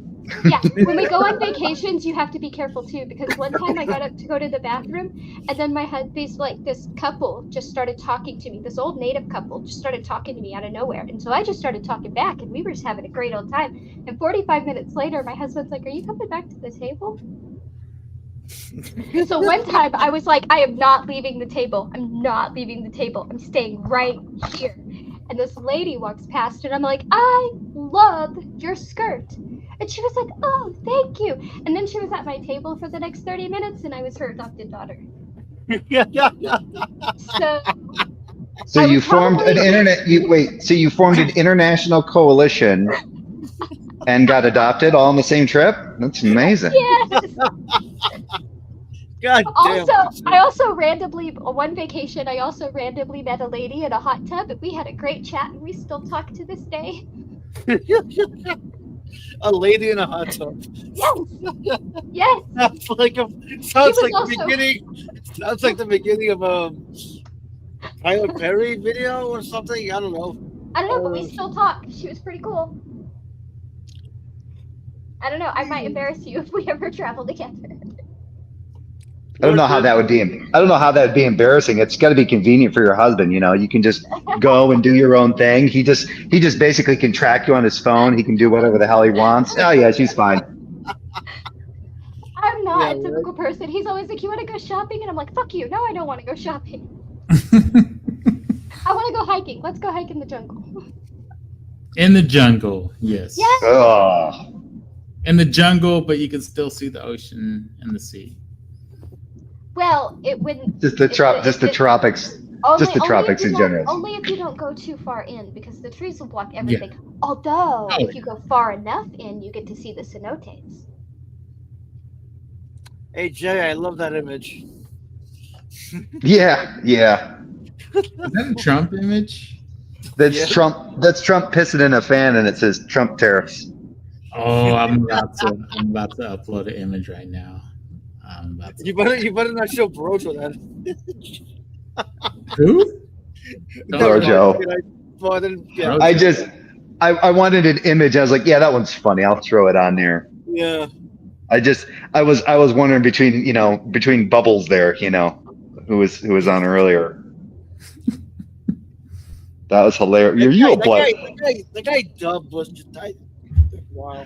I've seen it before. I don't have anything personally against him. I think he was way over his limit. And I understand that, but there's a time where you probably might want to just need to back off. Oh, he still Yeah. he got offended when I put him backstage so you could finish your question, and he left. But apparently he didn't leave because he just typed in the chat, "Lady, Hi, you need to welcome back." find your actual partner / husband. You don't have it." What the fuck? Well, that your What did he opinion write? has been noted, buddy. What did he write? He said, "Lady, you need to find your actual partner / husband. You don't have it." So your very Why? strange opinion has been noted. Why? Because he doesn't have you on a leash? Maybe he was listening. Maybe he didn't like that. I think it was. God damn. Was he trying to talk to you? Was he trying to convince you and Serb that Jesus is definitely white? Was that what he was talking about earlier? Yeah, well, okay, so what happened was when you said brown people, I know he assumed black. yeah, and then he went to the blackened by the sun, right? To point out that apparently there was a black person in the Bible, although I'm not convinced that that's what that meant. And then he talked about ruddy skin, which was also contributed to the person he called black, but then he argued that they couldn't go together. So I'm confused there. And then, I've never known I've got a ruddy complexion. I've never known any black people to have a ruddy complexion. I wouldn't even know what it's that not. looks So like. that's not what ruddy means. Like, it's not a complexion. It said her skin was ruddy, and what that means is like it's flushed, it's red. Like if you have a sunburn, you have ruddy skin. Yeah, I'm basically permanently like that thanks to sun. Yeah, but I'm Yeah. just saying, like, if a Middle Eastern person got a sunburn, they would still have ruddy skin. They would have that red, and it's a persistent red flush, especially across the cheeks and nose, is what it is. Oh yeah. But anyway, Sure. so she says he pointed out the verse, like, love me even though I've been darkened by the skin. They sent me to work in the vineyards, and I tended the vineyards, but I didn't tend my that thing. Obviously, Okay. she's been darkened by the sun. All that good Uh-huh. stuff. I guess to point out that a black person was mentioned, I'm not quite sure, because then he moved over to the description of Jesus, and I guess he was trying to get me to say Jesus is really, really white, but he just made Jesus sound really, really albino. So I'm no offense, but he said his skin was white like lightning. He had hair of wool that was white. His face was white, and he had eyes of fire or eyes of flame or something. And the only thing I can think of that resembles that is like the albinos with the pinkish reddish eyes. Yeah, I want to know why he's taking Revelation so serious, so literally. There's a I lot don't know. It was metaphoric. The white is metaphoric. there's a lot of apocalyptic language and a lot of, I mean, some people think that like when Peter wrote that he was basically, Tripping on mushrooms? yeah, he was tripping on something, some kind of shit was happening to him while he was on that. I forget the island's name. I think they theorize it was mushrooms because of the mushrooms that grow so wildly there. Yeah, yeah. But either way, yeah, I thought it was funny because when I don't know if you heard my tone when he brought up Black Hebrew Israelite, are you a Black Hebrew Israelite? Yes or no, or something like that. And I was like, what in the fuck are you talking about? I'm like, what did I say that was so controversial? You said the word brown. You said the word brown. I'm like, I was waiting for him to be like, no, the only Semitic people are Jews. I thought he might go there, and I'm like, no, today we kind of consider anti-Semitism to be more or less on Jewish people, but no, all those people are considered of a Semitic type. Well, they all came from the same family, not the same line, but the same family, right? Like Abraham and Lot were related. Yeah, that's what I was basically. Well, and that's why I clarified that, and that way you could show the distinction because, right, the Israelites weren't, the Moabites and the Ammonites were, those were three tribes, but their lineage traces all their lineages trace back to Abraham, either directly or by, in that case, Lot being the nephew of Abraham. So it was like, I don't know why I didn't know why he was having such a problem with that. And all I was doing was basically emphasizing your position about the gang color thing. And he seemed really triggered when you said gang color. So I was like, oh no, here we go. Ray. Okay, so I would think that regardless. Did you drink water?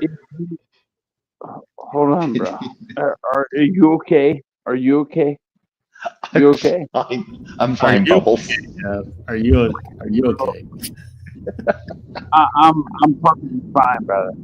So now, when I said that some people will say that they're Hebrew Israelites, and then only black people are involved. Do you agree or disagree that happens? People present things in that direction. I agree that there are Black Hebrew Israelites. I'm not, and I'm familiar with some of their takes on stuff, but I really don't care because it's adjacent to what we were talking about as a whole at the time, and we don't have to get back into it. I was just getting a chuckle out of it. Okay. So then you do understand that is out there. Bond, are you here? Yes, I'm here. How do I give you the power to end this? Because I may have to go soon. That I do not know. Okay, I will figure it out. And I was about. No. Yeah, I'll message you in a second. But Okay. that I don't know. Okay. Well, then I may have to cut this short in just a few, guys. So have fun. Well, if everybody, if everybody, yeah, I don't know about the live stream though. I know it used to. Feel about that, but then there are people out there that think that all the Israelites are black, and that's fine. Kill all the whiteys. Is that? Well, why do you think it's a black and white issue? But Israelites aren't black. I don't agree. That I mean, I know that there are some. I know there are some. The thing is, Jay, I never claimed that, and my claim. I didn't say that you did. I didn't say that you Hold did. on, Jay.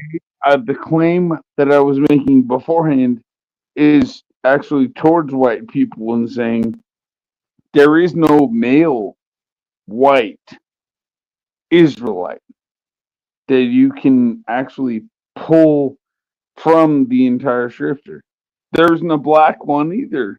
So you can try, but you gonna get there. Why are you getting? Why is it a binary between black and white? Oh, because you've never actually tried to deal with a black Hebrew Israelite? Is that what you're telling me? I know Israelite.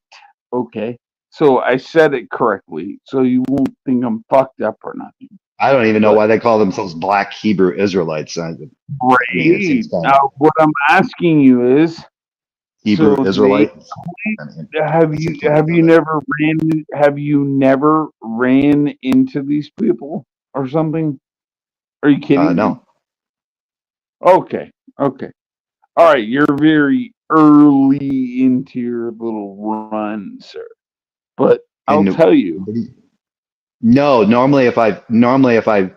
I mean, I've seen people have conversations with them. I know the one guy, I think Bond might know his name. I can't think of his name. He's a white guy and he's a black Hebrew Israelite, which I think is pretty interesting. What's that you're guy's name? you're very early into your own run, sir. You're very early into your own run. Run of what? Yourself. Of understanding. Of understanding what? Of understanding how to fend off flies. It's very easy to fend off flies when they're not. There's no fending them off. They're not around me. Yeah, well, sorry, sir. The flies are all around when you're actually trying to spread stuff. I don't worry about. I don't bother with black Hebrew Israelites. They're free to have their beliefs, even if they're misplaced. Mm-hmm. I just never really understood. I never really understood their emphasis. So you're not supposed to try to convert people, or you're not supposed to try to. So what are you supposed to do? Why would I need to convert people? Yeah, because that's what you're supposed to do. They're uneducated. Some people, you can try to reason with people, but ultimately it's on them. I agree with that. So no, I don't feel a need to convert anyone. I'll have a conversation with people, whether or not they accept anything that I have to say, or whether or not I accept whatever they have to say. It is what it is in the conversation. If I don't find it reasonable, I won't really accept it. Or the whole value is that you're telling the truth. Huh? The whole value is if you are telling them the truth. Yeah. So if someone else is out there spitting falsities, should you not tell them that they're being told falsities? I don't think I'm obligated to, no. Okay, so then what are you doing here? came in to talk to Pixie and Midnight and Bond. Mm. Oh, so you're not trying to convince anyone that you know the truth and And truth of what? Oh, what denomination are you? I don't have a denomination. Okay. Great. And you hate Catholics, huh? No, out of all the Christians, Catholics okay. are some of my favorites. Okay. All right. Well, I guess you get to celebrate that. I don't know what to tell you, but There's nothing really to celebrate. I mean, I've out of all the Christians that I've had conversations with online about theology and whatever, I seem to have more cordial conversations with them than the Proddies, for lack of a better term. I didn't pop you after you said that. I mean, you know. However, I mean, we could have plenty of great conversations, I'm sure. And it's not just on well, a lot of people are hung up on sola fide and sola scriptura and all the stuff, but there's some pretty easy sola scriptura Catholic stuff that presents itself. You just don't want to hear it. So I don't want to hear it. No, I was speaking in general. There's a lot of sola Oh, you mean you're saying, oh, I don't want to hear it because it's useless? No. That's not what I'm saying. What I'm saying is there is Catholic tradition that is in what you would call sola scriptura, but you don't want to hear it or accept it. What I would call sola scriptura. I don't even know what I call sola scriptura. I kind of understand what the accepted definition of sola scriptura is, but I don't call it that. I just accept the definition as is. I didn't come up with that doctrine. Scriptura, for my purposes anyways, is it like the Bible means the most. So here we go. The Bible means the most. Now somebody can go ahead and say where Catholics are totally out of line. Because I'm not the other Catholic I know, he's not into sola scriptura because he holds to the apostolic succession, the authority of the apostolic succession. Okay, and then I'm a Catholic going, okay, let's go sola scriptura to sola scriptura. What's up? Do you not hold to the authority of the apostolic succession? I do. Oh, then you're not sola scriptura. How so? Because you hold to the sola scriptura is they base the authority is entirely in the scripture. So Catholics who hold to apostolic succession, the church is still the authority in the interpretation of the scripture and the teachings of the scripture. That's correct. So that's the opposite of sola scriptura. Most people who hold to sola scriptura is why they don't. I know more Protestants who are into sola scriptura, and that's why they don't like Catholics. So let me try to regurgitate what you just said. So what you just said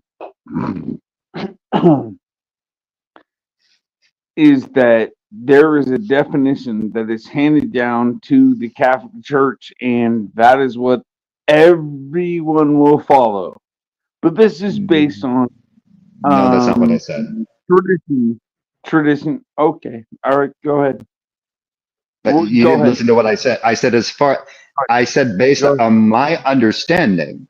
I didn't say that from my understanding. Based on your understanding, no, based on your understanding, what is your understanding? And then you can move forward now. I already gave it. What did I give it as? As to why the Catholics aren't sola scriptura. I already gave it. Catholics are for sure sola scriptura, but you don't understand what the meaning is of sola scriptura. Yeah, you agreed when I said it's where the authority is vested solely in the scripture.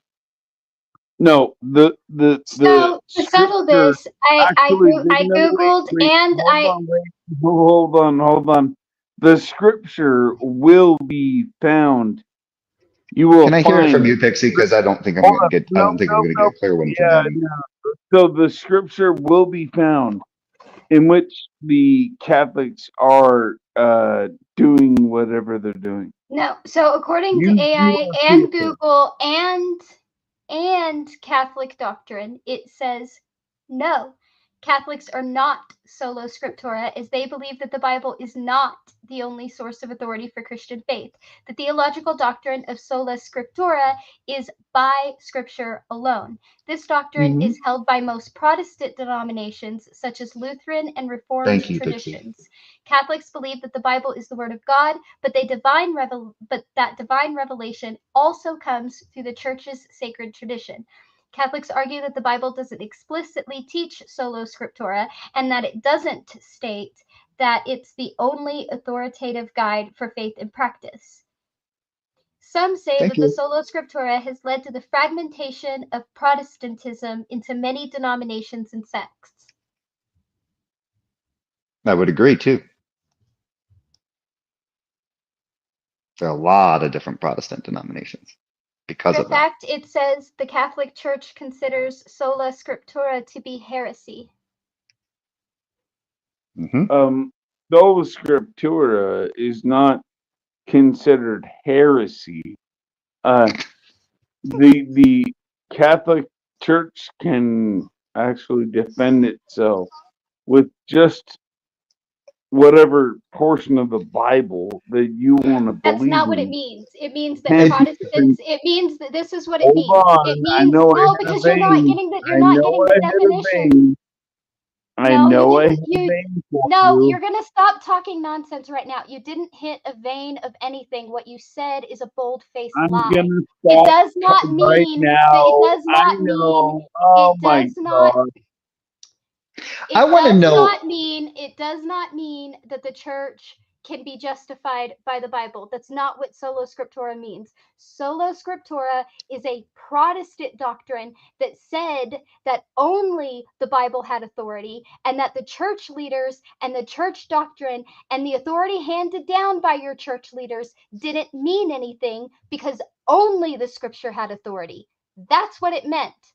Catholics consider it a heresy because they believe their church leaders have authority, and so does the extra biblical doctrine that they hold to. Well, they don't think it's extra biblical either because they justify it using Paul's letters.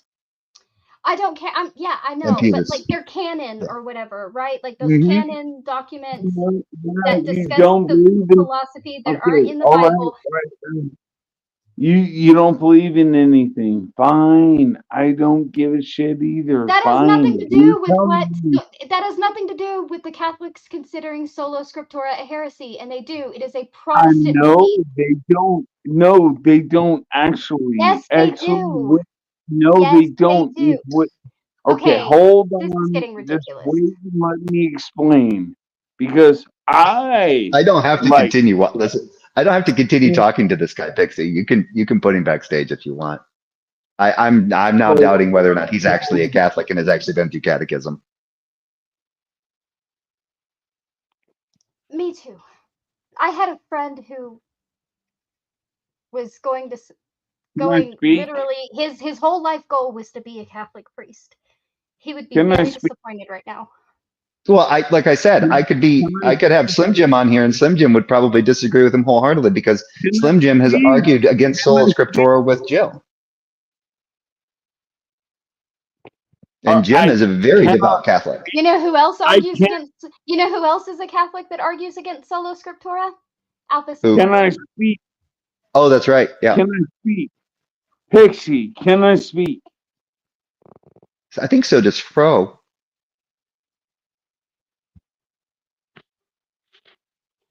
Can I speak, Pixie? Sure, whether or not you can make sense is yet to be determined. Well, you've already whatever. I'm saying that yeah, I already lost my Did you go through catechism? Does it matter if I did? Isn't that part of being a Catholic? Is you go through the It would catechism? explain some things. Tell me. Wait, you tell me.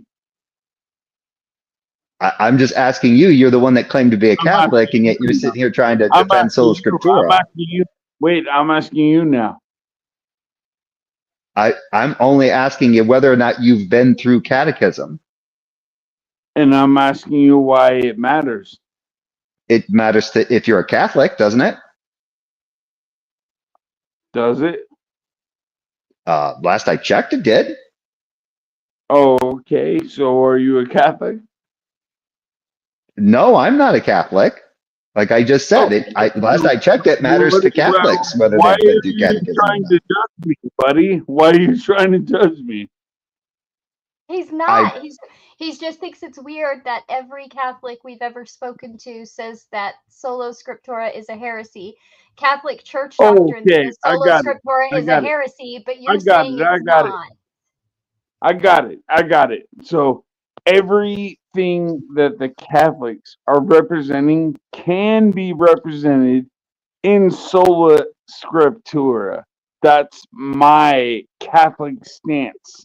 Well, so the Catholic Church says that your stance is heretical to the Catholic Church. No. Yes, it does. No, because sola scriptura is saying everything can be found in Scripture. So now I'm saying everything can be found in Scripture. Hold up, wait. No, it's not that everything. Hold on, wait. Oh, you didn't like that one. You are lying through your teeth. You are lying. That one. You didn't like You're that. a liar. You didn't like that. Okay, you're a liar. That's not what sola scriptura means. Stop lying. Yeah, if it's found. Sola scriptura does not mean everything can be found in the Bible. Sola scriptura means the Bible is the only authority. It means your church has no authority. It means your pope has no authority. It means your bishops have no authority. It means all those writings that came from your pope and your bishops have no fucking authority. It means only the Bible has authority. The Catholic Church says it is heresy because they believe the pope has authority and the bishops have authority and their writings have authority. At least be honest. He can't. I don't think he's a real Catholic, honestly. I don't think any real Catholic, I don't think any Catholic would try to defend sola scriptura in any way. But wait, whoa. Why is it that 3 other non-Catholics would be able to respond? So here it is. You are definitely wrong. I will stand by what I just said. Wait a minute. 3 well, I would expect non-Catholics to be for sola scriptura, so that would be their position. What I would not understand, what I don't understand, is a Catholic defending sola scriptura. Okay, sola scriptura does not mean the same thing that you think it means. So sorry. We just read it. Dixie just read it. It doesn't mean. And it confirmed what I would. It means that the only authority is the Scripture. There's no reason to seek any authority from church fathers. There's no one that should ever disagree with that statement. No one. So except for a Catholic. Scriptura too. So come on now. What do you got now? You're not a Catholic. I am a Catholic. Not if you're defending sola scriptura, and even worse, you're defending something that you don't even. Wait! If you don't understand the other implications of sola scriptura, that's your fault, not mine. Okay, so real quick, I just want to interject and ask Pixie to read. Check Google.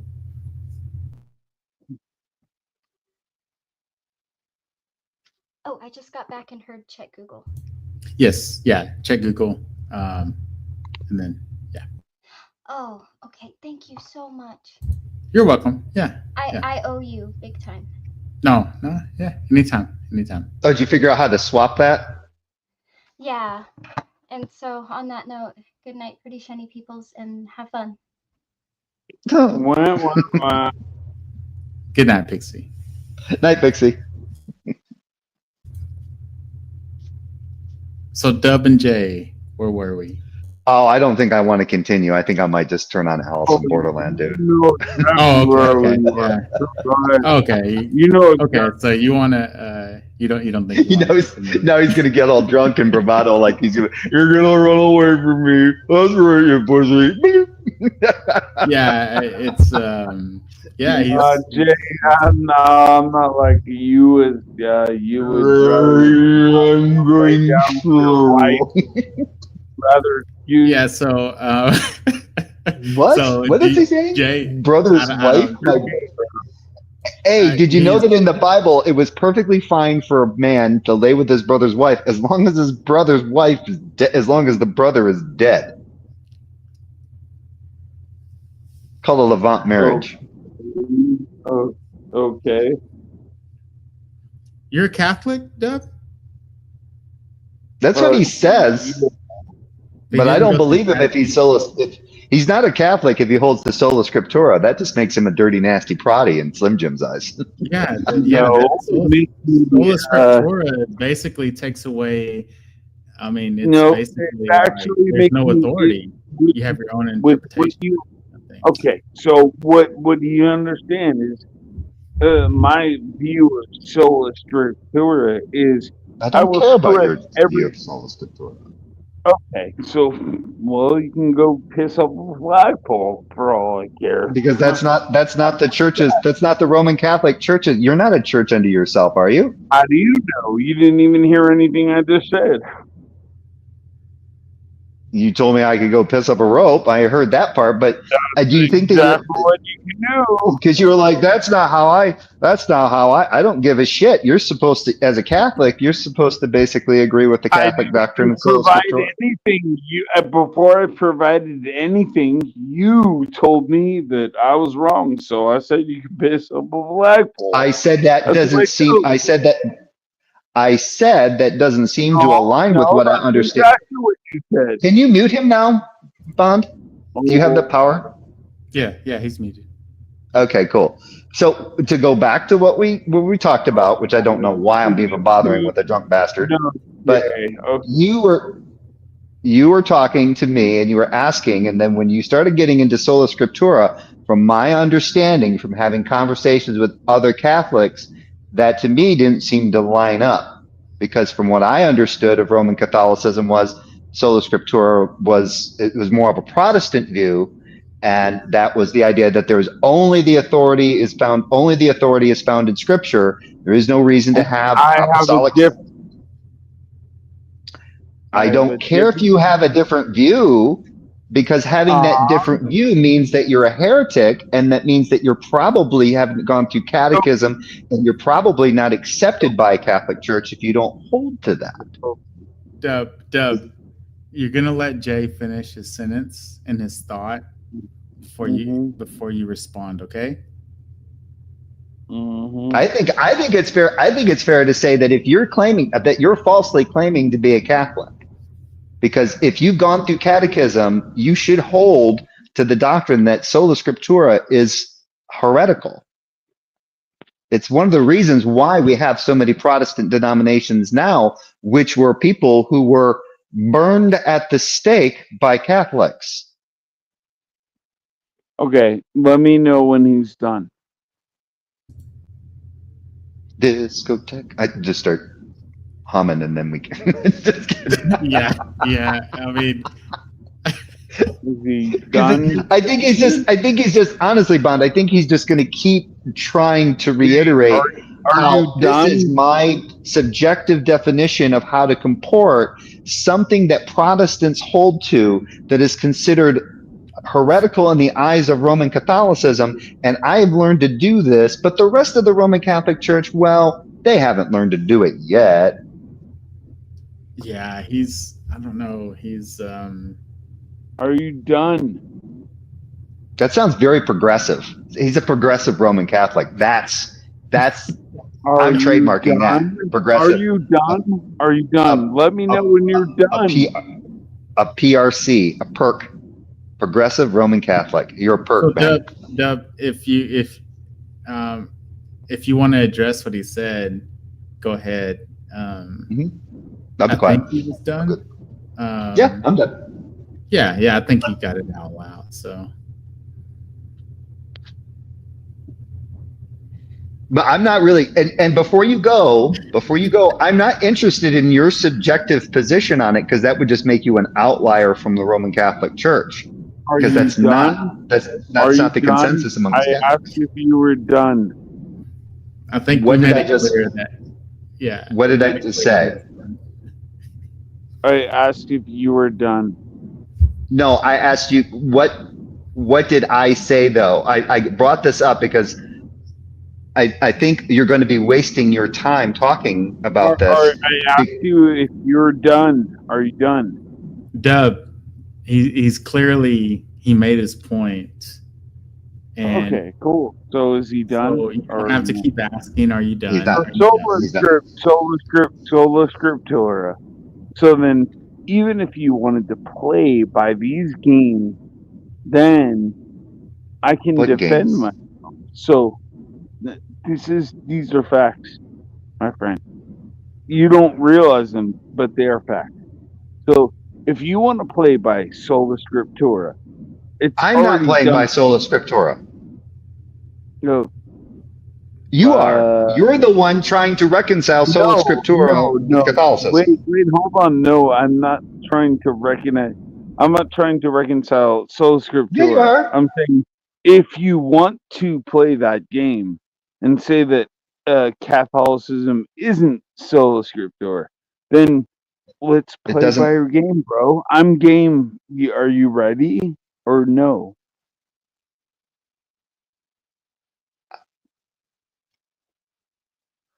What do you want me to do? Exactly. Go ahead. It's your I've step, already bro. Your step. Pixie already read it. Which one? Go ahead. Pixie already read it. Go ahead. Which one? You don't remember what Pixie read from earlier? Go ahead. Just not. Read it. I don't have it up. She read it. You don't remember what she read? Go read it. Well, do you not remember? Yeah, I remember. Okay, go ahead. She already made the point, and I agree. Oh, end of story. What was that? That the Roman Catholic Church does not agree with Sola Scriptura. That Sola Scriptura is predominantly held by Protestants. Play by your game. I will play by your game, and I'll beat you. So go ahead, make your accusation. What accusation do you want me to give? I just said I agree with what Pixie read, and what Pixie read disagrees with your position on Sola Scriptura. No, go ahead. Bond, he's done, man. Yeah, This guy's brain blown bubbles. He is like, I've had a lot He's to done. say, but he's But you're at that drunk where you're still coherent. He's not even there. oh yeah, He's yeah, like I always he's like wandering on a beach, just waiting to pass out into the waves. yeah, he's out there. He's not understanding anything that's being No. said. I'm not understanding what he's saying.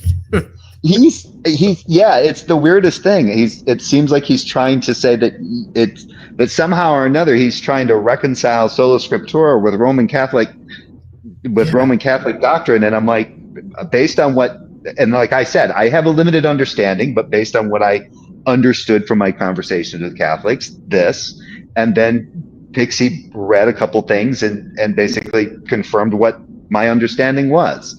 So if I really want to just hammer Dub later, I'll send an email to Jim sometime, and we'll see if we can set up a conversation between him, and I'll let Slim Jim, as a devout Catholic, determine whether or not Dub's actually a real Catholic. I'm sure he can probably figure that out real fucking quick. Hey Jay, are you interested in talking to more Catholics? No, not really. If I was going to have a conversation with Catholics, I'd just have a conversation with Jim. Okay, because I've come across another Catholic guy. He comes around these streams and stuff. He's pretty down to earth. He's pretty laid back. He doesn't. That's what I found about most Catholics. They are normally down to earth. Not to interrupt you, but they seem to be more level. Yeah. He's really. He's not one of these people that just try to he doesn't want to just prove you wrong on stuff. Like he'll listen to what you say. So that's why I was asking if you wanted his channel, I could give it to you. Really good what's guy. his name? He goes by the Zealots Den. I don't think. Okay. Yeah, he just started hanging out with some of the people that I hang out with online. Yeah, but if you just type in the Zealots Den, wait, the Zealots Den? Yes, DEN. I think I've seen that username around before. Yeah, he comes around a few places. He streamed earlier today. He's a pretty good guy. I like him, and he's someone that you can have on to have a conversation, and he's going to be honest with you. He's going to say, I don't know. And he's going to tell you what he believes according to what the church says. Yeah. That's what I was trying. That's what I was trying to be charitable with Dub there when he was asking me about when he goes, what denomination? I don't even know why he would think to even assume that was that I even had a denomination. He didn't even ask, are you a believer or not? He just went right to denomination. I'm like, I don't have one, which could mean that I'm non-denominational, right? So he doesn't even know that I'm a non-believer. So it's like, okay, this might get interesting. And then you try to be charitable and say, based on my understanding of it, but then he's trying to, and whether or not that's correct or not, I'm willing to be corrected by Catholics. Like if Slim Jim came in and goes, well, you got it, but not quite, that kind of thing. I'd think, oh, okay, that's better, right? But he was just like, well, now he wants to make it into a competition or some shit. I'm like, yeah, what the? Why? And he's like, no, that's my definition. The way I see Sola Scriptura, I don't care. You would not be in lockstep with your church if you are willing to accept Sola Scriptura, because that's heretical doctrine. That's outside that's outside your church. So yeah, exactly. I linked it in the public chat. If you want to check it out, you can check him out. He's someone that you might find interesting to talk to at some point. Normally if I want to get into a theological discussion, I just have a conversation with my brother. At this point. Yeah, but like if you're looking for like a Catholic perspective, and Slim Jim's not around, I'll vouch for this guy. He's a good guy. He's someone worth talking to. And whatever happened to Alpha Centauri? Because he used to go over to Raging Atheist. Oh, does he? Yeah. Yeah, I saw him recently. I think B.S. Lewis shared on a community post. He shared one of his streams. So he's still out there. Yeah, but I'll vouch for this guy Zealots Den. He's a really good guy. If you're looking to, he's online a lot. So if you're ever online and you're looking to get a Catholic perspective of something, he's a really good. I'll say for whatever reason, you never know. Sorry, I was reading. I'm sorry, I wasn't laughing at what you were saying. I just read this comment from B.S. Lewis. He goes, "Does Jay hate Jim? Why would he make him talk to Dub?"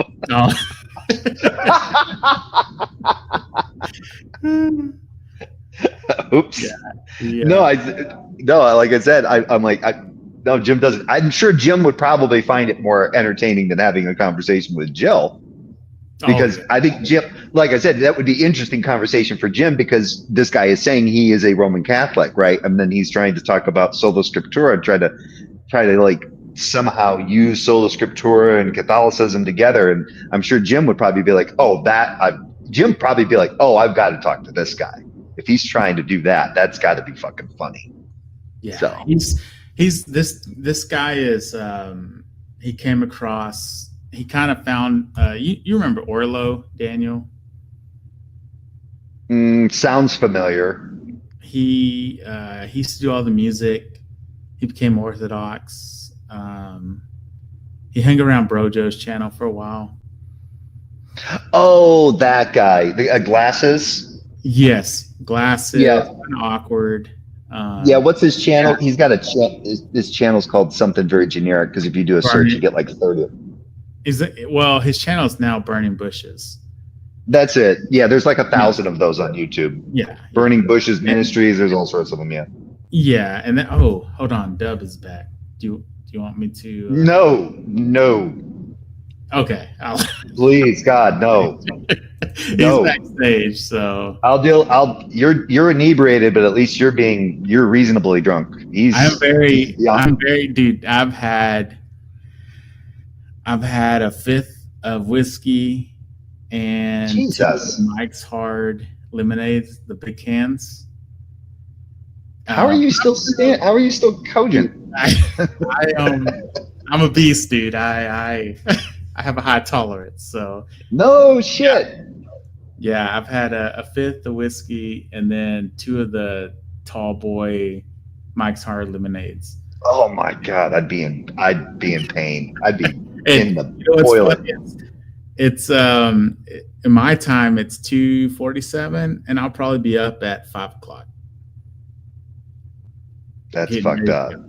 But it is what it is. But I don't know what I was saying. You were talking about Daniel Orlo.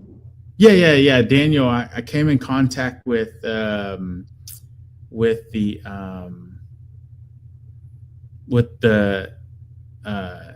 Z-Den. I call him Z-Den, but the Zealots Den. Daniel he kept on doing his streams and he attracted a lot of Orthodox and some Catholics to his channel. And he's one of the ones that, he's someone to talk to if you want to talk about this stuff with the Catholic or somebody. So just, check out his channel. And if you do want to talk to someone, I would recommend him because he's not someone that's wanting to, he doesn't want to get into these dumpster fires. He will, but he doesn't want to. Well, I don't know if even Dub would do it. I just think Dub's drunk and belligerent and he doesn't, he just wants to keep going. Yeah. Dub probably had a couple of shots and he's out of his mind right now. A couple of shots. What a lightweight. Jeff and I had to quit drinking. I mean, every once in a while I'll pick up like a good bottle of wine, but that's like once in a blue moon now. And then even then I can only have like a couple glasses. And Jeff, he just stopped. He can't control himself. Yeah, no. I noticed he kind of I feel like he stepped away from the alcohol stuff because he would get pretty out there. I remember COVID. How many times did I have to call him? I was trying to get a hold of him because he'd leave his stream live. You hear him snoring over his stream and shit. Yeah, I remember that. And then there was the time that he stripped down into his skivvies to go to bed and he was on camera and P-Mars caught it. Yeah, he stripped down and P-Mars caught it. And yeah. P-Mars wasn't letting that go. P-Mars is like, I've got gold on this fucker. Luckily, I don't have a webcam for my computer.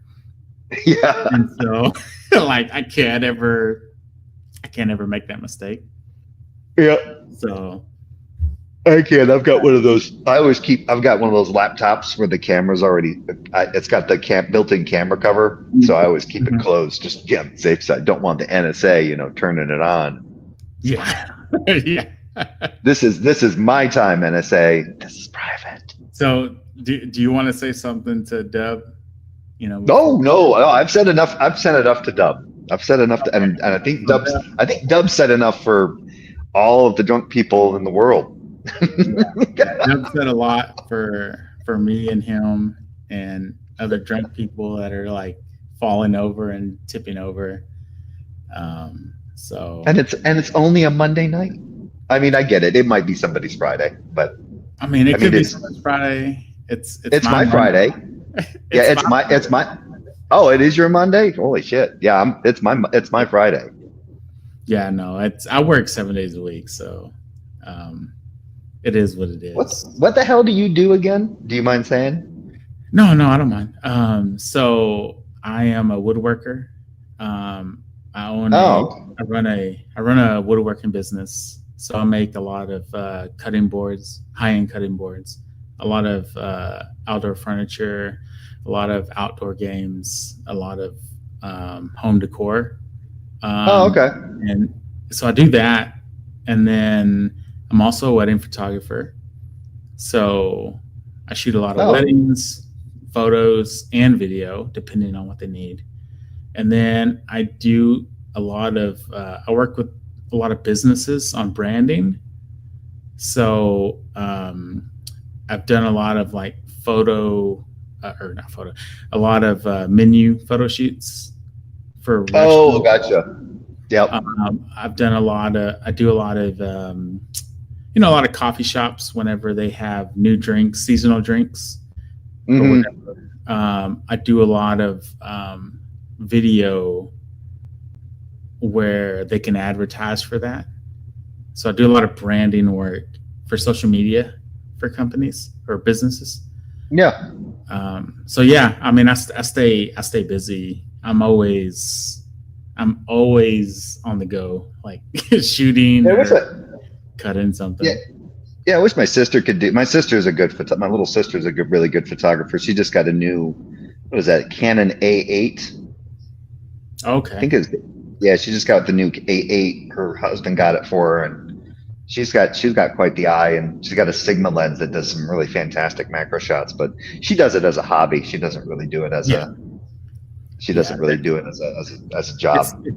It started with me with when I was in college. In my fraternity, I was like a historian, so I was supposed to be the one taking all the pictures and video. And gotcha. That's where it sparked my interest. And so you learned how to operate drunk a long time ago. Yes. Yes. Dude, I'll tell you this, I kid you not, some of my best wedding photo shoots, like some of my best weddings that I've shot, I was absolutely I was gone. I was just plastered. and one of them was actually my friend. I've known her since college. We're real good friends. She got married, and like she was just like, she wanted to drink with me, and she was just like giving me these really, really strong margaritas throughout the day. And I was gone. But that wedding, nothing like tequila to get you fucked up. Yeah, that wedding was immaculate. The way I shot it, somehow, some way, I was gone, but I just shot it, and it came out. If you like margaritas, there's a canned drink out. I think the company's called VBC. I think they might be out there where you're at in Texas. They should be, because they're made in Mexico. You should have them in Texas, unless with the whole Mexico tariffs and shit. But it's called VBC. And they make one, and it comes like in a 20, almost, it looks like a 24-ounce can, but I think it's like a 23-ounce can or whatever. Have you ever heard of Jamaica?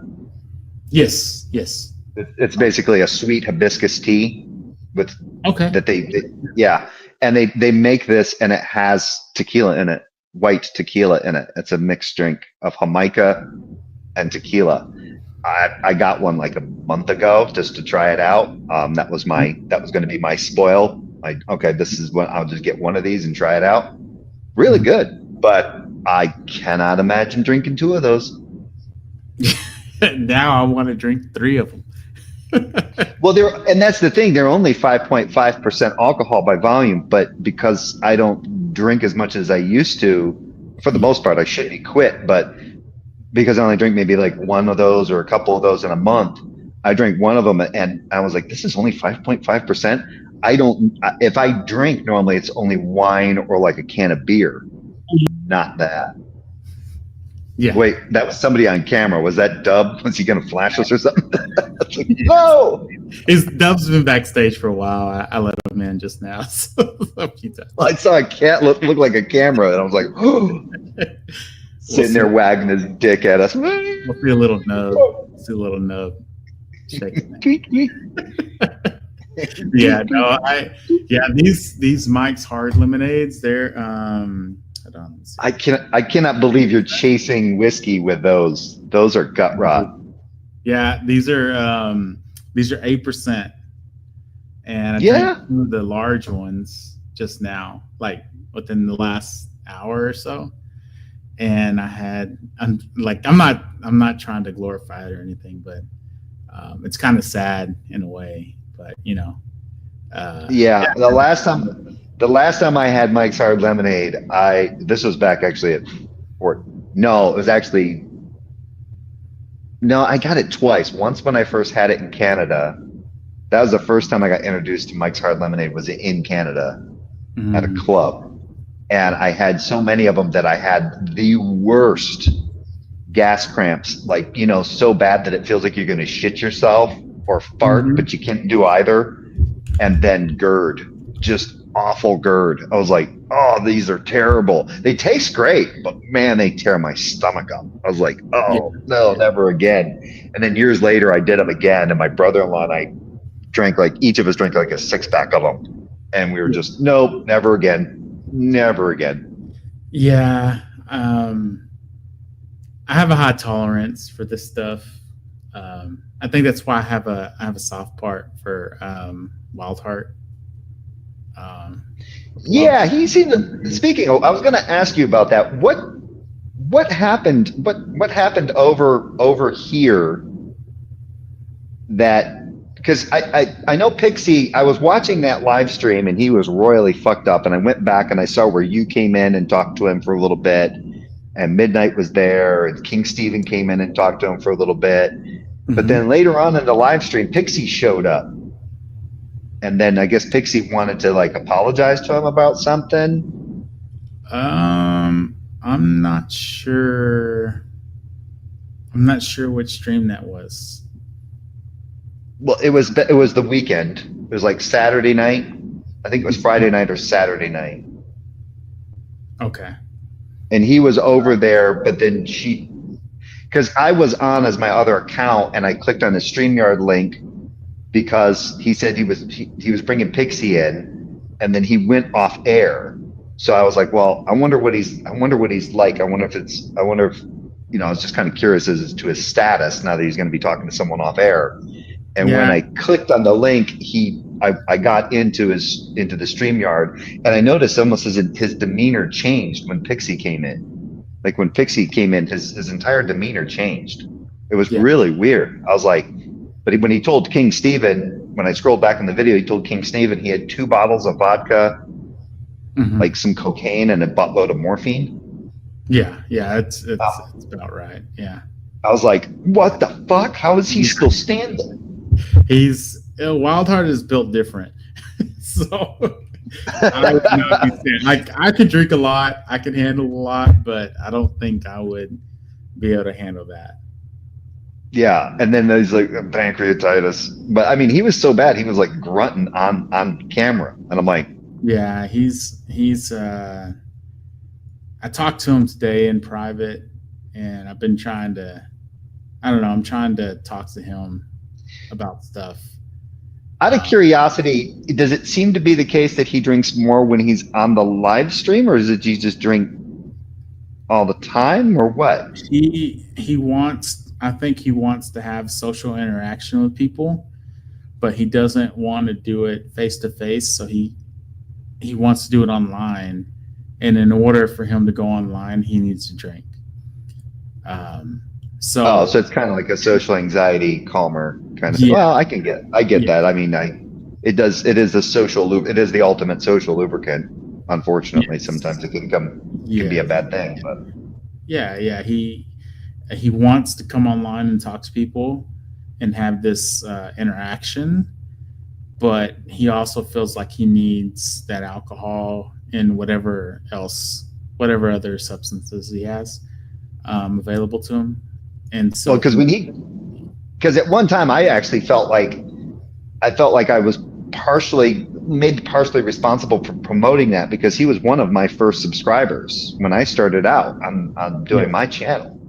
And Mhm. because I would do a lot of videos where I was inebriated, getting my cups on, and then all of a sudden I start seeing him and he's like getting worse, and I'm like, wait a minute, I don't think my drinking should have contributed to this. But then again, you never know with addiction. Addiction can take all sorts of interesting turns. So I was like, I hope my brother and I didn't contribute to that shit, because I mean there were lots of times. I remember the first time I had Matt Big on, I had bought 2 bottles of fucking sake, and I was only going to drink one, but I had the second one just in case I wanted more. And Matt Big comes in there and he's like, "You fucking lightweight." That's right. You always did the sake. That's right. You did do that. Sake and wine. There's almost always sake and wine. Yep. You did do that. Yep, I remember. Because that was back when you would do that when Vegeta would join your streams. Yep. Mhm. And then there was the one time though I went on Discord and I was enjoying some Hendrix gin, just making gin and tonics with Hendrix gin, and I don't know what it was about drinking that shit. It just kind of like calmed the nerves, and I went into this Discord server, and they were it was started by I can't remember the name of it. I think it was started by 2 women, and T-Jump was there for a little bit and then he left. But I was like getting like ganged up on by like 2 or 3 Christians at one time. I smoked them. Well, was it the new GDC that one person was trying to bring out? It might have been back then. Yeah, it was years ago. It was before COVID. And and I was just sitting there, and I remember because I was talking, and like one of the Christians was like, "What do you mean? You mean you're just fine with not knowing?" And I'm like, if I don't have a fucking answer, yeah, I pretty much have no choice but to not know. And that for the one guy that I was talking to just completely floored him. And but I remember at one point one of those ladies wrote in the live chat or the chat for the server. She goes, "Who the fuck is this guy? He's awesome." And I'm like, and I'm drunk. Well, the first time that you talked to was it P-Town or Sky Out? The first time that you talked to one of them, or maybe it was who's the weird dude? Are you talking about the time I did like the really bad Hannibal Lecter impersonation and was like talking to him about his mom and shit? No, I don't think so. But that was P-Mars. That went on for 45 fucking minutes. That was insane. You did. It was, who's the dude? The electrical. Was it P-Mars? I think it was P-Mars that you talked to that I heard, and you just like. It was either him or Sky Out, but you just asked them questions. I think you were really high and possibly drunk. But you if I was high, I wasn't drunk. I would never mix the two. Okay. So it was one of the two, but you were just very chill and you just asked them questions and you let them talk. And that interaction was amazing. I think that was P-Mars. That was for 40. That was the 45-minute one. Yeah. Yeah. And like one point, like, as he like started bringing up his mom being a whore or something like that. I'm like, really? It just kind of went from there. Yeah. I was glad to have that as a recording. I actually released that as its own video. I should find that for you and see if that jogs your memory, if that's what you're referring to. Yes, I think it is. You should find the praise one where he threatened you. I'm still. Oh, I still haven't. Yeah, that's right. I know exactly where it's at. I gotta send you the link sometime. Yeah. I just need it just in case. I just need it in the back pocket. I might, since his channel was down. Like, I actually thought about doing that when Praise's channel was. I don't even know why his channel was missing. Like, did it get taken down for? I think he took it down to. He was trying to avoid some stuff, like copyright stuff. So so he just dropped it and then brought it back up. Okay. Yeah. Because I knew he had at least 2 strikes beforehand. So I know that if you at that point you got to be careful, because 3rd strike and you're out. That's it. So I thought, well, maybe he did that, or maybe the other. I thought his channel was just gone. I was like, oh, that oh, look at that, finally. Because I mean, the shit that happens over on that channel sometimes is just like, I'm amazed. Yeah, it's like, oh my god, good terms. I'm good terms with them, but I'm still keeping a distance, and I'll probably go join them tonight if they're live later. But yeah, I did that. Yeah, I was going to do an homage to Praise's channel, and just, I have some clips that are saved on my in my content, and just kind of play them. And the first one I was going to start with was if I ever see you, Jay, I will blow your fucking head off. Oh yeah. That one was. Yeah, that was that was like chef's kiss. My wife and my brother were so pissed at him for that. Oh, I yeah, sat there. I don't blame him. Yeah. I squealed like a little girl. When it happened. My wife's eyes were just ablaze. And then when I talked to my brother, he's like, that piece of shit. And Jeff doesn't really, he doesn't tolerate that shit. But I was like, well, I can do worse, but I didn't. It's like, oh, okay. You want to talk about violence? Let's talk about some violence, boy. Yeah, boy. Yeah. Let's talk about some violence, boy. Yeah, they've been so like I said, I don't have anything against them anymore. Kind of squashed all of that, but yeah, it gets Wild West over there. Yeah, well, especially with that guy, the dude, which now he goes by the preacher. Yeah. Give me a break. And he's talking to this one guy, and he's trying to trying to ram free grace doctrine down his throat. Yeah, you bald fuck. I don't know how many times I gotta explain this to you, you bald fuck, you piece of shit. I'm like, oh, there really is no love like Protestant Christian love. Yeah, free grace love. Yeah, it's like, I love you, brother, but fuck you, you bald fuck. Yeah, it's funny whenever Wildheart joins, and then he's just like, and then he starts talking up, and he's just like, "Fuck you, do all Yeah. Peace, and Maranatha, motherfucker." Yeah. That situation. Like I said, I don't have anything against them, but that situation's weird. But I think Sammy was. I think he said something to you in the chat. He had an argument he's been working on. Sammy the Way Out Seal? 420 Atheists? Yeah. Yeah. If we define change as accusation of potential from God. I haven't. Because they're supposed to be unchanging being. Oh, he's trying to do like it's whether or not the concept of the entity is an immutable one. So it sounds like it reads to me like Sammy's doing an argument that would logically basically make an argument for why it's logically contradictory if the God is claimed to be immutable or unchangeable. Oh, okay, I see. Yeah. Christianity. But if you talk to some Christians, it won't work because they'll be like, "What do you mean? I don't know if I necessarily agree with that thing, and God's not immutable. You know, God's immutable because so it's like, well, what do you mean by immutable?" And then you sit there and go, "Oh my God!" And then you're in a Jill conversation where you're just talking about the meaning of one word for 3 hours. It's like, kill me. So do you think that's is that something? Let me read. I gotta read it. I gotta put my glasses on. I can read some of it, but it's not real clear to me because I'm getting old and feeble. Here, I'll put it back on there. There you go.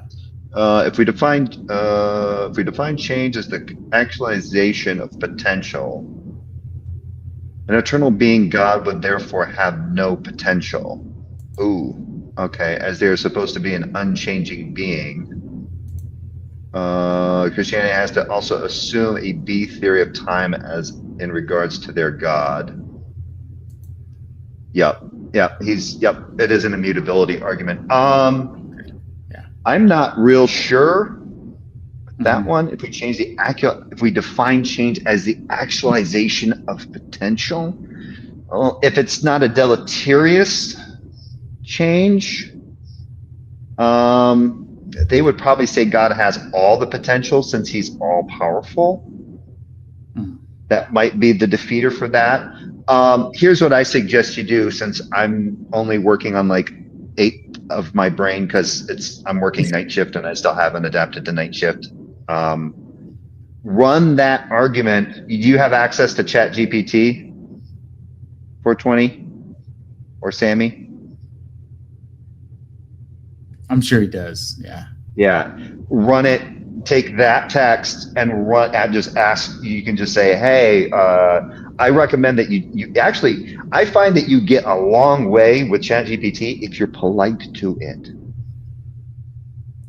Yeah. Like this happened like when I was having a conversation. I was doing a back and forth with what's his name, Immutable Destiny, and he defined something. What was it that he defined? Oh, that I had a non-biblical worldview, right? Yeah. And I disagreed, and I said, no, I think I have a biblical worldview because in my web of beliefs, since I was raised a Christian, there are things in there that I believe are blah, blah, blah, blah, blah, right? And he, of course, disagreed with it. And so I ran it through ChatGPT. ChatGPT agreed with Immutable. I had to convince it, and it took 45 fucking minutes. But you got to be polite, and it'll eventually see things your way.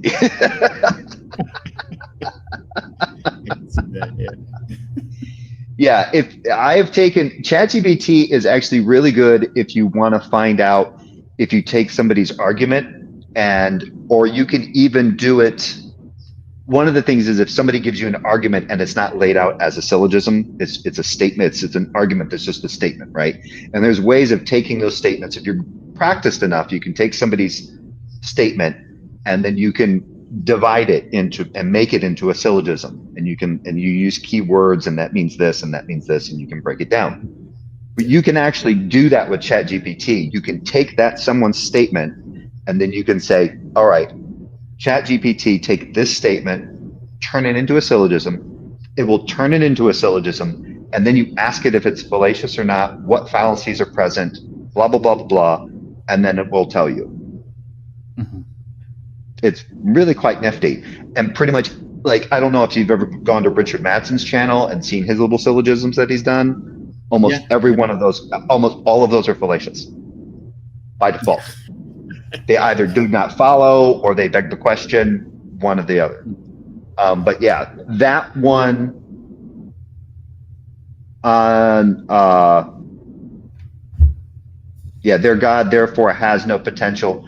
Yeah, I think they would. I think any Christian that you confronted with that argument would be that God automatically has all of the potential because that's why he's not changing.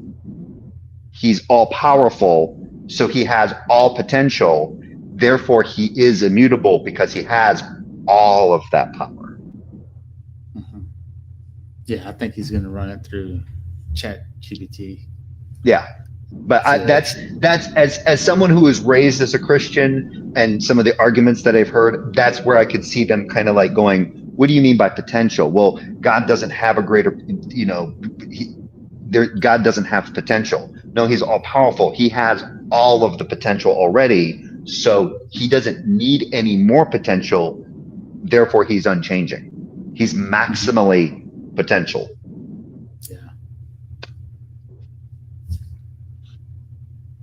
I've been working on one for a while that's basically the argument for the non-existence of a perfect entity based on mistakes, Okay. based on imperfection. The fact that we have imperfection, therefore there is no perfect entity. If there is a perfect entity that is a mind, that is the necessary precondition for all. The necessary precondition for everything that instantiates and sustains everything. So the Darth Dawkins deity, right? And it's perfect. It has to, so by that means that the God sustains, it instantiates and sustains all reality, meaning it sustains imperfection. But I don't know how a perfect entity could sustain imperfection without it knowing what imperfect is.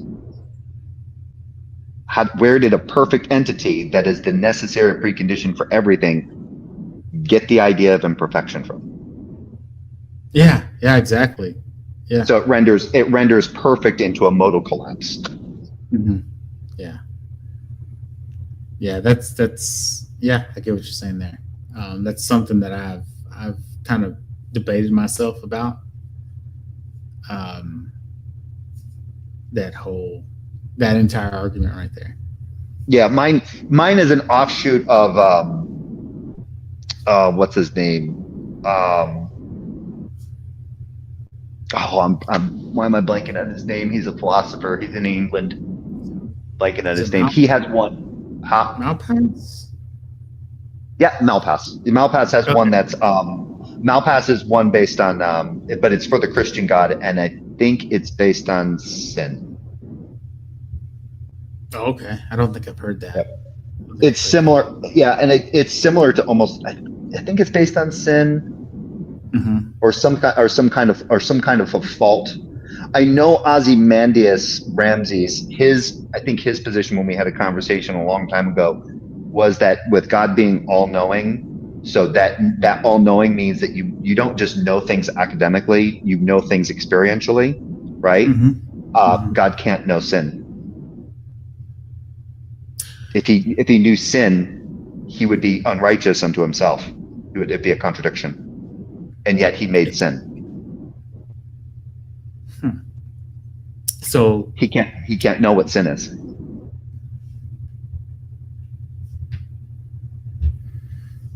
Does he have does he have a video or something? For Ozzy's? Yes, yeah. I can see if I can find something where he talks about. He's got a channel, but when he told, and I don't know if, Oh no, go ahead.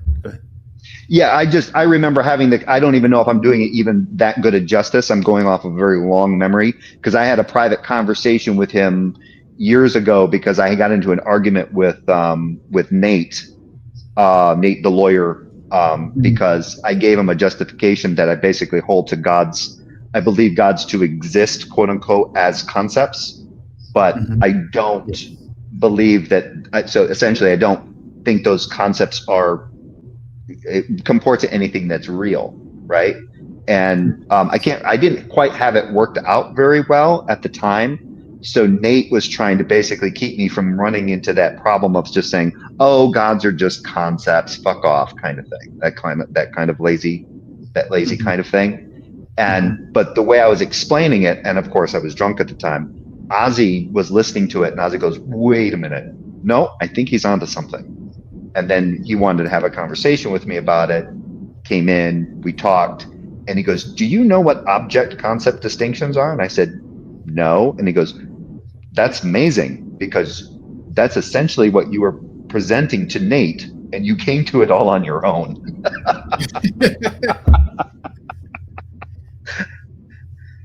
And so we talked for about an hour and a half. And so Yeah. But because he was talking when we talked about like the grand idea of gods or God, God or gods. He was like, oh yeah, and then he goes, oh, with the Christian God, because I asked him, I said, oh, but when it comes to the Christian God, he goes, oh, I'm definitely an atheist. I definitely know that God does not exist. Yeah. And he's given his justification. I know it doesn't exist. There's no way that thing exists. Yeah, I've heard him go down that route. What's up, Sammy? So, but by the way, going back to that video, I don't know if you were there. Do you remember when Skylar Fiction and Dr. Josh bushwhacked Praise with that video? The one where he threatened to kill me? Say that again. I think I cut out. Do you remember when Skylar Fiction and Dr. Josh bushwhacked Praise? Oh yeah. They were gonna do like a debate with them, and then they were like, "Fuck you," and they didn't do it. Yeah, they played that. Yeah. Because I remember when it was coming up, and then next thing I know, I get this email from Dr. Josh. He goes, "Can I get a link to that video?" I'm like, yeah. And I just said, "Sure." I didn't even bother to ask. I just gave him the link. I was like, "Here you go," and he goes, "Thank you." And I'm like, yeah. With that debate coming up, why did he want that? Yeah, that was back when they were using. They weren't using StreamYard yet. I think they were using Zoom. Yeah, that was when they were using Zoom. Yep. Yeah. If you get that and you have a chance, just let me know. Oh.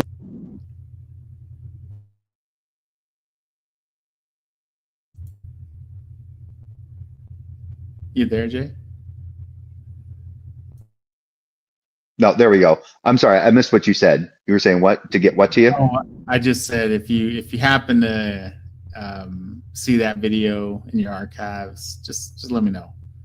Yeah, I wish I had a way of sharing it here. I don't know how to share it from here without killing the stream or without killing where I'm at. Yeah, no, because I'm on my phone. No, you're good.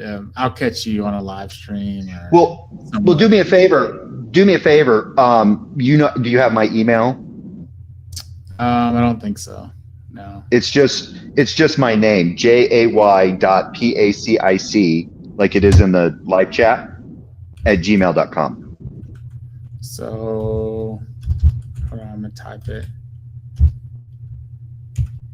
What's up, Sammy? How you doing? Hey, fellas. I know it was pretty simple advice, but that was great advice. Chat GPT is fantastic. It didn't do a great job at first. It just literally turned it into a syllogism for me. Yeah. Then I just said, "Can you please go into more depth?" And Well, ask another thing to ask it is it fallacious? Point out any fallacies. Then it'll tell you the fallacies, and then ask it, is there a way to make this argument to eliminate the fallacies? And it will do it. well, it said it was a logical argument, but there was we had to. It said you need to define your terms first because it's obviously dependent on change only occurring, or change is only the actualization of potential. Yeah, which means it can be. Here's the thing: it can be telling you that it's valid in form, but ask if it has any informal fallacies in it, and it'll tell you the any fallacies, and it'll probably tell you the informal. Because if it's saying it's logically valid, that just means it's valid in its form. But informal fallacies can still happen in a valid format. You know what I'm saying? Yeah. I'll do that. Because the tag argument or the Kalam cosmological argument, it's valid in form, but a lot of people, it begs the question. So that's the informal fallacy that's sometimes attached to the Kalam cosmological argument, because it assumes the truth of the entity right there at the beginning. if it's not assumed in the premise, it is an illicit it's an illicit. I think it's illicit implication in there.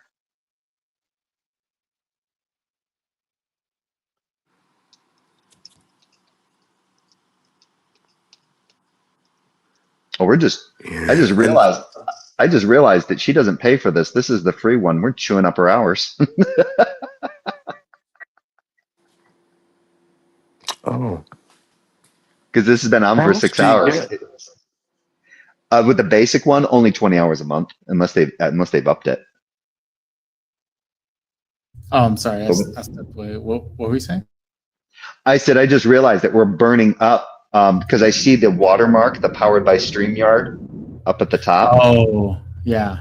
Yeah, and she's got limited. If she's not paying for it, if she's just using a basic account, she's only getting 20. We're eating into her 20 hours a month. Yeah. We should probably end it here pretty soon. I'm sure it won't bother her if we've been having productive or productive conversation, but yeah.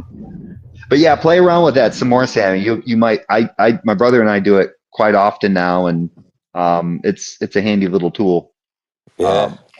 It can still get some shit wrong, but it's still handy, and it helps it because it breaks your stuff down so you can actually see it, and it helps with like I actually had it do an entire analysis